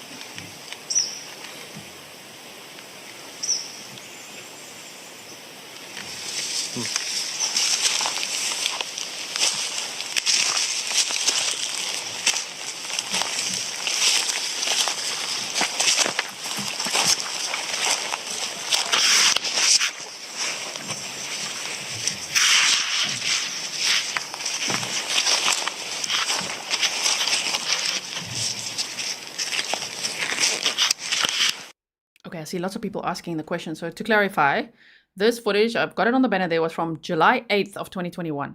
It's the day after Chandler Halderson reported his parents missing. But Chandler Halderson, do you think that he went out here to look? No, he didn't. His brother went. His brother took the drive with his fiancée, and he went to go and look, because now at this point he's very concerned about why my parents didn't even tell me they were going here. They normally would. My mother would normally communicate with me all the time. Like, what do you mean, Chandler? What do you mean they went there, right? So this is Mitch, who we've seen on the stand now, with police officers, with his fiancée, and they're walking around this cabin, which is in that area that I just showed you as well, which is called what? Sawyer Lake, about 3 hours north of the Halderson home. Remember that Mitch had already moved out, he was engaged and all of that. Chandler was the one living at home with his parents. Chandler was the one who murdered his parents on July 1st of 2021. And then, he watched the fireworks on the 4th of July. And then he was chilling with his girlfriend, swimming, getting rid of dismembered body parts of his parents. Yeah, he had quite the weekend. So no wonder the police say Chandler was a bit lethargic. In hindsight, we now know what he was up to. But it's just amazing to me that on the 7th of July of 2021, Chandler Halderson reported his parents missing because his brother and his girlfriend had encouraged him to. Like, obviously, this would now be the point where you would tell the police. And he's like, okay. Because they knew I would have to. I can't be like, no, I'm not reporting them missing, because he's telling everyone he's worried about them. Maybe he didn't think that through either. So he reported his parents missing. And this is July 8th, where now his brother is out there searching. Again, rookie mistake. We don't want them to be clever. But it's like, damn, Chandler, could you not have gone with either? But no. Chandler was actually arrested later on this same day. Because around this time, the police were discovering remains elsewhere. There's the ash trap at the house. They'd found some bones and things there. And then also on Chandler Halderson's girlfriend's, mother's, partner's property. We'll see them all testify during this trial. So they discovered Bart's torso, at that point. And so he was arrested on July 8th of 2021. So that's what's happening here. Don't think that this is Chandler or that the body language is fine. No, this is the innocent brother walking around here, the older brother. Chandler was 23 years old at the time. The brother, 18 months older.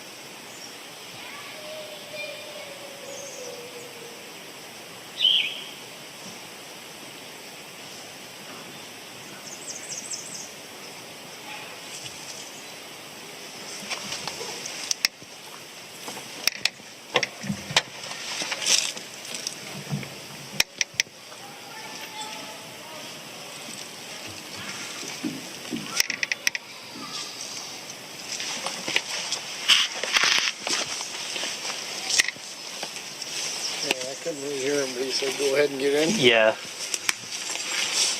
think, might just be able to pop that latch right off. Oh, we should take pictures first. Yep. Before and after. Beat you.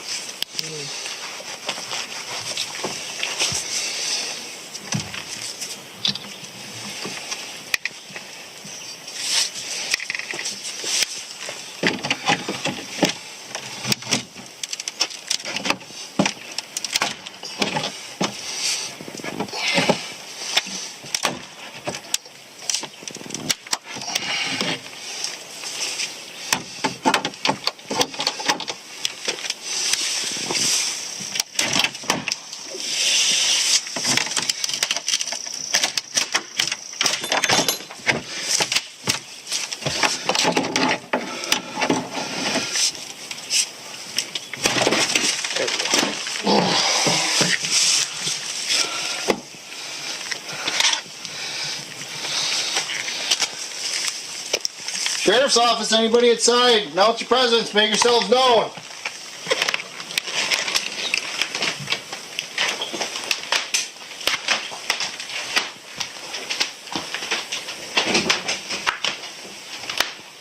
Clear over here. Okay. Got closed door straight, closed door right. Open kitchen area, left of the stairs. Well, suppose I'll hold the stairs and over here. Okay. You want to clear the kitchen. Sheriff's office, anybody inside? Announce presence, make yourselves known.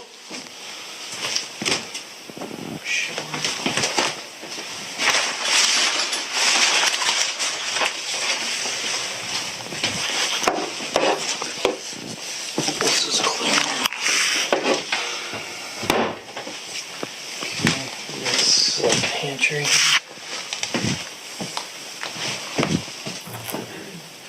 And shit. There's a trapdoor basement. Okay. Upstairs looks pretty small. I can see a bed that's made up. Yep. So, you check these two doors or? Not yet. Okay.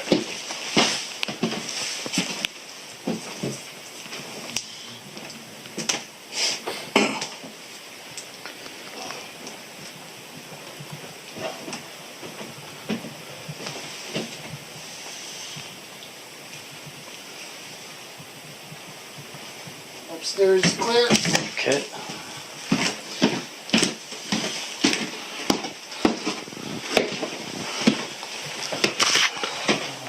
There's like a pantry looking thing here.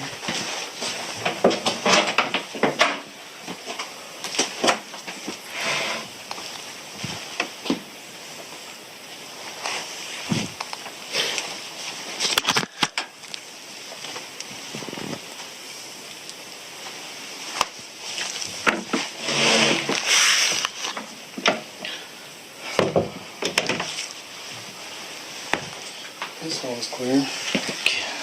This is here behind you. Oh, that's what you're talking about. I didn't even see those little handles. Because I'm not even seeing, nothing's like left out like the left here, but we're coming back. Yeah.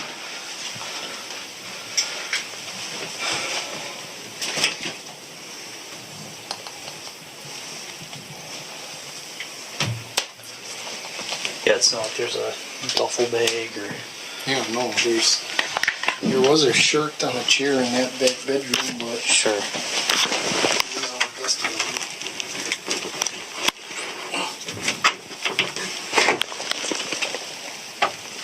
Oh, fuck.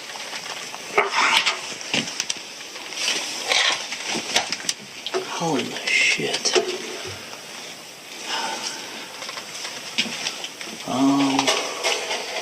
Is there like a fucking pole or something? These are like the steepest stairs I've ever seen.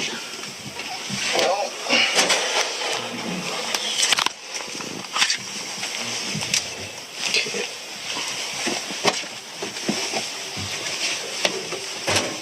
Jesus.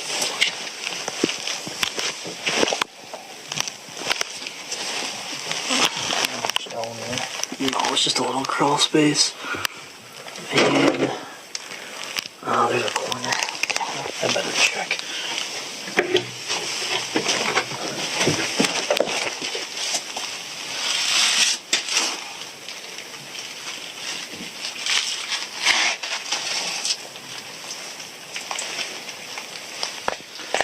Just a pump. We're good. Okay. I found the latch and it seems pretty sturdy, so I'll get out of your way. Alright. Yes. Just don't hit it with your head. Very much a hands and feet situation.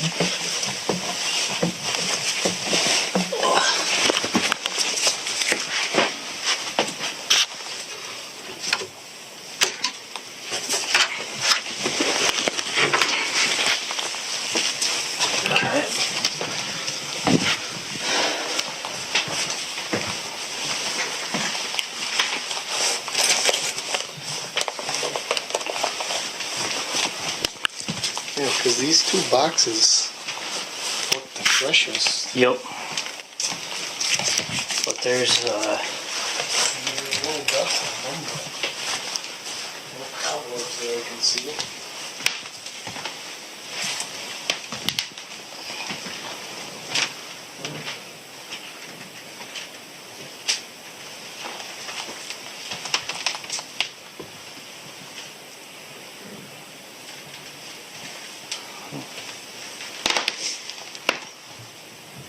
place used to look a lot different back in the day.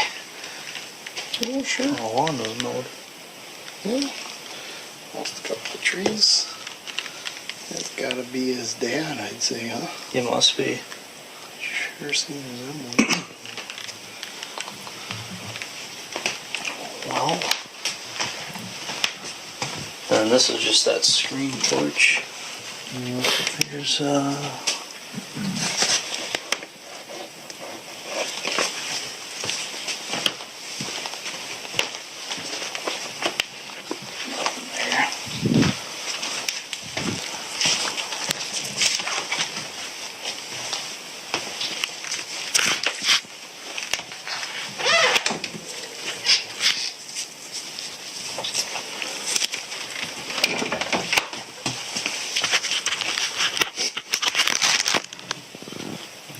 I think we should have him go through it too.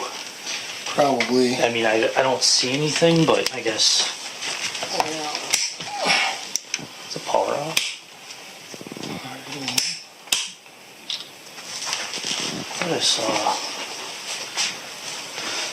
Maybe they turned the electricity off when they're not here. Oh, look at that. Hey, there's even extra locks. Well, we need no lamps, but there's some spare locks sitting there. The other thing, I don't know if that tree stand looking thing is theirs or not, but I don't think. And then there's this, that has the same kind of padlock if that's theirs. Stuff to say up here. Yeah, I'll ask him.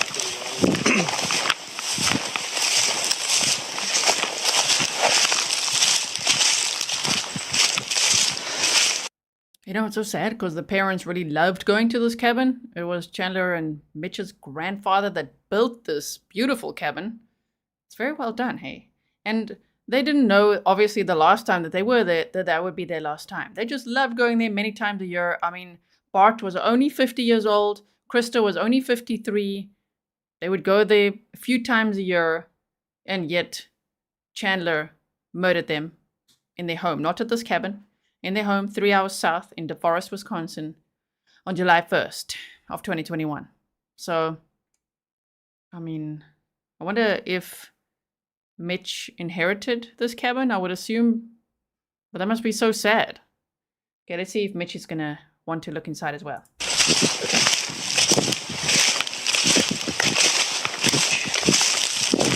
Alright, so we were able to just basically just pop the latch off the front door, so it shouldn't, that really should be the only thing that would need to be fixed is just the latch. It should still lock and everything.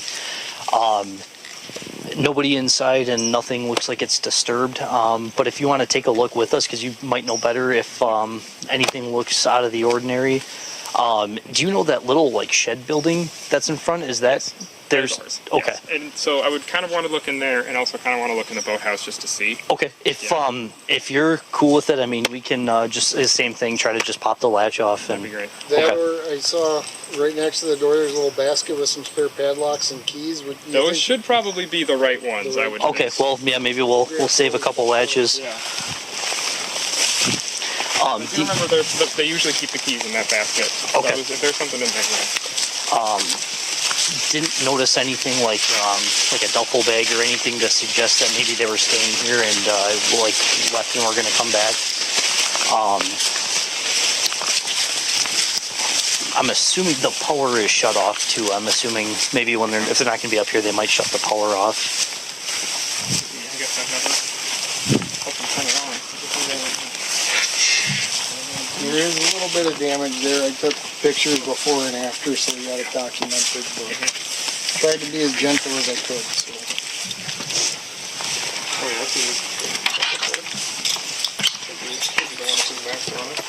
I'm gonna run this back out with my car. Okay. Now, suppose I should keep it here until we get in. Okay. The right ones? Sure. I wonder if you look at the expiration date.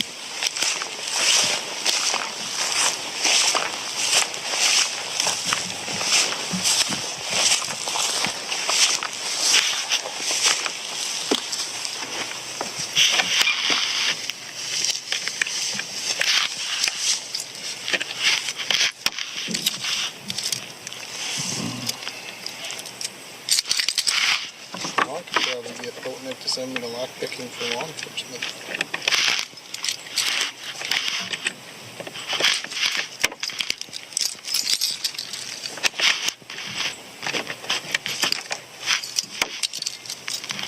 Oh, it's not these. I don't think. No.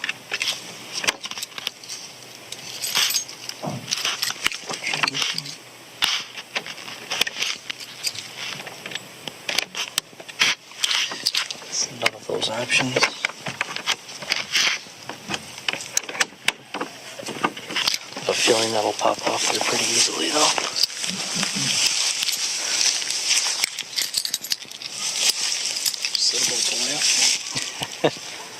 Those gave more than anything else.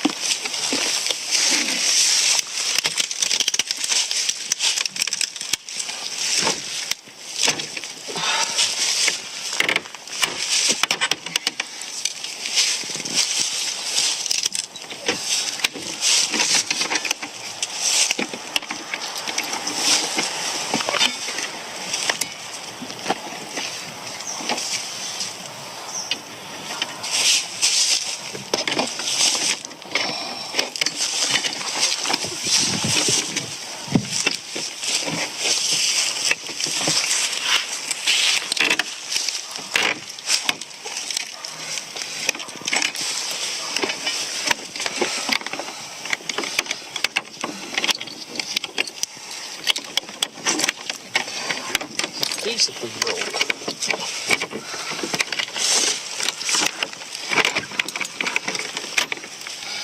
There. Just unlock it.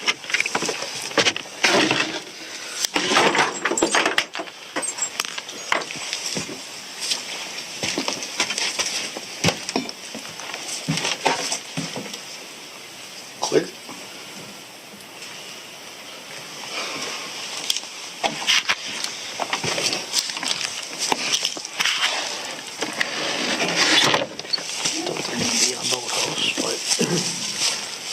He was saying he'd want to see if the boat was missing.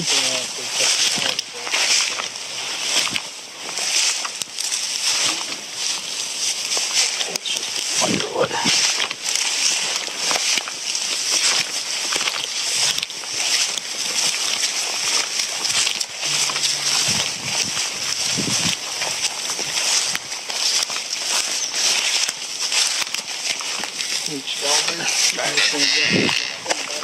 I'll bring these keys and try them, but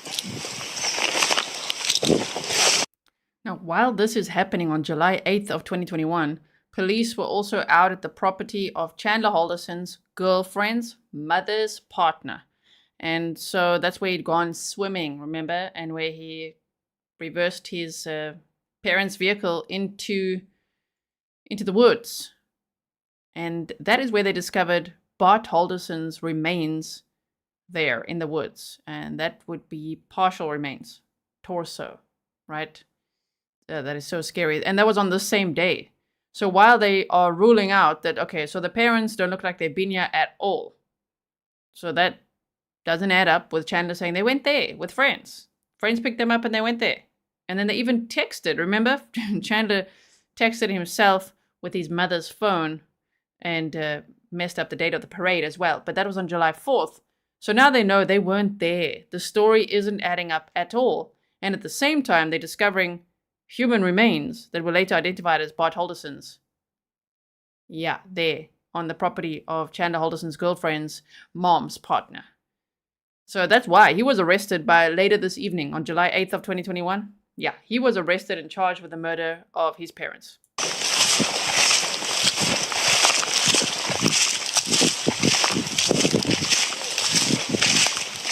what's that? Stuck in a old rabbit hole.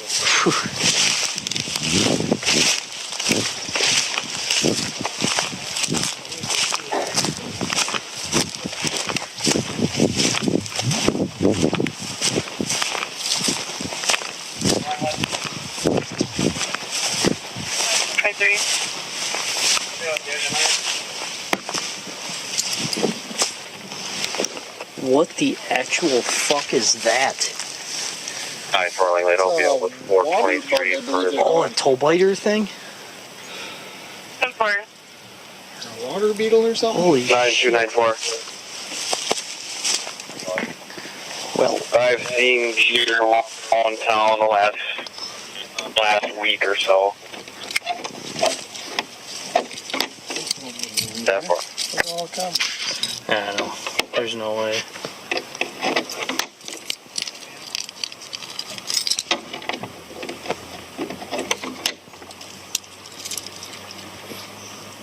This key is bent. That's cool. That one. Okay. That thing is huge. It's like something even bigger than that, like oblong and shiny one day creeps the fuck out. Yeah, none of these worked for that either.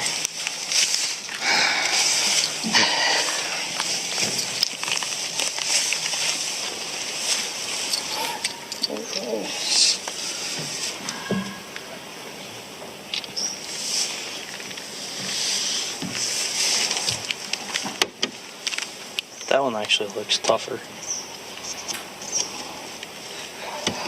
It sure does.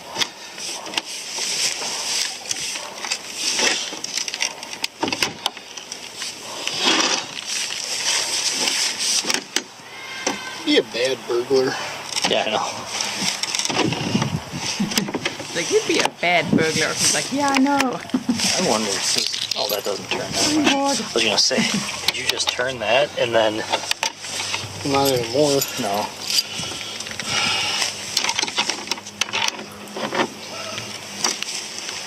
Now I wonder if that latch will fit through that lock. You know, I thought maybe.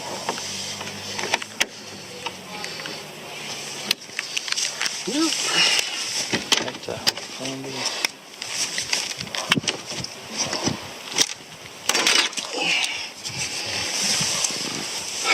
He saved the lunch. There's a boat, a canoe, and your tube. Some silly seals.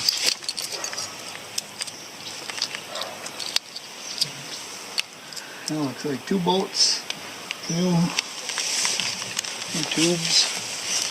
YouTube. And there's a big open spot where maybe there could have been a little canoe or something, but Sure. I'll get that finger. I think it's dead. I think it's just like a shell of. I think it's just plain possum.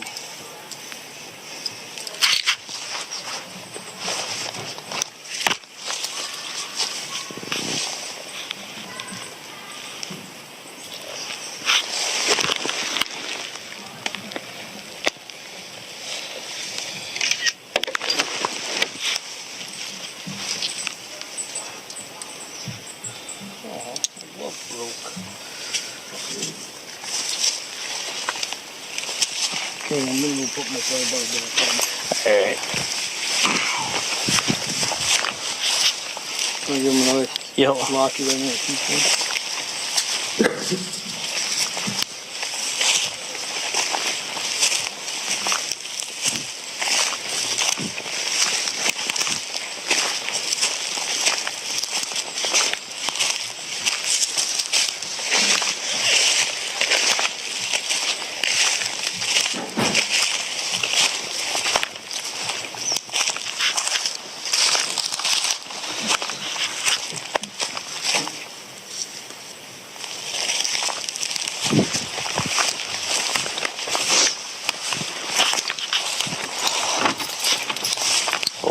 Unfortunately, none of these keys work for the locks, so we did have to, we popped the one off the shed and the boathouse. Okay.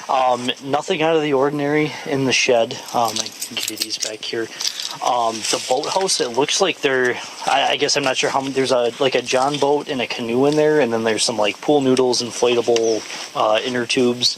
Okay. I don't know if how many boats are supposed to be in there, but My brother seemed to have thought there should have been 2 boats in the canoe. So okay. Let's take a look. Yeah, absolutely. Do you guys have to concrete put cement down? No.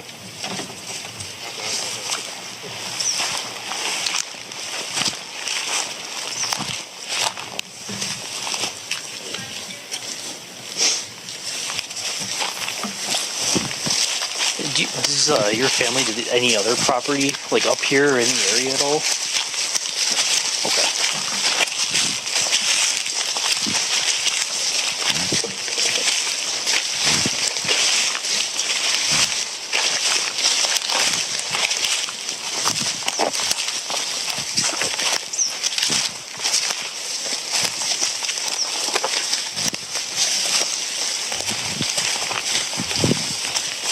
I wonder what Mitch is thinking now in this moment as he's walking here, like, this is not adding up. Right?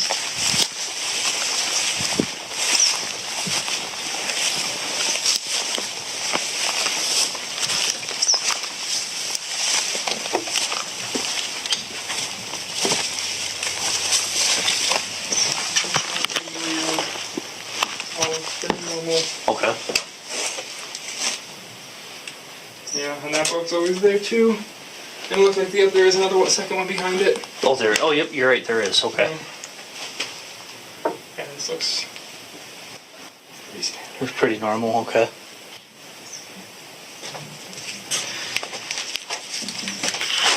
So I know. I guess I don't know a ton of details about everything that's gone on or going on. I guess my understanding is they're believed to be with another couple. Someone else, at least. Okay. Yeah, I don't know who. Okay, I was gonna see if you knew who they were, if because we could always look and see if they own property up here in the area. I have to assume it's someone they know and does own property up here. Okay. He said his brother texted him that they did make it safely to White Lake. But they never specifically said cottage, like our cottage ever. Now that like reading back through stuff, they just said we're going up north. We made it to White Lake. Okay. And you said they were going to see the. They were going for the 4th parade. Sure. Okay. In White Lake. Okay. Any other, like, you said the family doesn't have any other property, but any other relatives or anything that you know of up here? Not up here, okay.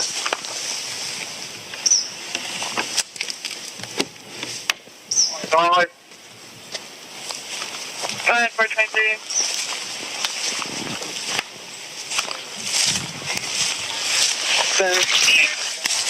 Night 8 or medical treatment. Said he was good and became agitated. 10-8. 10-4.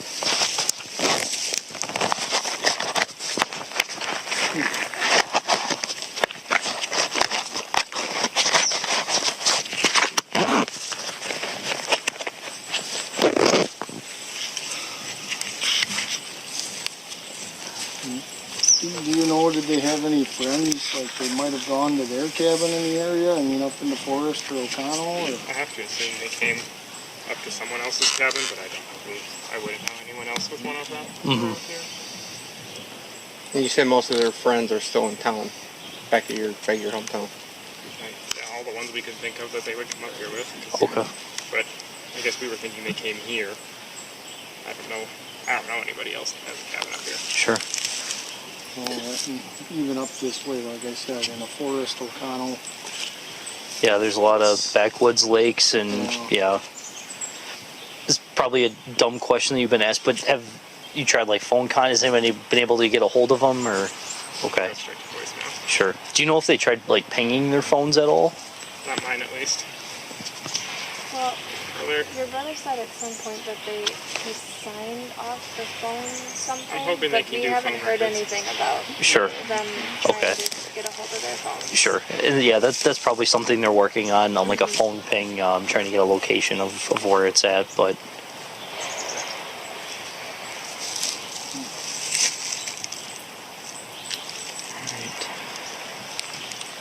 And then, do you know, does the family own property across the road too?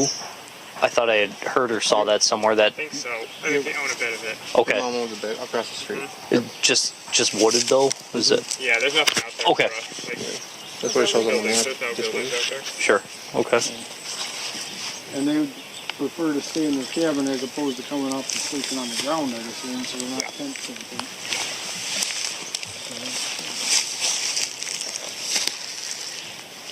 You said your dad wasn't much of a hunter or a fisher either.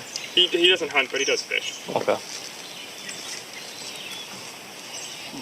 But it's not like he doesn't own a boat to go fishing or anything Yeah, he like owns that. a He fishing fishes from like Just, the shore. yep. Okay.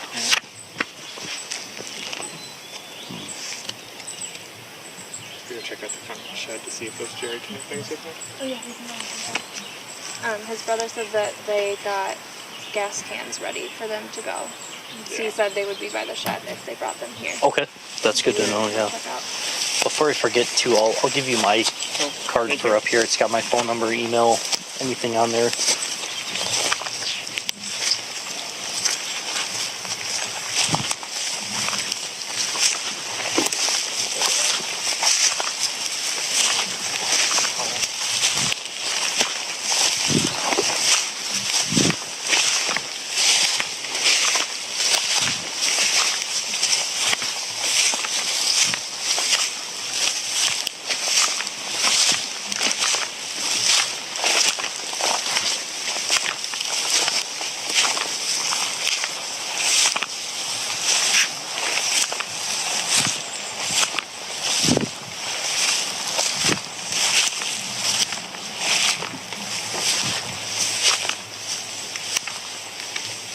I see one in the back. I think he meant the plastic. That's like Okay, I didn't know if you were plastic.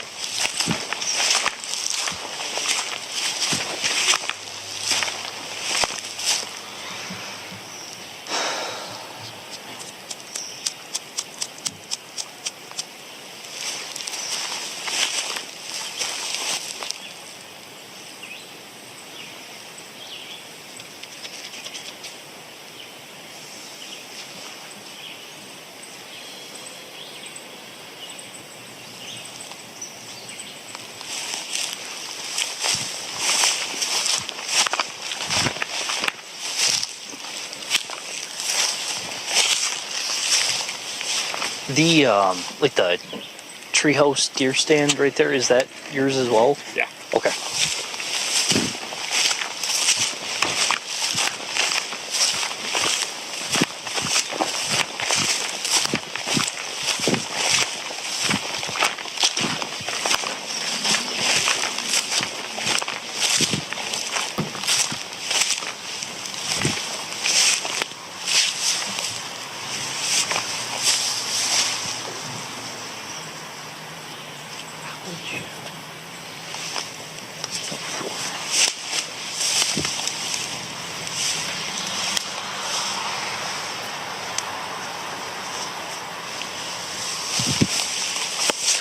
Looks like the floor is falling out of it, so I'm assuming. It's pretty old. Yeah. Outhouse. Did you check? Checked it at least. Did you check it? Okay. All right. Yeah, we get dressing dirt on it. Okay. Plus I get some work done.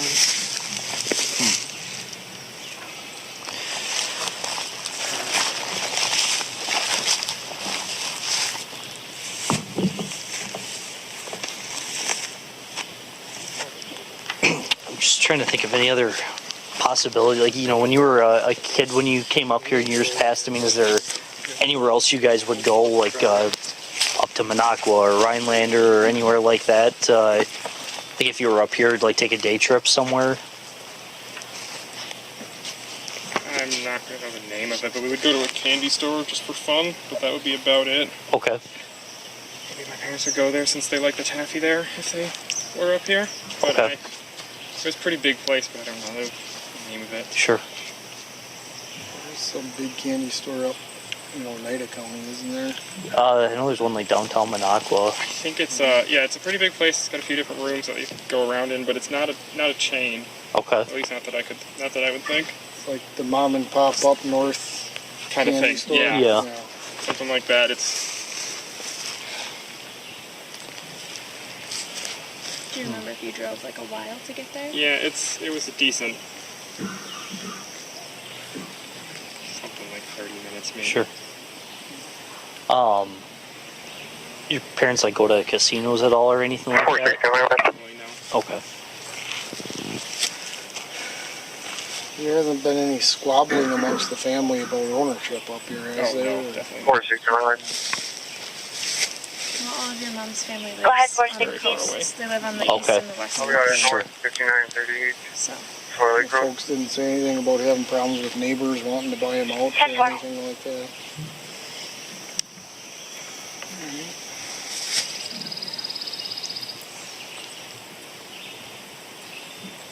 Yeah. Well, for I mean, for us, we're here and available if you know there is anything that comes up.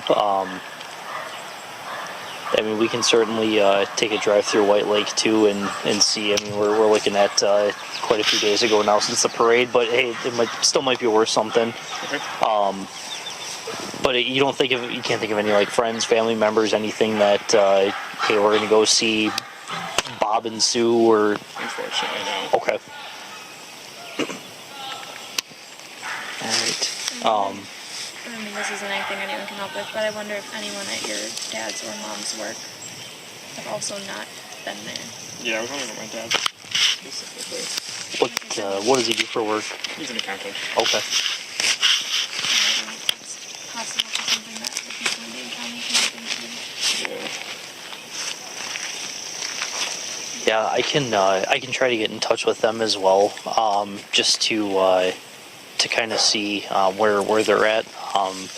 Being Dane County, they have a lot more people than we do, and they probably have a lot of people working on this. I can almost guarantee it. Do you happen to have the number that you were talking to? Just I wanted to grab that just so I can call and let their detective know. Yeah, 608. Okay. 571. Okay. 875. Sorry, I muted the last bit.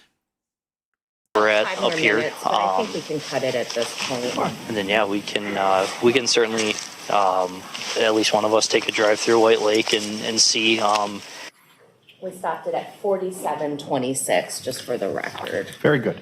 Your Honor, I only have about 5 more minutes with this witness, but I see a lot of wiggles. I don't know if you wanted to perhaps do a break now.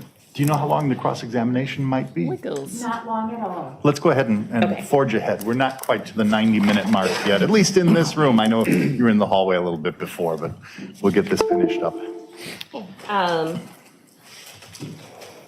So, long story short, Sergeant, there was no evidence of Mr. and Mrs. Halderson at the cabin up in White Lake. Correct. In the course of your assistance with Dane County, were you asked a couple questions about a parade that occurred over 4th of July weekend? Yes, I was. And I'm going to show you what has been marked as Exhibit 29.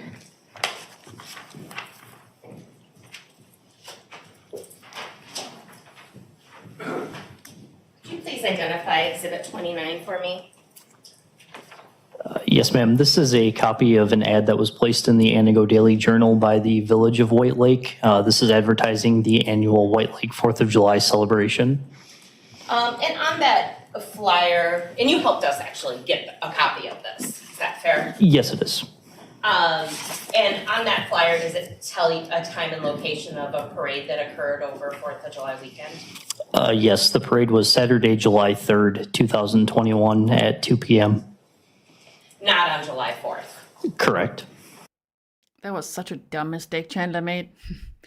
Faking a text message from his mom to his phone. You know, like we made it, we're off to the parade. No, the parade already happened the day before. I would move to admit Exhibit 29 into evidence. No objection. It is received. It may be published.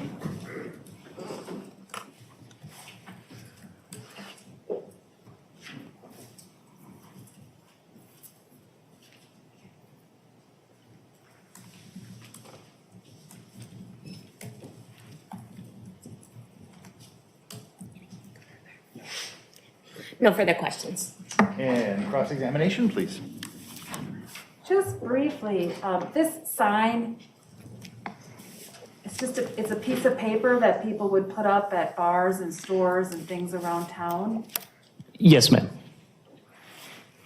That's it, thank you. Any redirect?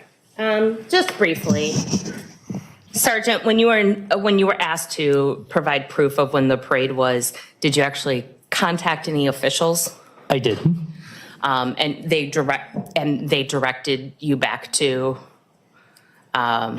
this advertisement? She did, yes. Okay. Was it also advertised online? Yes, it was. Okay. Nothing further. May this witness be excused and released from his subpoena. Yes. Detective Sergeant, thank you so much. I think we can get you back home by dinner.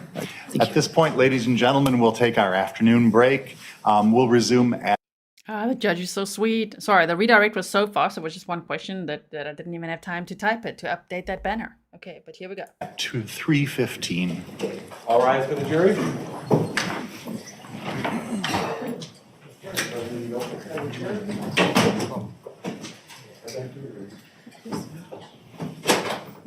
Sir, if you believe you can do so responsibly and safely, removing your mask would be appreciated at this point. All right. Thank you very much. Go right ahead. Sure. Good afternoon. Could you please state your name for the record and spell both your first and last name? Yeah, my name is Curtis Van Pelt, Curtis, VAN space capital PELT. How are you employed? I'm a facility manager for Zimbrick, Inc. Did you know a person by the name of Krista Halderson? Yes, I did. How did you know Krista? Krista was one of my direct reports. She was our customer service representative. We had her under my employment for a little over 2 years. Could you just very briefly, in a sentence or two, tell me about what Krista was like at work? Krista was a very kind, warm customer service representative. She had a genuine concern for all of our customers on the phone and in person, treated everyone with empathy, and I had many compliments from the general public. Anyone who dealt with her went out of their way to tell me how great she was. Sir, I'm going to show you 2 exhibits and might need the scissors. First exhibit is Exhibit 30. Could you please look at Exhibit 30 and identify it?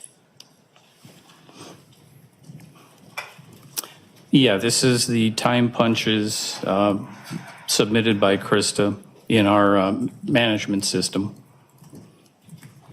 And where is the physical location of your office where Krista worked? My office is in the front. It's a glassed 3-panel cubicle. It is about 12 to 15 feet from the main office where Krista and the estimators resided. Sorry, I asked a poor question. What is the address as in the street address? Street address is 1707 North Stoughton Road In Madison? in Madison. And does this appear to be a true and accurate copy of her time in, time out sheet? Yes, I gave that copy to the detectives that were there. I would move Exhibit 30 into evidence at this time. No objection. It is received. And I assume you do not have work times for all your employees memorized. No, I don't. That's why we have the computer. So I'm going to give this Exhibit 30 to you. Can you tell me what hours Krista worked on July 1st, 2021?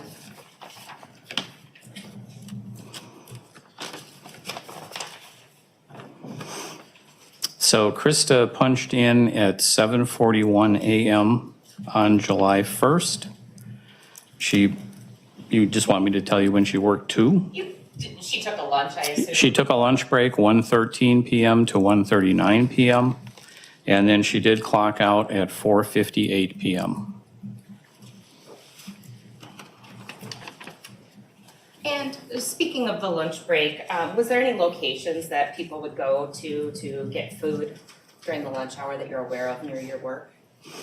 Well, there's many places because East Town is around the corner from us. There is a Kwik Trip right next door, so some folks go and get sandwiches and heat them up in our break room. So there's a multitude of places nearby that someone could go eat off-site. And I'm going to show you. Shame. So Krista's last day alive, she went to work, she had her lunch break, she clocked out. Chandler Halderson had already murdered his father, which I think they said was just after 3 p.m. on July 1st of 2021. And he texted his mother to say that Dad's phone died. Can you get me some soda on the way home? I've got an extra hour of work to do. And she said, oh, Kay, I can. Like, okay, I can. And when she got home, he murdered her. What has been marked as Exhibit 541. Could you please identify what Exhibit 541 is?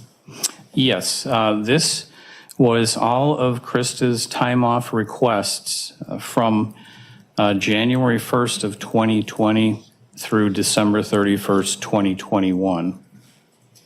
Did Krista Halderson request to be off on July 2nd of 2021? No, she did not. Did she show up to work that day? No, she did not. Was that unusual for Mrs. Halderson? Extremely unusual. Krista was very conscientious and would text me usually a couple hours ahead of any start time to let me know she would be late or not in that day.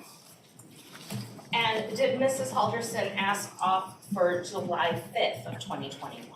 No, she did not. I had that day off. And You had that day off. part of our process in our front office is that only one of us can have a day off. We can't have two people taking the same days off.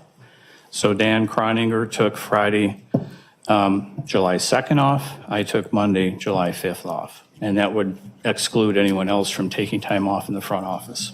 Did Krista show up for work, if you know, on July 5th, 2021? No, she did not. It was my day off. I was concerned that she hadn't shown up on the Friday before. I went into work to see if she had come to work and if anyone had heard from her, even though it was my day off.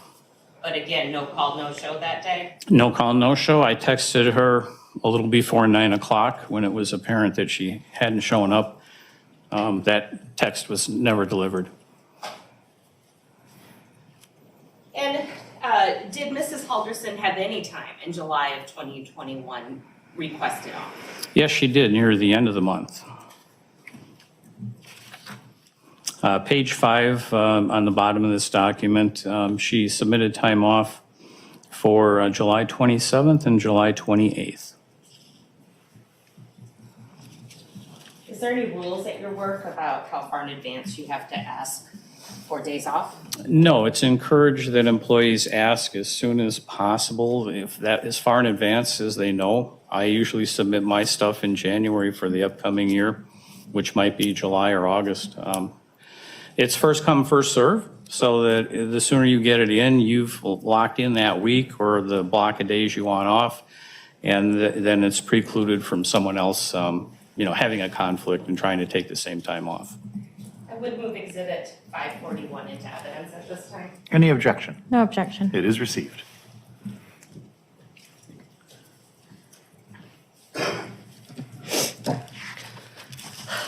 you know what vehicle Krista Halderson drove to and from work on July 1st, 2021? She drives or drove the Volvo, the gray Volvo station wagon.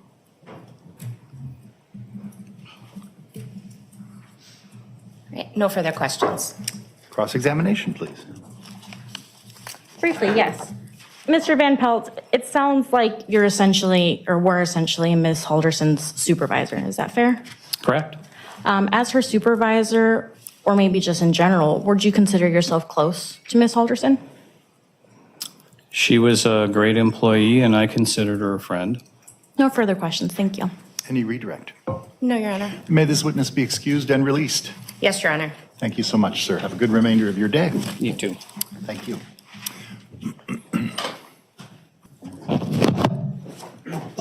One moment, let me approach, Judge. No, Sure. It's fine. I know who it is. It's fine. Cindy says, nice video editing. The paper flapping was nice. It was nice, right? Turning the page, right? Just deflap a little bit. Okay. Thank you. We have about 45 minutes left. Sir, if you are able to safely and responsibly testify without your mask, it would be appreciated if you could. Yeah. Thank you so much. And I apologize. I think I said we were going to call Daniel Kroninger, but it's John Poehnelt. That we've actually called. My victim witness person was right. So okay. So I apologize. Sir, could you please state your name and spell both your first and last for the record? John Poehnelt, John, and then Poehnelt.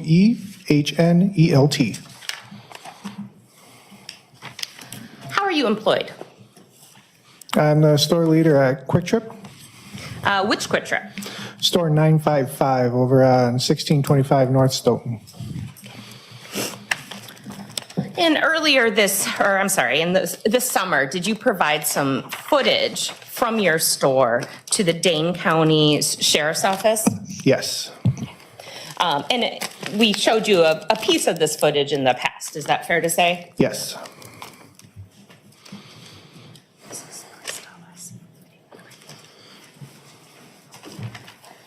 And that was true and accurate footage, the footage you provided to Dane County Sheriff's Office? Yes, it was. At this time, I would move Exhibit 31, the Kwik Trip video, into evidence. Any objection? Thank you. It may be received. And it may be published. And the first clip we're going to play is camera 22. And I believe that's the camera over the north door. Is that correct, sir? The camera from the north side doors? I believe so. Yes. Okay. And we are going to play from 1 minute and 17 seconds. And we're just going to play a couple seconds. Oh, I'm sorry. We're going to play 1:17 p.m. Until 1:18 p.m.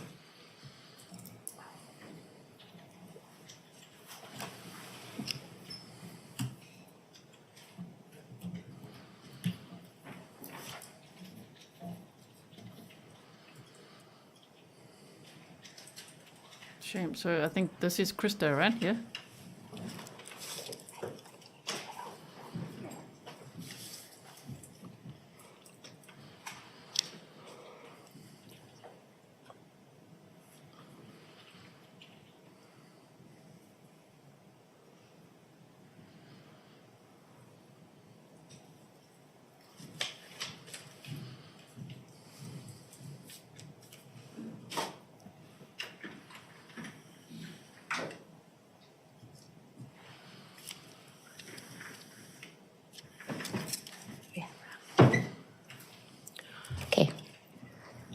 Thank you. And sir, just one further question. Is there a Zimbrook dealership near your Kwik Trip store? Yes, about 200 yards away. No further questions. Cross-examination. No, thank you. May this witness be excused and released. Yes, Your Honor. Thank you very much, sir. Have a good rest of your day. Actually, Your Honor, can I ask one more question? I apologize. Sure. The time and date on this video is July 1st of 2021, Yes, and the time is it was 1:17 p.m. and went into 1:18 p.m. that's correct. And is the time on the video accurate to time in real life? Yes. Okay, thank you. Any Sorry about follow-up to that? No, thank you. Thank you again, sir. Have a good remainder of your day. So that's probably the last seen video footage of Krista, because she stopped there for her, unless they have later, if she buys some soft drinks for Chandler, which I can't remember if they have that later or not, but throughout this trial, we're going to watch 10 days of trial together, right? This trial's from 2022. So that, they said that she took a lunch break from 1:13 p.m. to 1:39 p.m. And she would have then gone across the road to that Kwik Trip to grab something. Welcome, Abraham. Sir, if you are willing and able to safely and responsibly testify without your mask, that would be our preference. Okay. Thank you so much. Good afternoon. Could you please state your name for the record and spell both your first and last name? Yes, Daniel Joseph Kroninger, Daniel Kroninger. How are you employed? Currently, I am an electrician apprentice. Oh, I'm sorry. How are you employed in July of 2021? Oh, at that time, I was a body shop estimator at a Zimbrick Body Shop European. And is that the location on Stoughton Road? Yes. In Madison, Dane County, Wisconsin? Yes. Did you know a coworker by the name of Krista Halderson? Yes, I did. Can you describe what was your relationship with Krista? She was our customer service rep. So we worked together. I think I started there in September of 2019. Okay. And did you become friends with Krista Halderson? Yes, I did. Did you ever go to her home? Yes. Did you meet her husband? Yes. Okay.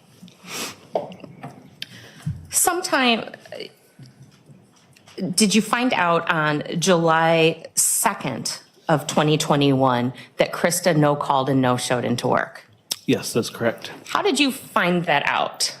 I had the day off from work. We were supposed to close on a house, and I received a text from a couple coworkers asking if I'd heard from her. Had you heard from her? I had not. Did she ever discuss with you in the last week of June, that first day in July, any plans to go to her cabin? No. What did you do in response to learning that Krista no-called, no-showed?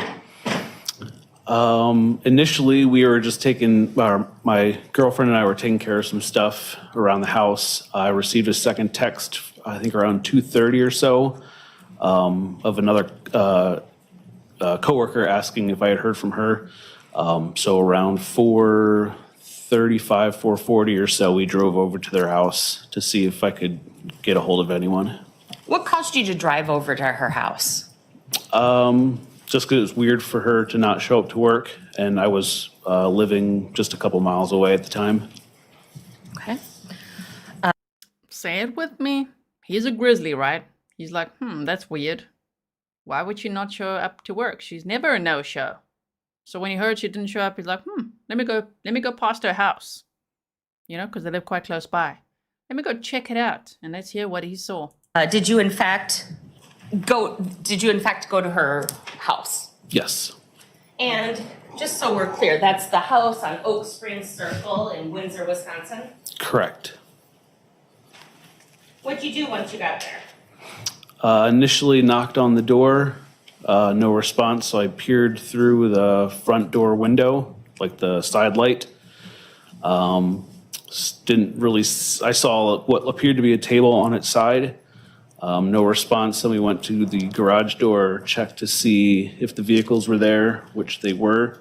And then at that point, Chandler came to the door. Okay. And did you go into the house, talk outside, or something else? We talked outside of the side garage door. Okay. And just to be clear, I'm going to... So he would have been probably, yes, because I don't think Kat had come over yet. he would have been the first person to see Chandler after he had murdered and dismembered his parents, because he was very busy. You know, that weekend, Chandler. This was on July 1st, Chandler Halderson murdered his parents between 3 and 5 p.m. And then they say that because, of course, Bart was murdered first, and that was just after 3 p.m. And then they believe, close to around just 5 or just after his mother was murdered when she got home after work. And then on July 2nd, Dan is going over there being like, wait, Krista wouldn't not show up. So he's going over there and he sees Chandler. He sees a table on the side when he looks through the window. And then he sees Chandler Halderson in a towel. So, oh my. Show you what has been marked and received as Exhibit 7. Is this the side garage door that you're discussing? Yes, that's correct. So tell me about your conversation with Chandler. What did he say? When we arrived, it appeared he had just gotten out of the shower. I confirmed with him that his parents were not there. And then he had given us a story about how they had gone up north in an emergency to the cabin and went with a couple that he was not sure who they were. Just know that they were picked up early that day and would be gone for a couple of days. Okay. Did he tell you what time his parents had left?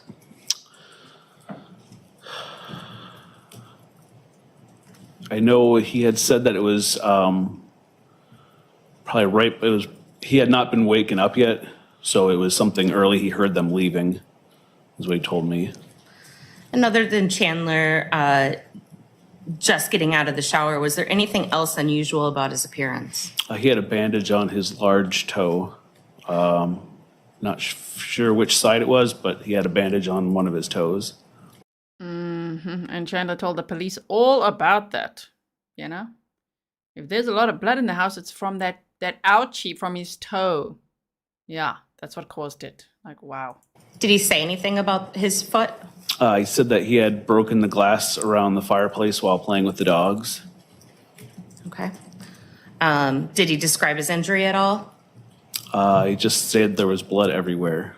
After you spoke with Chandler, were you satisfied enough that you left the house?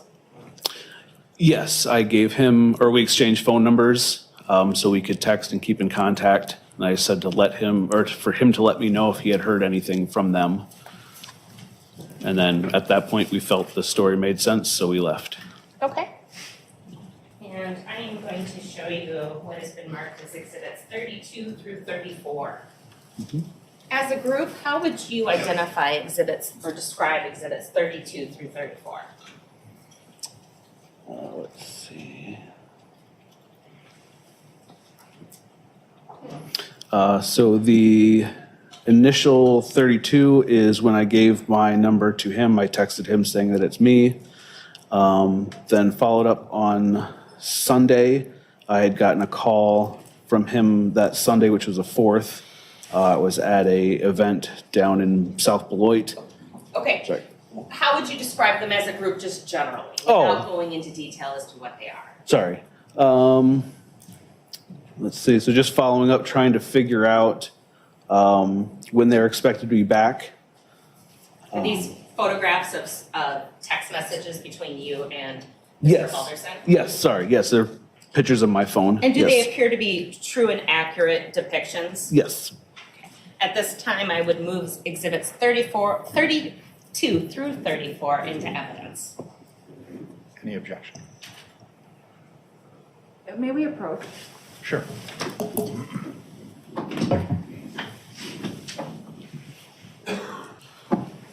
Let's see, so that would have been Friday, I believe. Would you like to look at Exhibit 32 to refresh your memory? I believe we spoke that Saturday. Just trying to see if there was any update. And was there any update to your best of your knowledge? I believe what was told is that they, you can't get a hold of them up north when there is cloud cover, so they're not able to receive or send texts if the weather is not clear. Okay, and I'm just giving you Exhibit 32 to help refresh your recollection. After maybe a phone call on Saturday, when's the next time you had any interaction with Chandler Halderson? He called me Sunday afternoon when we were at the racetrack in Beloit, or South What Beloit. was the nature of the call, or why did he call you? He wanted to see what we were doing, said he was bored and wanted to hang out. Okay. Did you guys? In hindsight, isn't that so weird? That, you know, Dan goes over to the house on July 2nd and he's like, there's a table on the side, Chandler's in a towel. Wow, you hurt your toe, huh? What's happening here? Oh, no, parents not here. They went, you know, up to their cabin. And then, you know, the next day he's like, hey, you want to hang out? Want to hang out a little bit? I mean, wow, Chandler. Really trying to control what people are thinking. Like, hey, let's hang out. 4th of July weekend, huh? Big plans. Yeah, I told him that we were going to be at the racetrack, and when we got back, we would let him know. And we were going to be out in the street with some of the other neighbors and doing 4th of July things. I'm going to ask that you move your mic just sorry. a little bit closer. Have you hung out with Chandler Halderson in the past? Not just him, with his parents and him, but not just him himself. Okay, but it wasn't unusual for you guys to get together No, with the families. no. And I think the judge is going to ask everybody but the jury to remove their masks for a few seconds. Do you see the person that you know as Chandler Halderson in the courtroom today? If everyone that's not in the jury could remove their masks so that the witness is able to see everyone's face fully and determine whether he recognizes the defendant, please replace your masks at this time. Yes. Could you describe where he is seated and perhaps the color of his shirt? Looks like a light purple, and it's third to the right. As the record reflect, the witness has identified the defendant. It shall. So does Mr. Halderson come over to your house on July 4th? Yes, I believe shortly after 8:30. Does he come alone? Does he bring someone or something else? He brings his girlfriend, Kat, which we were aware that she was coming. And what did you guys? So Chandler wanted to go to Dan's house on July 4th, you know, to watch the fireworks. And he actually did go. Chandler and his girlfriend went. This guy is so nice. They went to Dan's house to watch the fireworks for about 45 minutes and then they left. Which I think Chandler at that point was just building this into his whole like alibi talk for the weekend, you know? Just building a whole timeline. No, I was busy, so he could tell the police obviously later if he thought, if I'm going to talk to the police, I had all these plans, you see? But it's a bit weird, as this guy said. This guy worked with Krista, Chandler's mom, and he didn't hang out with Chandler by himself before. Chandler just like, so, can we come hang out? I mean, that's a little weird. It's a little strange, right? Keith Peterson, thank you so much. We did some fireworks in the street, and she believes she had a drink. My girlfriend and I had a couple of drinks and just kind of hung out in the driveway. To your knowledge, did anyone have any burn injuries from the interactions on July 4th? Not that I'm aware of. When's the next time that you interact with Chandler Halderson? Let's see. And I'm going to actually give you 33 and 34 as well. Yep.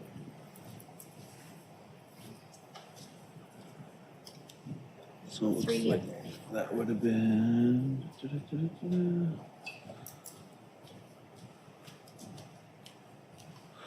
It looks like it would have been Monday. What would that have been? Monday the 5th? Okay. And what was the nature of that interaction?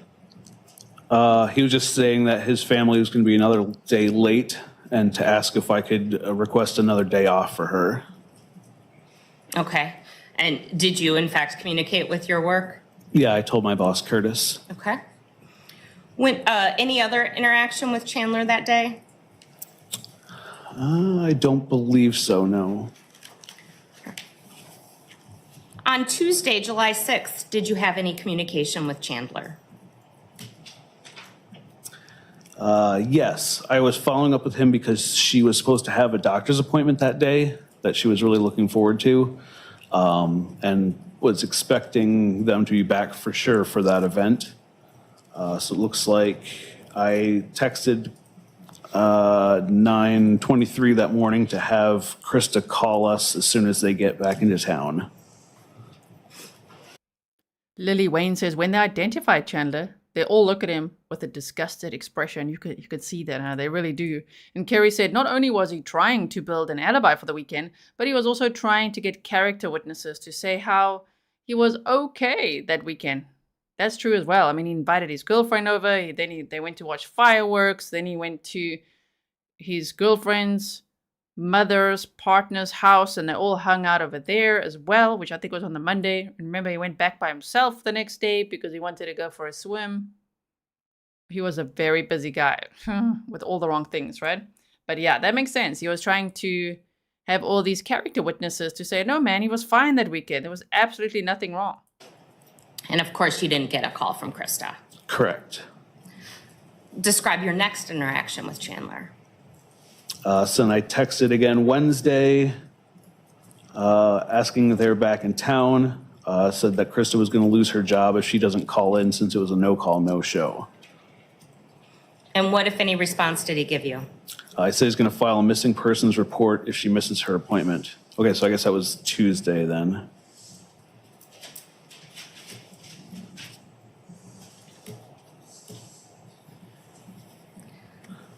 At this point, how worried are you on the spectrum for Krista? I was getting pretty worried because I knew I had texted her before when she was at her cabin, so I knew that story seemed about fishy. And it was also really rare for her to not be excited about an event like that and to be telling everyone. So we expected, if they were planning to be off, that she would have let us know, and she would have let my boss Curtis know well in advance. And it certainly wouldn't be like her to miss a doctor's appointment that she had been looking forward to. Exactly. Everyone knew she wouldn't just skip work, and she wouldn't miss a doctor's appointment either. If you're watching live with us now, we've got, well, actually, if you're watching the replay too, we've got about half an hour left of trial footage for today.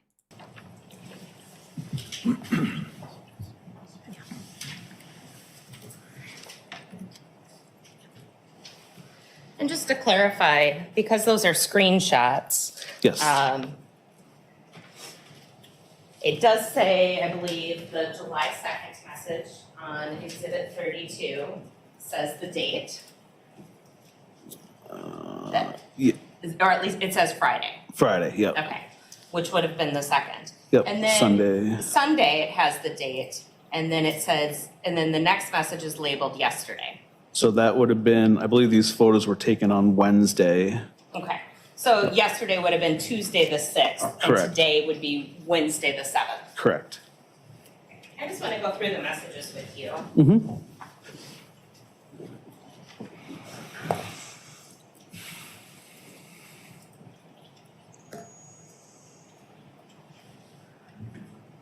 All right, so I'm publishing Exhibit 32. So the first one is, this is Dan. Mm-hmm.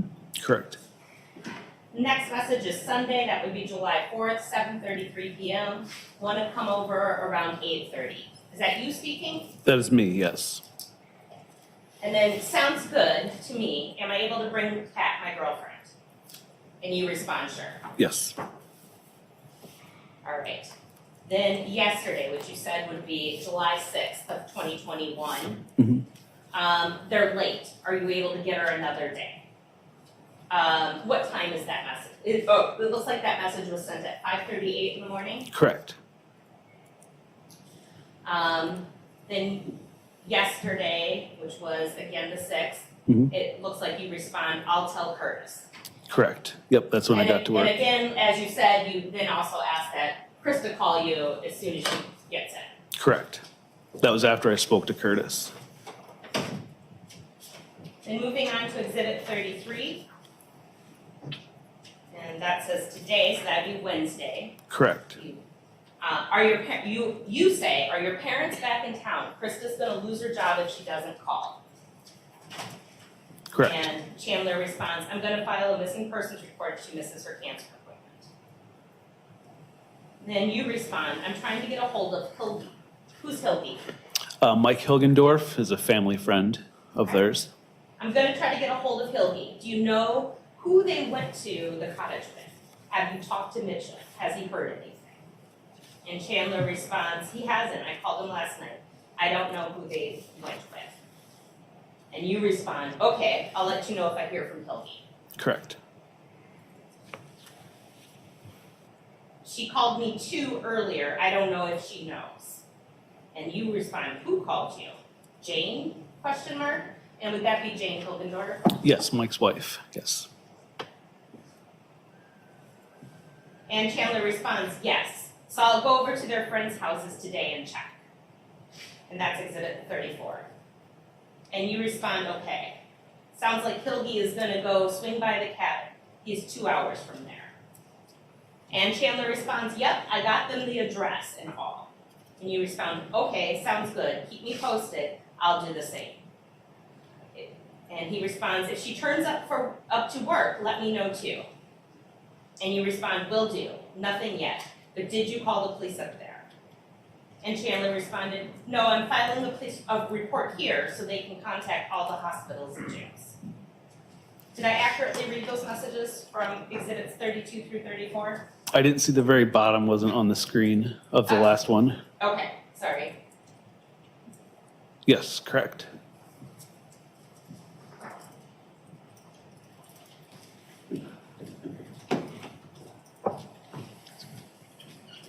Dan, what was Chandler's demeanor or affect like when you discussed his missing parents? At the time, he didn't seem very concerned. Just they were up north and everything seemed like it was fine to him, was my understanding. No further questions. Cross-examination. Sir, in response. Yeah, surely you got a question. Okay, I'm just going to move this across here again. I've got to move it every now and then so that we can actually see the text messages.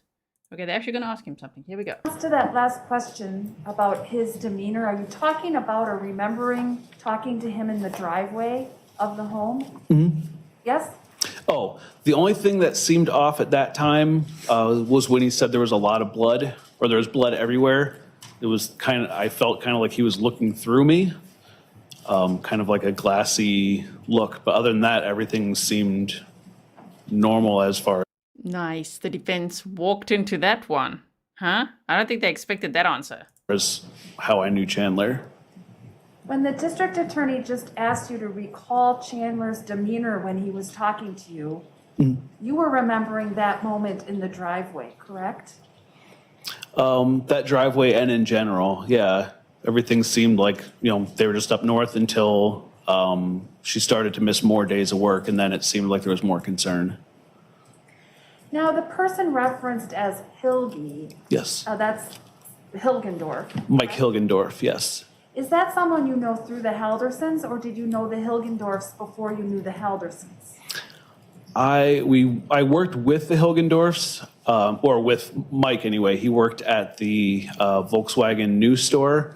So I met him initially through Krista, but we had been at a few events together. And at that time, you didn't have his contact information? Correct. I emailed him through our work system.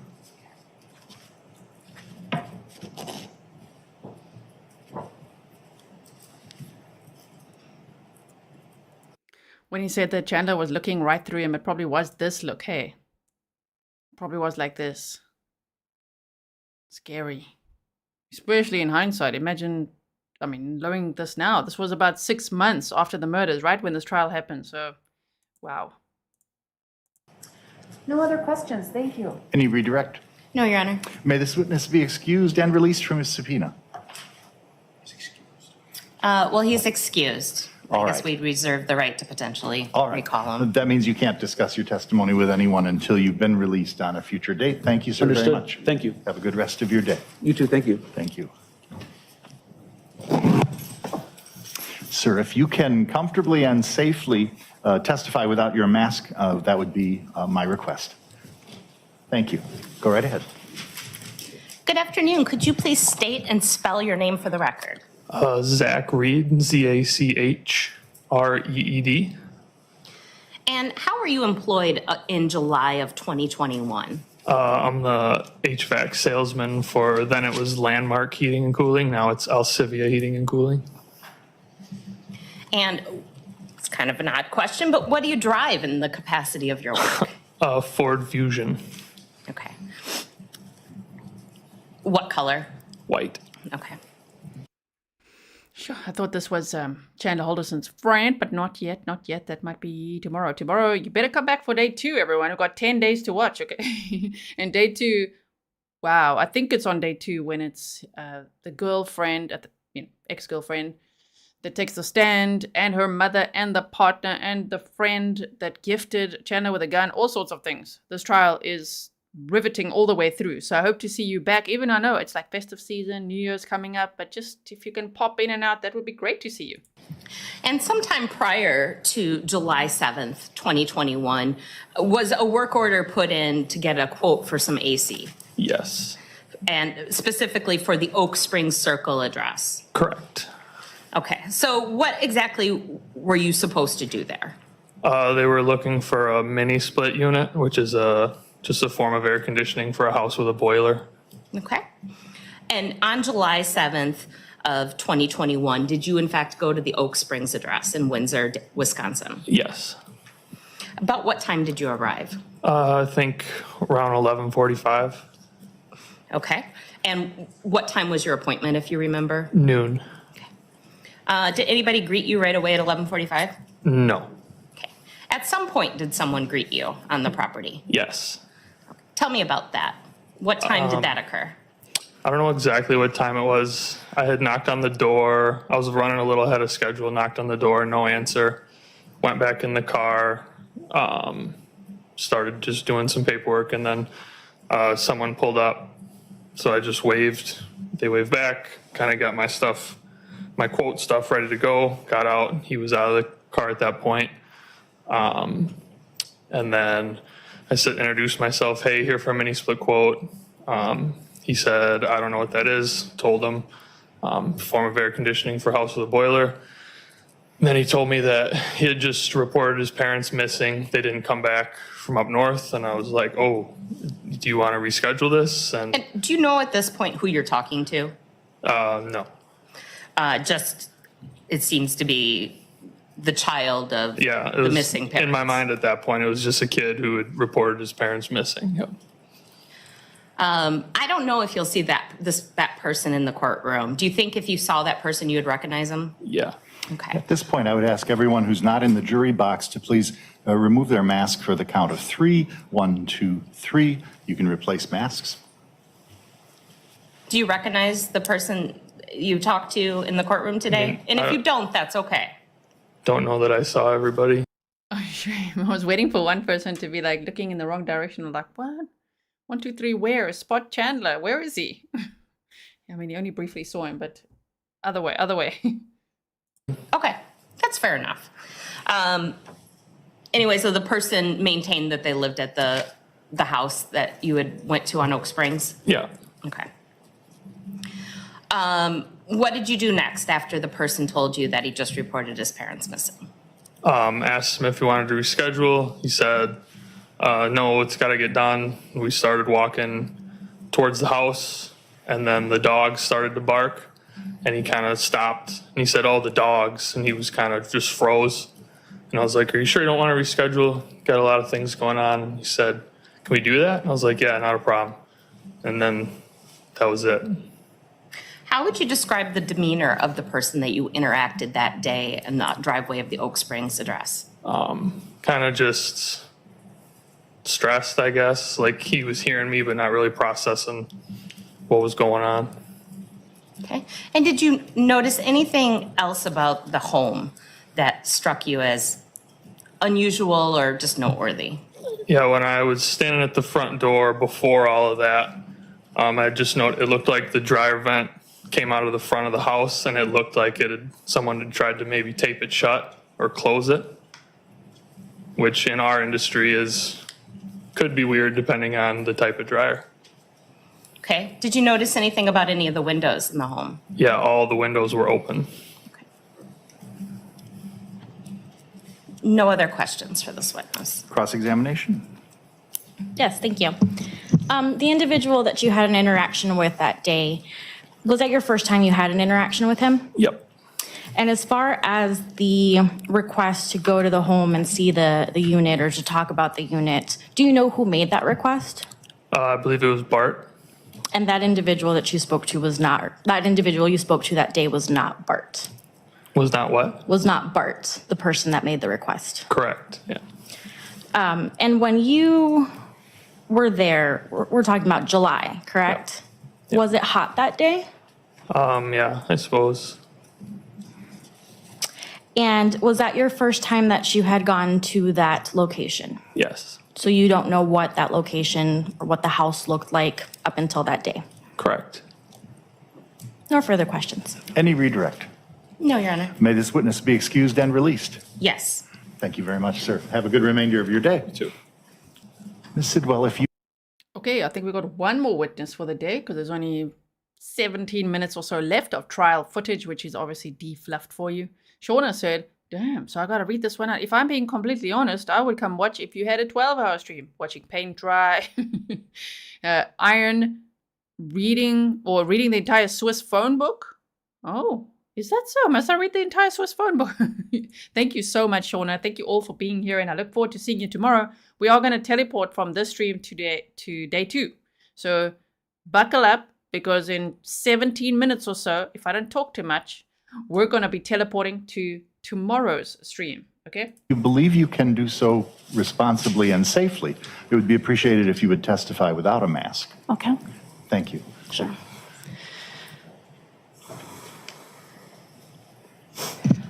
Good afternoon. Could you please state your name and spell both your first and last name for the record? Legally, it's Pamela, but I go by Pam Sidwell, Sidwell. Ms. Sidwell, did you know a person by the name of Krista Halderson? I did. In what capacity did you know her? She was my neighbor. She was a coworker for 3 years at a seasonal employer in DeForest.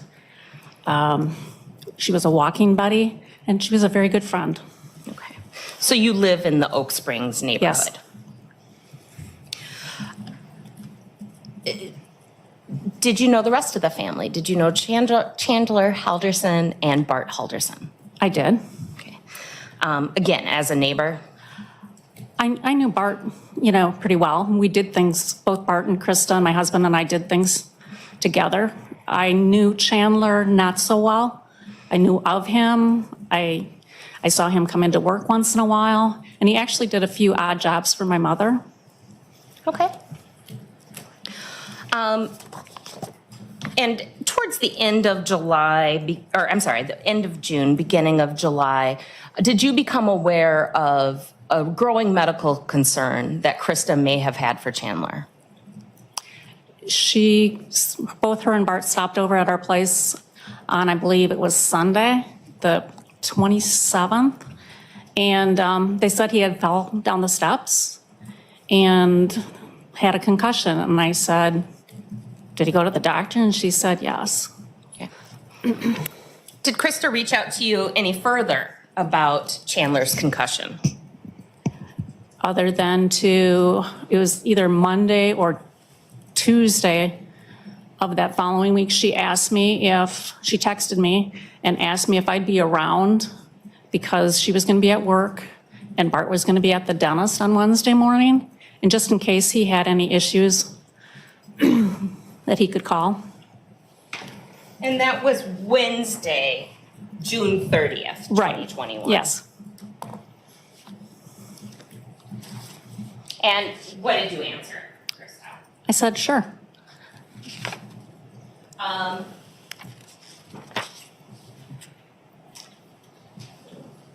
This has been previously marked and displayed to the jury as Exhibit 35.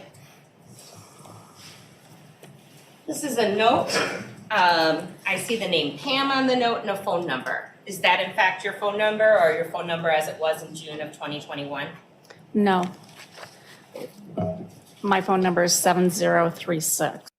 No, ma'am, we don't want to know your phone number, but damn. So Chandler Halderson probably wrote that note. I mean, we did speculate it. We thought it, right? But like, oh man. Call Pam if you need help. Here's her number. Not her number. So Chandler just made that up? I mean, how many layers of lies does he need or want? What? So many lies. So it's 1 digit off. Right. Okay. Mhm. But otherwise, that information appears accurate. Right. Okay. Does your husband have the number 1 or 2 digits off of yours? No, we actually have the same house address.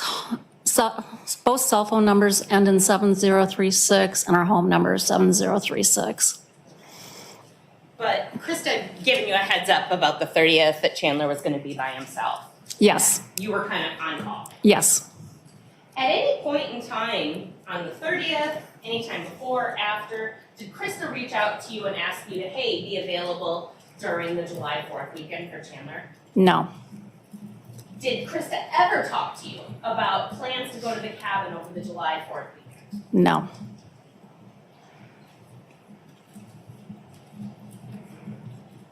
And I'm going to show you what has been marked as Exhibit 36. And I'm going to turn specifically to page 3579. And the last text on there, is that the text that Krista sent you? I don't have my reading glasses. Oh, that's okay. Teresa said one way whoever tried to call Pam would not reach Pam. Yeah, that as well. Hi, would it be okay to give your telephone number to Chandler tomorrow as a backup in case of an emergency? Does that appear to be accurate, what I read? Yes. And does it sound right that that was sent on June 29th of 2021 at 9:26 p.m.? Mm-hmm. Is that a yes? Yes. If Krista would have went to the cabin, would it be unlike her to not have somebody check in on Chandler considering his medical condition? Your Honor, objection calls for speculation. I'll rephrase. Generally speaking, if Krista had a concern or was going to be out of town, did she try to let her friends and family know? Yes. And that was part of habit for her. Yes. I'm going to move Exhibit 36 into evidence, but not publish it at this time. Any objection? No objection. It is received. Ms. Sidwell, how did you find out that Bart and Krista were missing? I received a few phone calls, cell phone calls, and I wasn't answering it because I didn't recognize the number. And when I did look at it, I saw there was a voicemail. It was from Deputy Nelson, I believe. Did Chandler reach out to you at all for assistance during the July 4th weekend? No. At any point, did he reach out to you to tell you his parents were missing? No. No further questions. Cross-examination. No, thank you. May this witness be excused and released? Yes, Your Honor. Thank you very much, ma'am. Have a good remainder. Do we have another witness? I can't remember. Abraham said Krista did write the note, but for a day when he would be alone, as she had spoken to this neighbor about it, he made it seem to the officer like it was for her absence that weekend they went missing. But it wasn't even Pam's number, though. So do you mean, Krista and her had the same type of numbers and very similar addresses, so why was the number different? Did Chandler Halderson then change the number, or what? It sounds like I've got to, well, we're going to watch this whole trial together.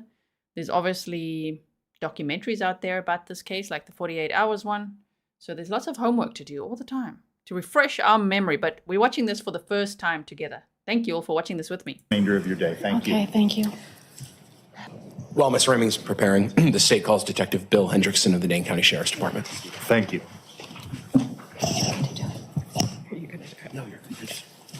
Detective, if you're comfortable and believe you can do so safely and responsibly, testifying without your mask would be appreciated. Okay. Thank you. Could you please state your name and spell your first and last name for the record? It's William A. Hendrickson, Hendrickson. How are you employed? I'm a detective with the Dane County Sheriff's Office. How long have you been employed as a detective? I've been with the county for 27 years. I've been a detective for 20 of those. And before that, you were a deputy? Correct. Is it fair to say that you did a variety of different tasks in regard to this investigation? Yes. And in fact, we're probably going to hear from you multiple times, telling different parts of the story. I believe so, yes. Okay. So at one point in the investigation, did detectives search for proof of life for Barton? Yes. What does that mean? It's basically looking for the last known date or time that we know that the victims were alive and well, going about their daily routine, doing things that people would normally do in their life. I'm going to show you some exhibits. Exhibit 37, 38, and 39. First, Exhibit 37. How would you describe Exhibit 37? 37 is a copy of financial records for Chandler Halderson and Bart Halderson from Settlers Bank in Windsor, Wisconsin. And why would you get bank records for a missing persons case? Trying to find out if they have been accessing their accounts, making purchases, if they're making purchases in the area or possibly somewhere else, and attempt to locate them. And does that appear to be true and accurate records as you got them from Settlers Bank?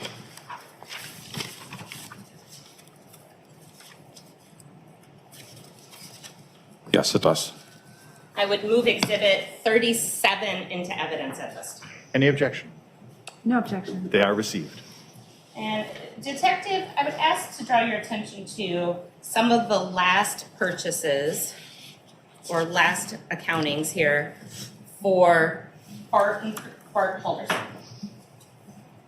Were any purchases made on July 1st of 2021? Yes.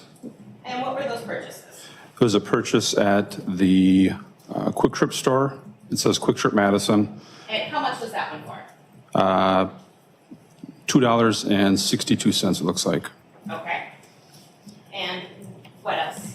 There was also one, it looks like it was some sort of a prepayment with maybe UW Health in the amount of $30.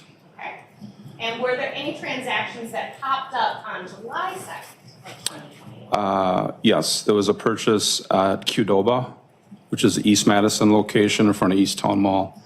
And that was the only one on that day.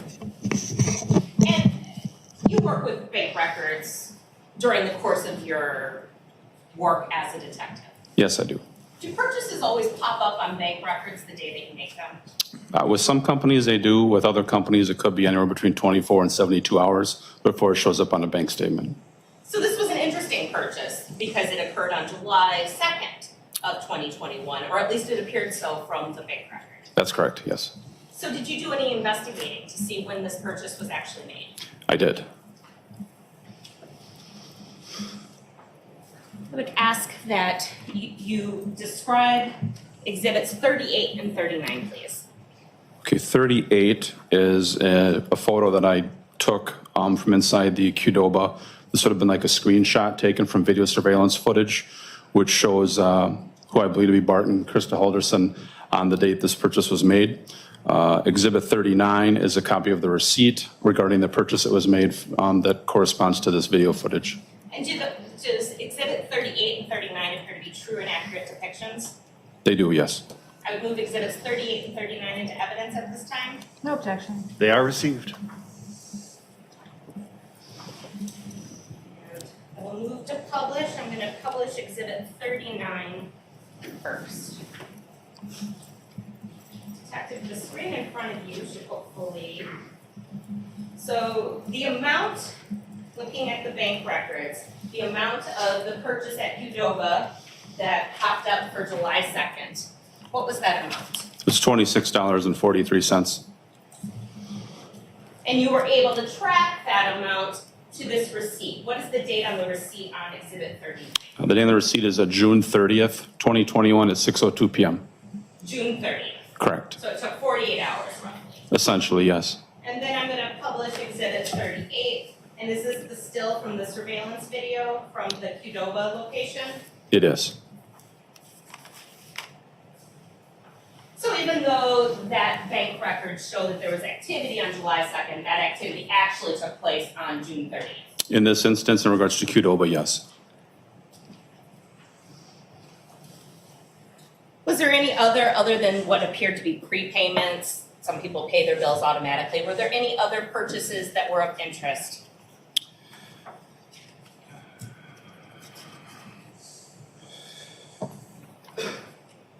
There's a number of transactions that took place after the second at Target, and then there was, looks like some probably payroll deposits that went through before the second and then after the second. It looks like another payment, like an automatic payment to like TDS. Okay, so some automatic things that were. Correct. That appeared to be. Yes. Did you find any evidence at all that Krista or Bart Halderson purchased anything after July 1st of 2021? I did not.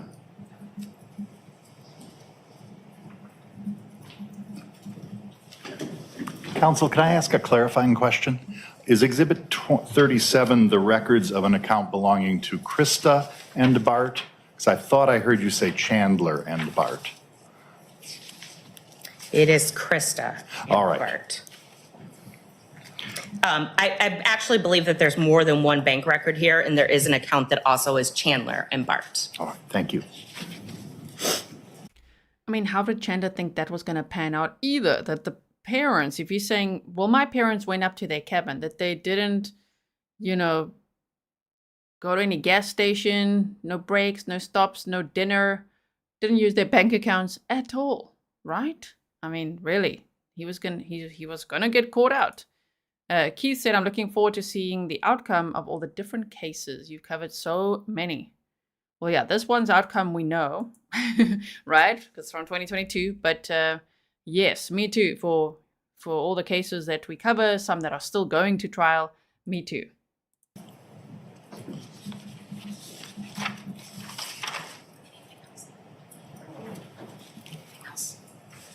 And Madam Clerk, did I move Exhibit 37 into evidence? Yes. Okay, thank you. No further questions. Cross-examination. No, thank you. At this time, may the witness be excused but not released? Yes. Very good. Thank you, Detective. Yeah. Well, that's good. Folks, the state believes that we're at a good point to break for the day because the next evidentiary issues that would be brought to your attention could take us past 5 o'clock. And since this was the first day, and everybody's now, I hope, figured out how this will work and the amount of time it takes and so forth, and was probably had probably a less restful night last night than you would have were it not for knowing you'd be here today. It's a good point for us to break. I will not see you again until tomorrow at 8:45 when I would like to begin. I appreciate everything today that you did as far as your timeliness. We were delayed, which delayed you, but we're going to press to not have that occur. I remind you again, after you leave the building here, don't discuss this with anyone in your home, anyone that you meet, anyone in your circle of friends or family. Don't take any steps to research or learn of anything. Avoid the news. Although I can tell you one thing. The order that I instituted as far as media does cover only what occurs in the courtroom, so that what anybody who's watching is seeing is what you're seeing. Nevertheless, that doesn't mean you should discuss what they've seen with them or that they should try and discuss that with you, let alone you're revisiting that by searching out any of those media outlets that might be able to replay or show you what's gone on. What you need to do is leave here, leave this matter out of your mind, relax, have a good restful evening, and not allow yourself to come into contact with anything that would violate the need for you to stay only focused on what you hear and only exposed to what you hear in this room. So have a very good evening. If you can be here ready to go by 8:45, we'll be here before that and get things taken care of so that we can get a good start on tomorrow. And again, if you need to bring lunch, do. I don't know how easy it is for you to get out and get something, and I think it's getting colder, so be cautious there. Thank you very much. Got 30 seconds left of the trial footage.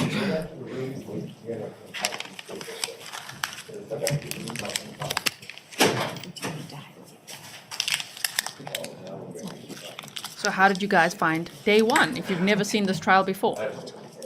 What did you think of the opening statements and the testimony so far and the judge and just how everything's been going and the case?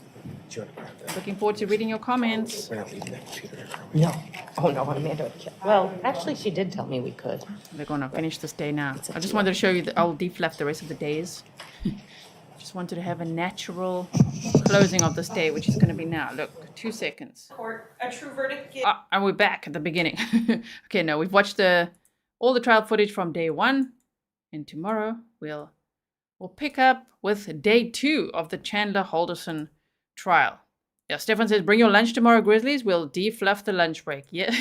Yes, you guys can also pack a lunch and you can bring that. We're going to be starting, you'll see the time now. We're going to teleport to there, to day 2, and then you can just click notify me and you'll find it there, right? So it's going to be 5 p.m. In Switzerland, which is EU time, 4 p.m. UK. I think that's 11 a.m. Eastern time, okay? So we're gonna watch that. I really appreciate that we can watch this trial together. It's from 2022. I've always wanted to watch this with you, and this is just like, I'm so glad we're doing this. We'll be doing this until the end of 2024 and in the first week, the beginning of 2025. I think that's the way, to bring in the new year with a trial, especially because there aren't many trials actually going on in real time right now. Okay, thank you so much, everyone. I look forward to reading your comments. Please leave some comments below. If you haven't yet, hit the thumbs up. Please do that and share so others can also know what the plan is, especially for the next 9 days coming up.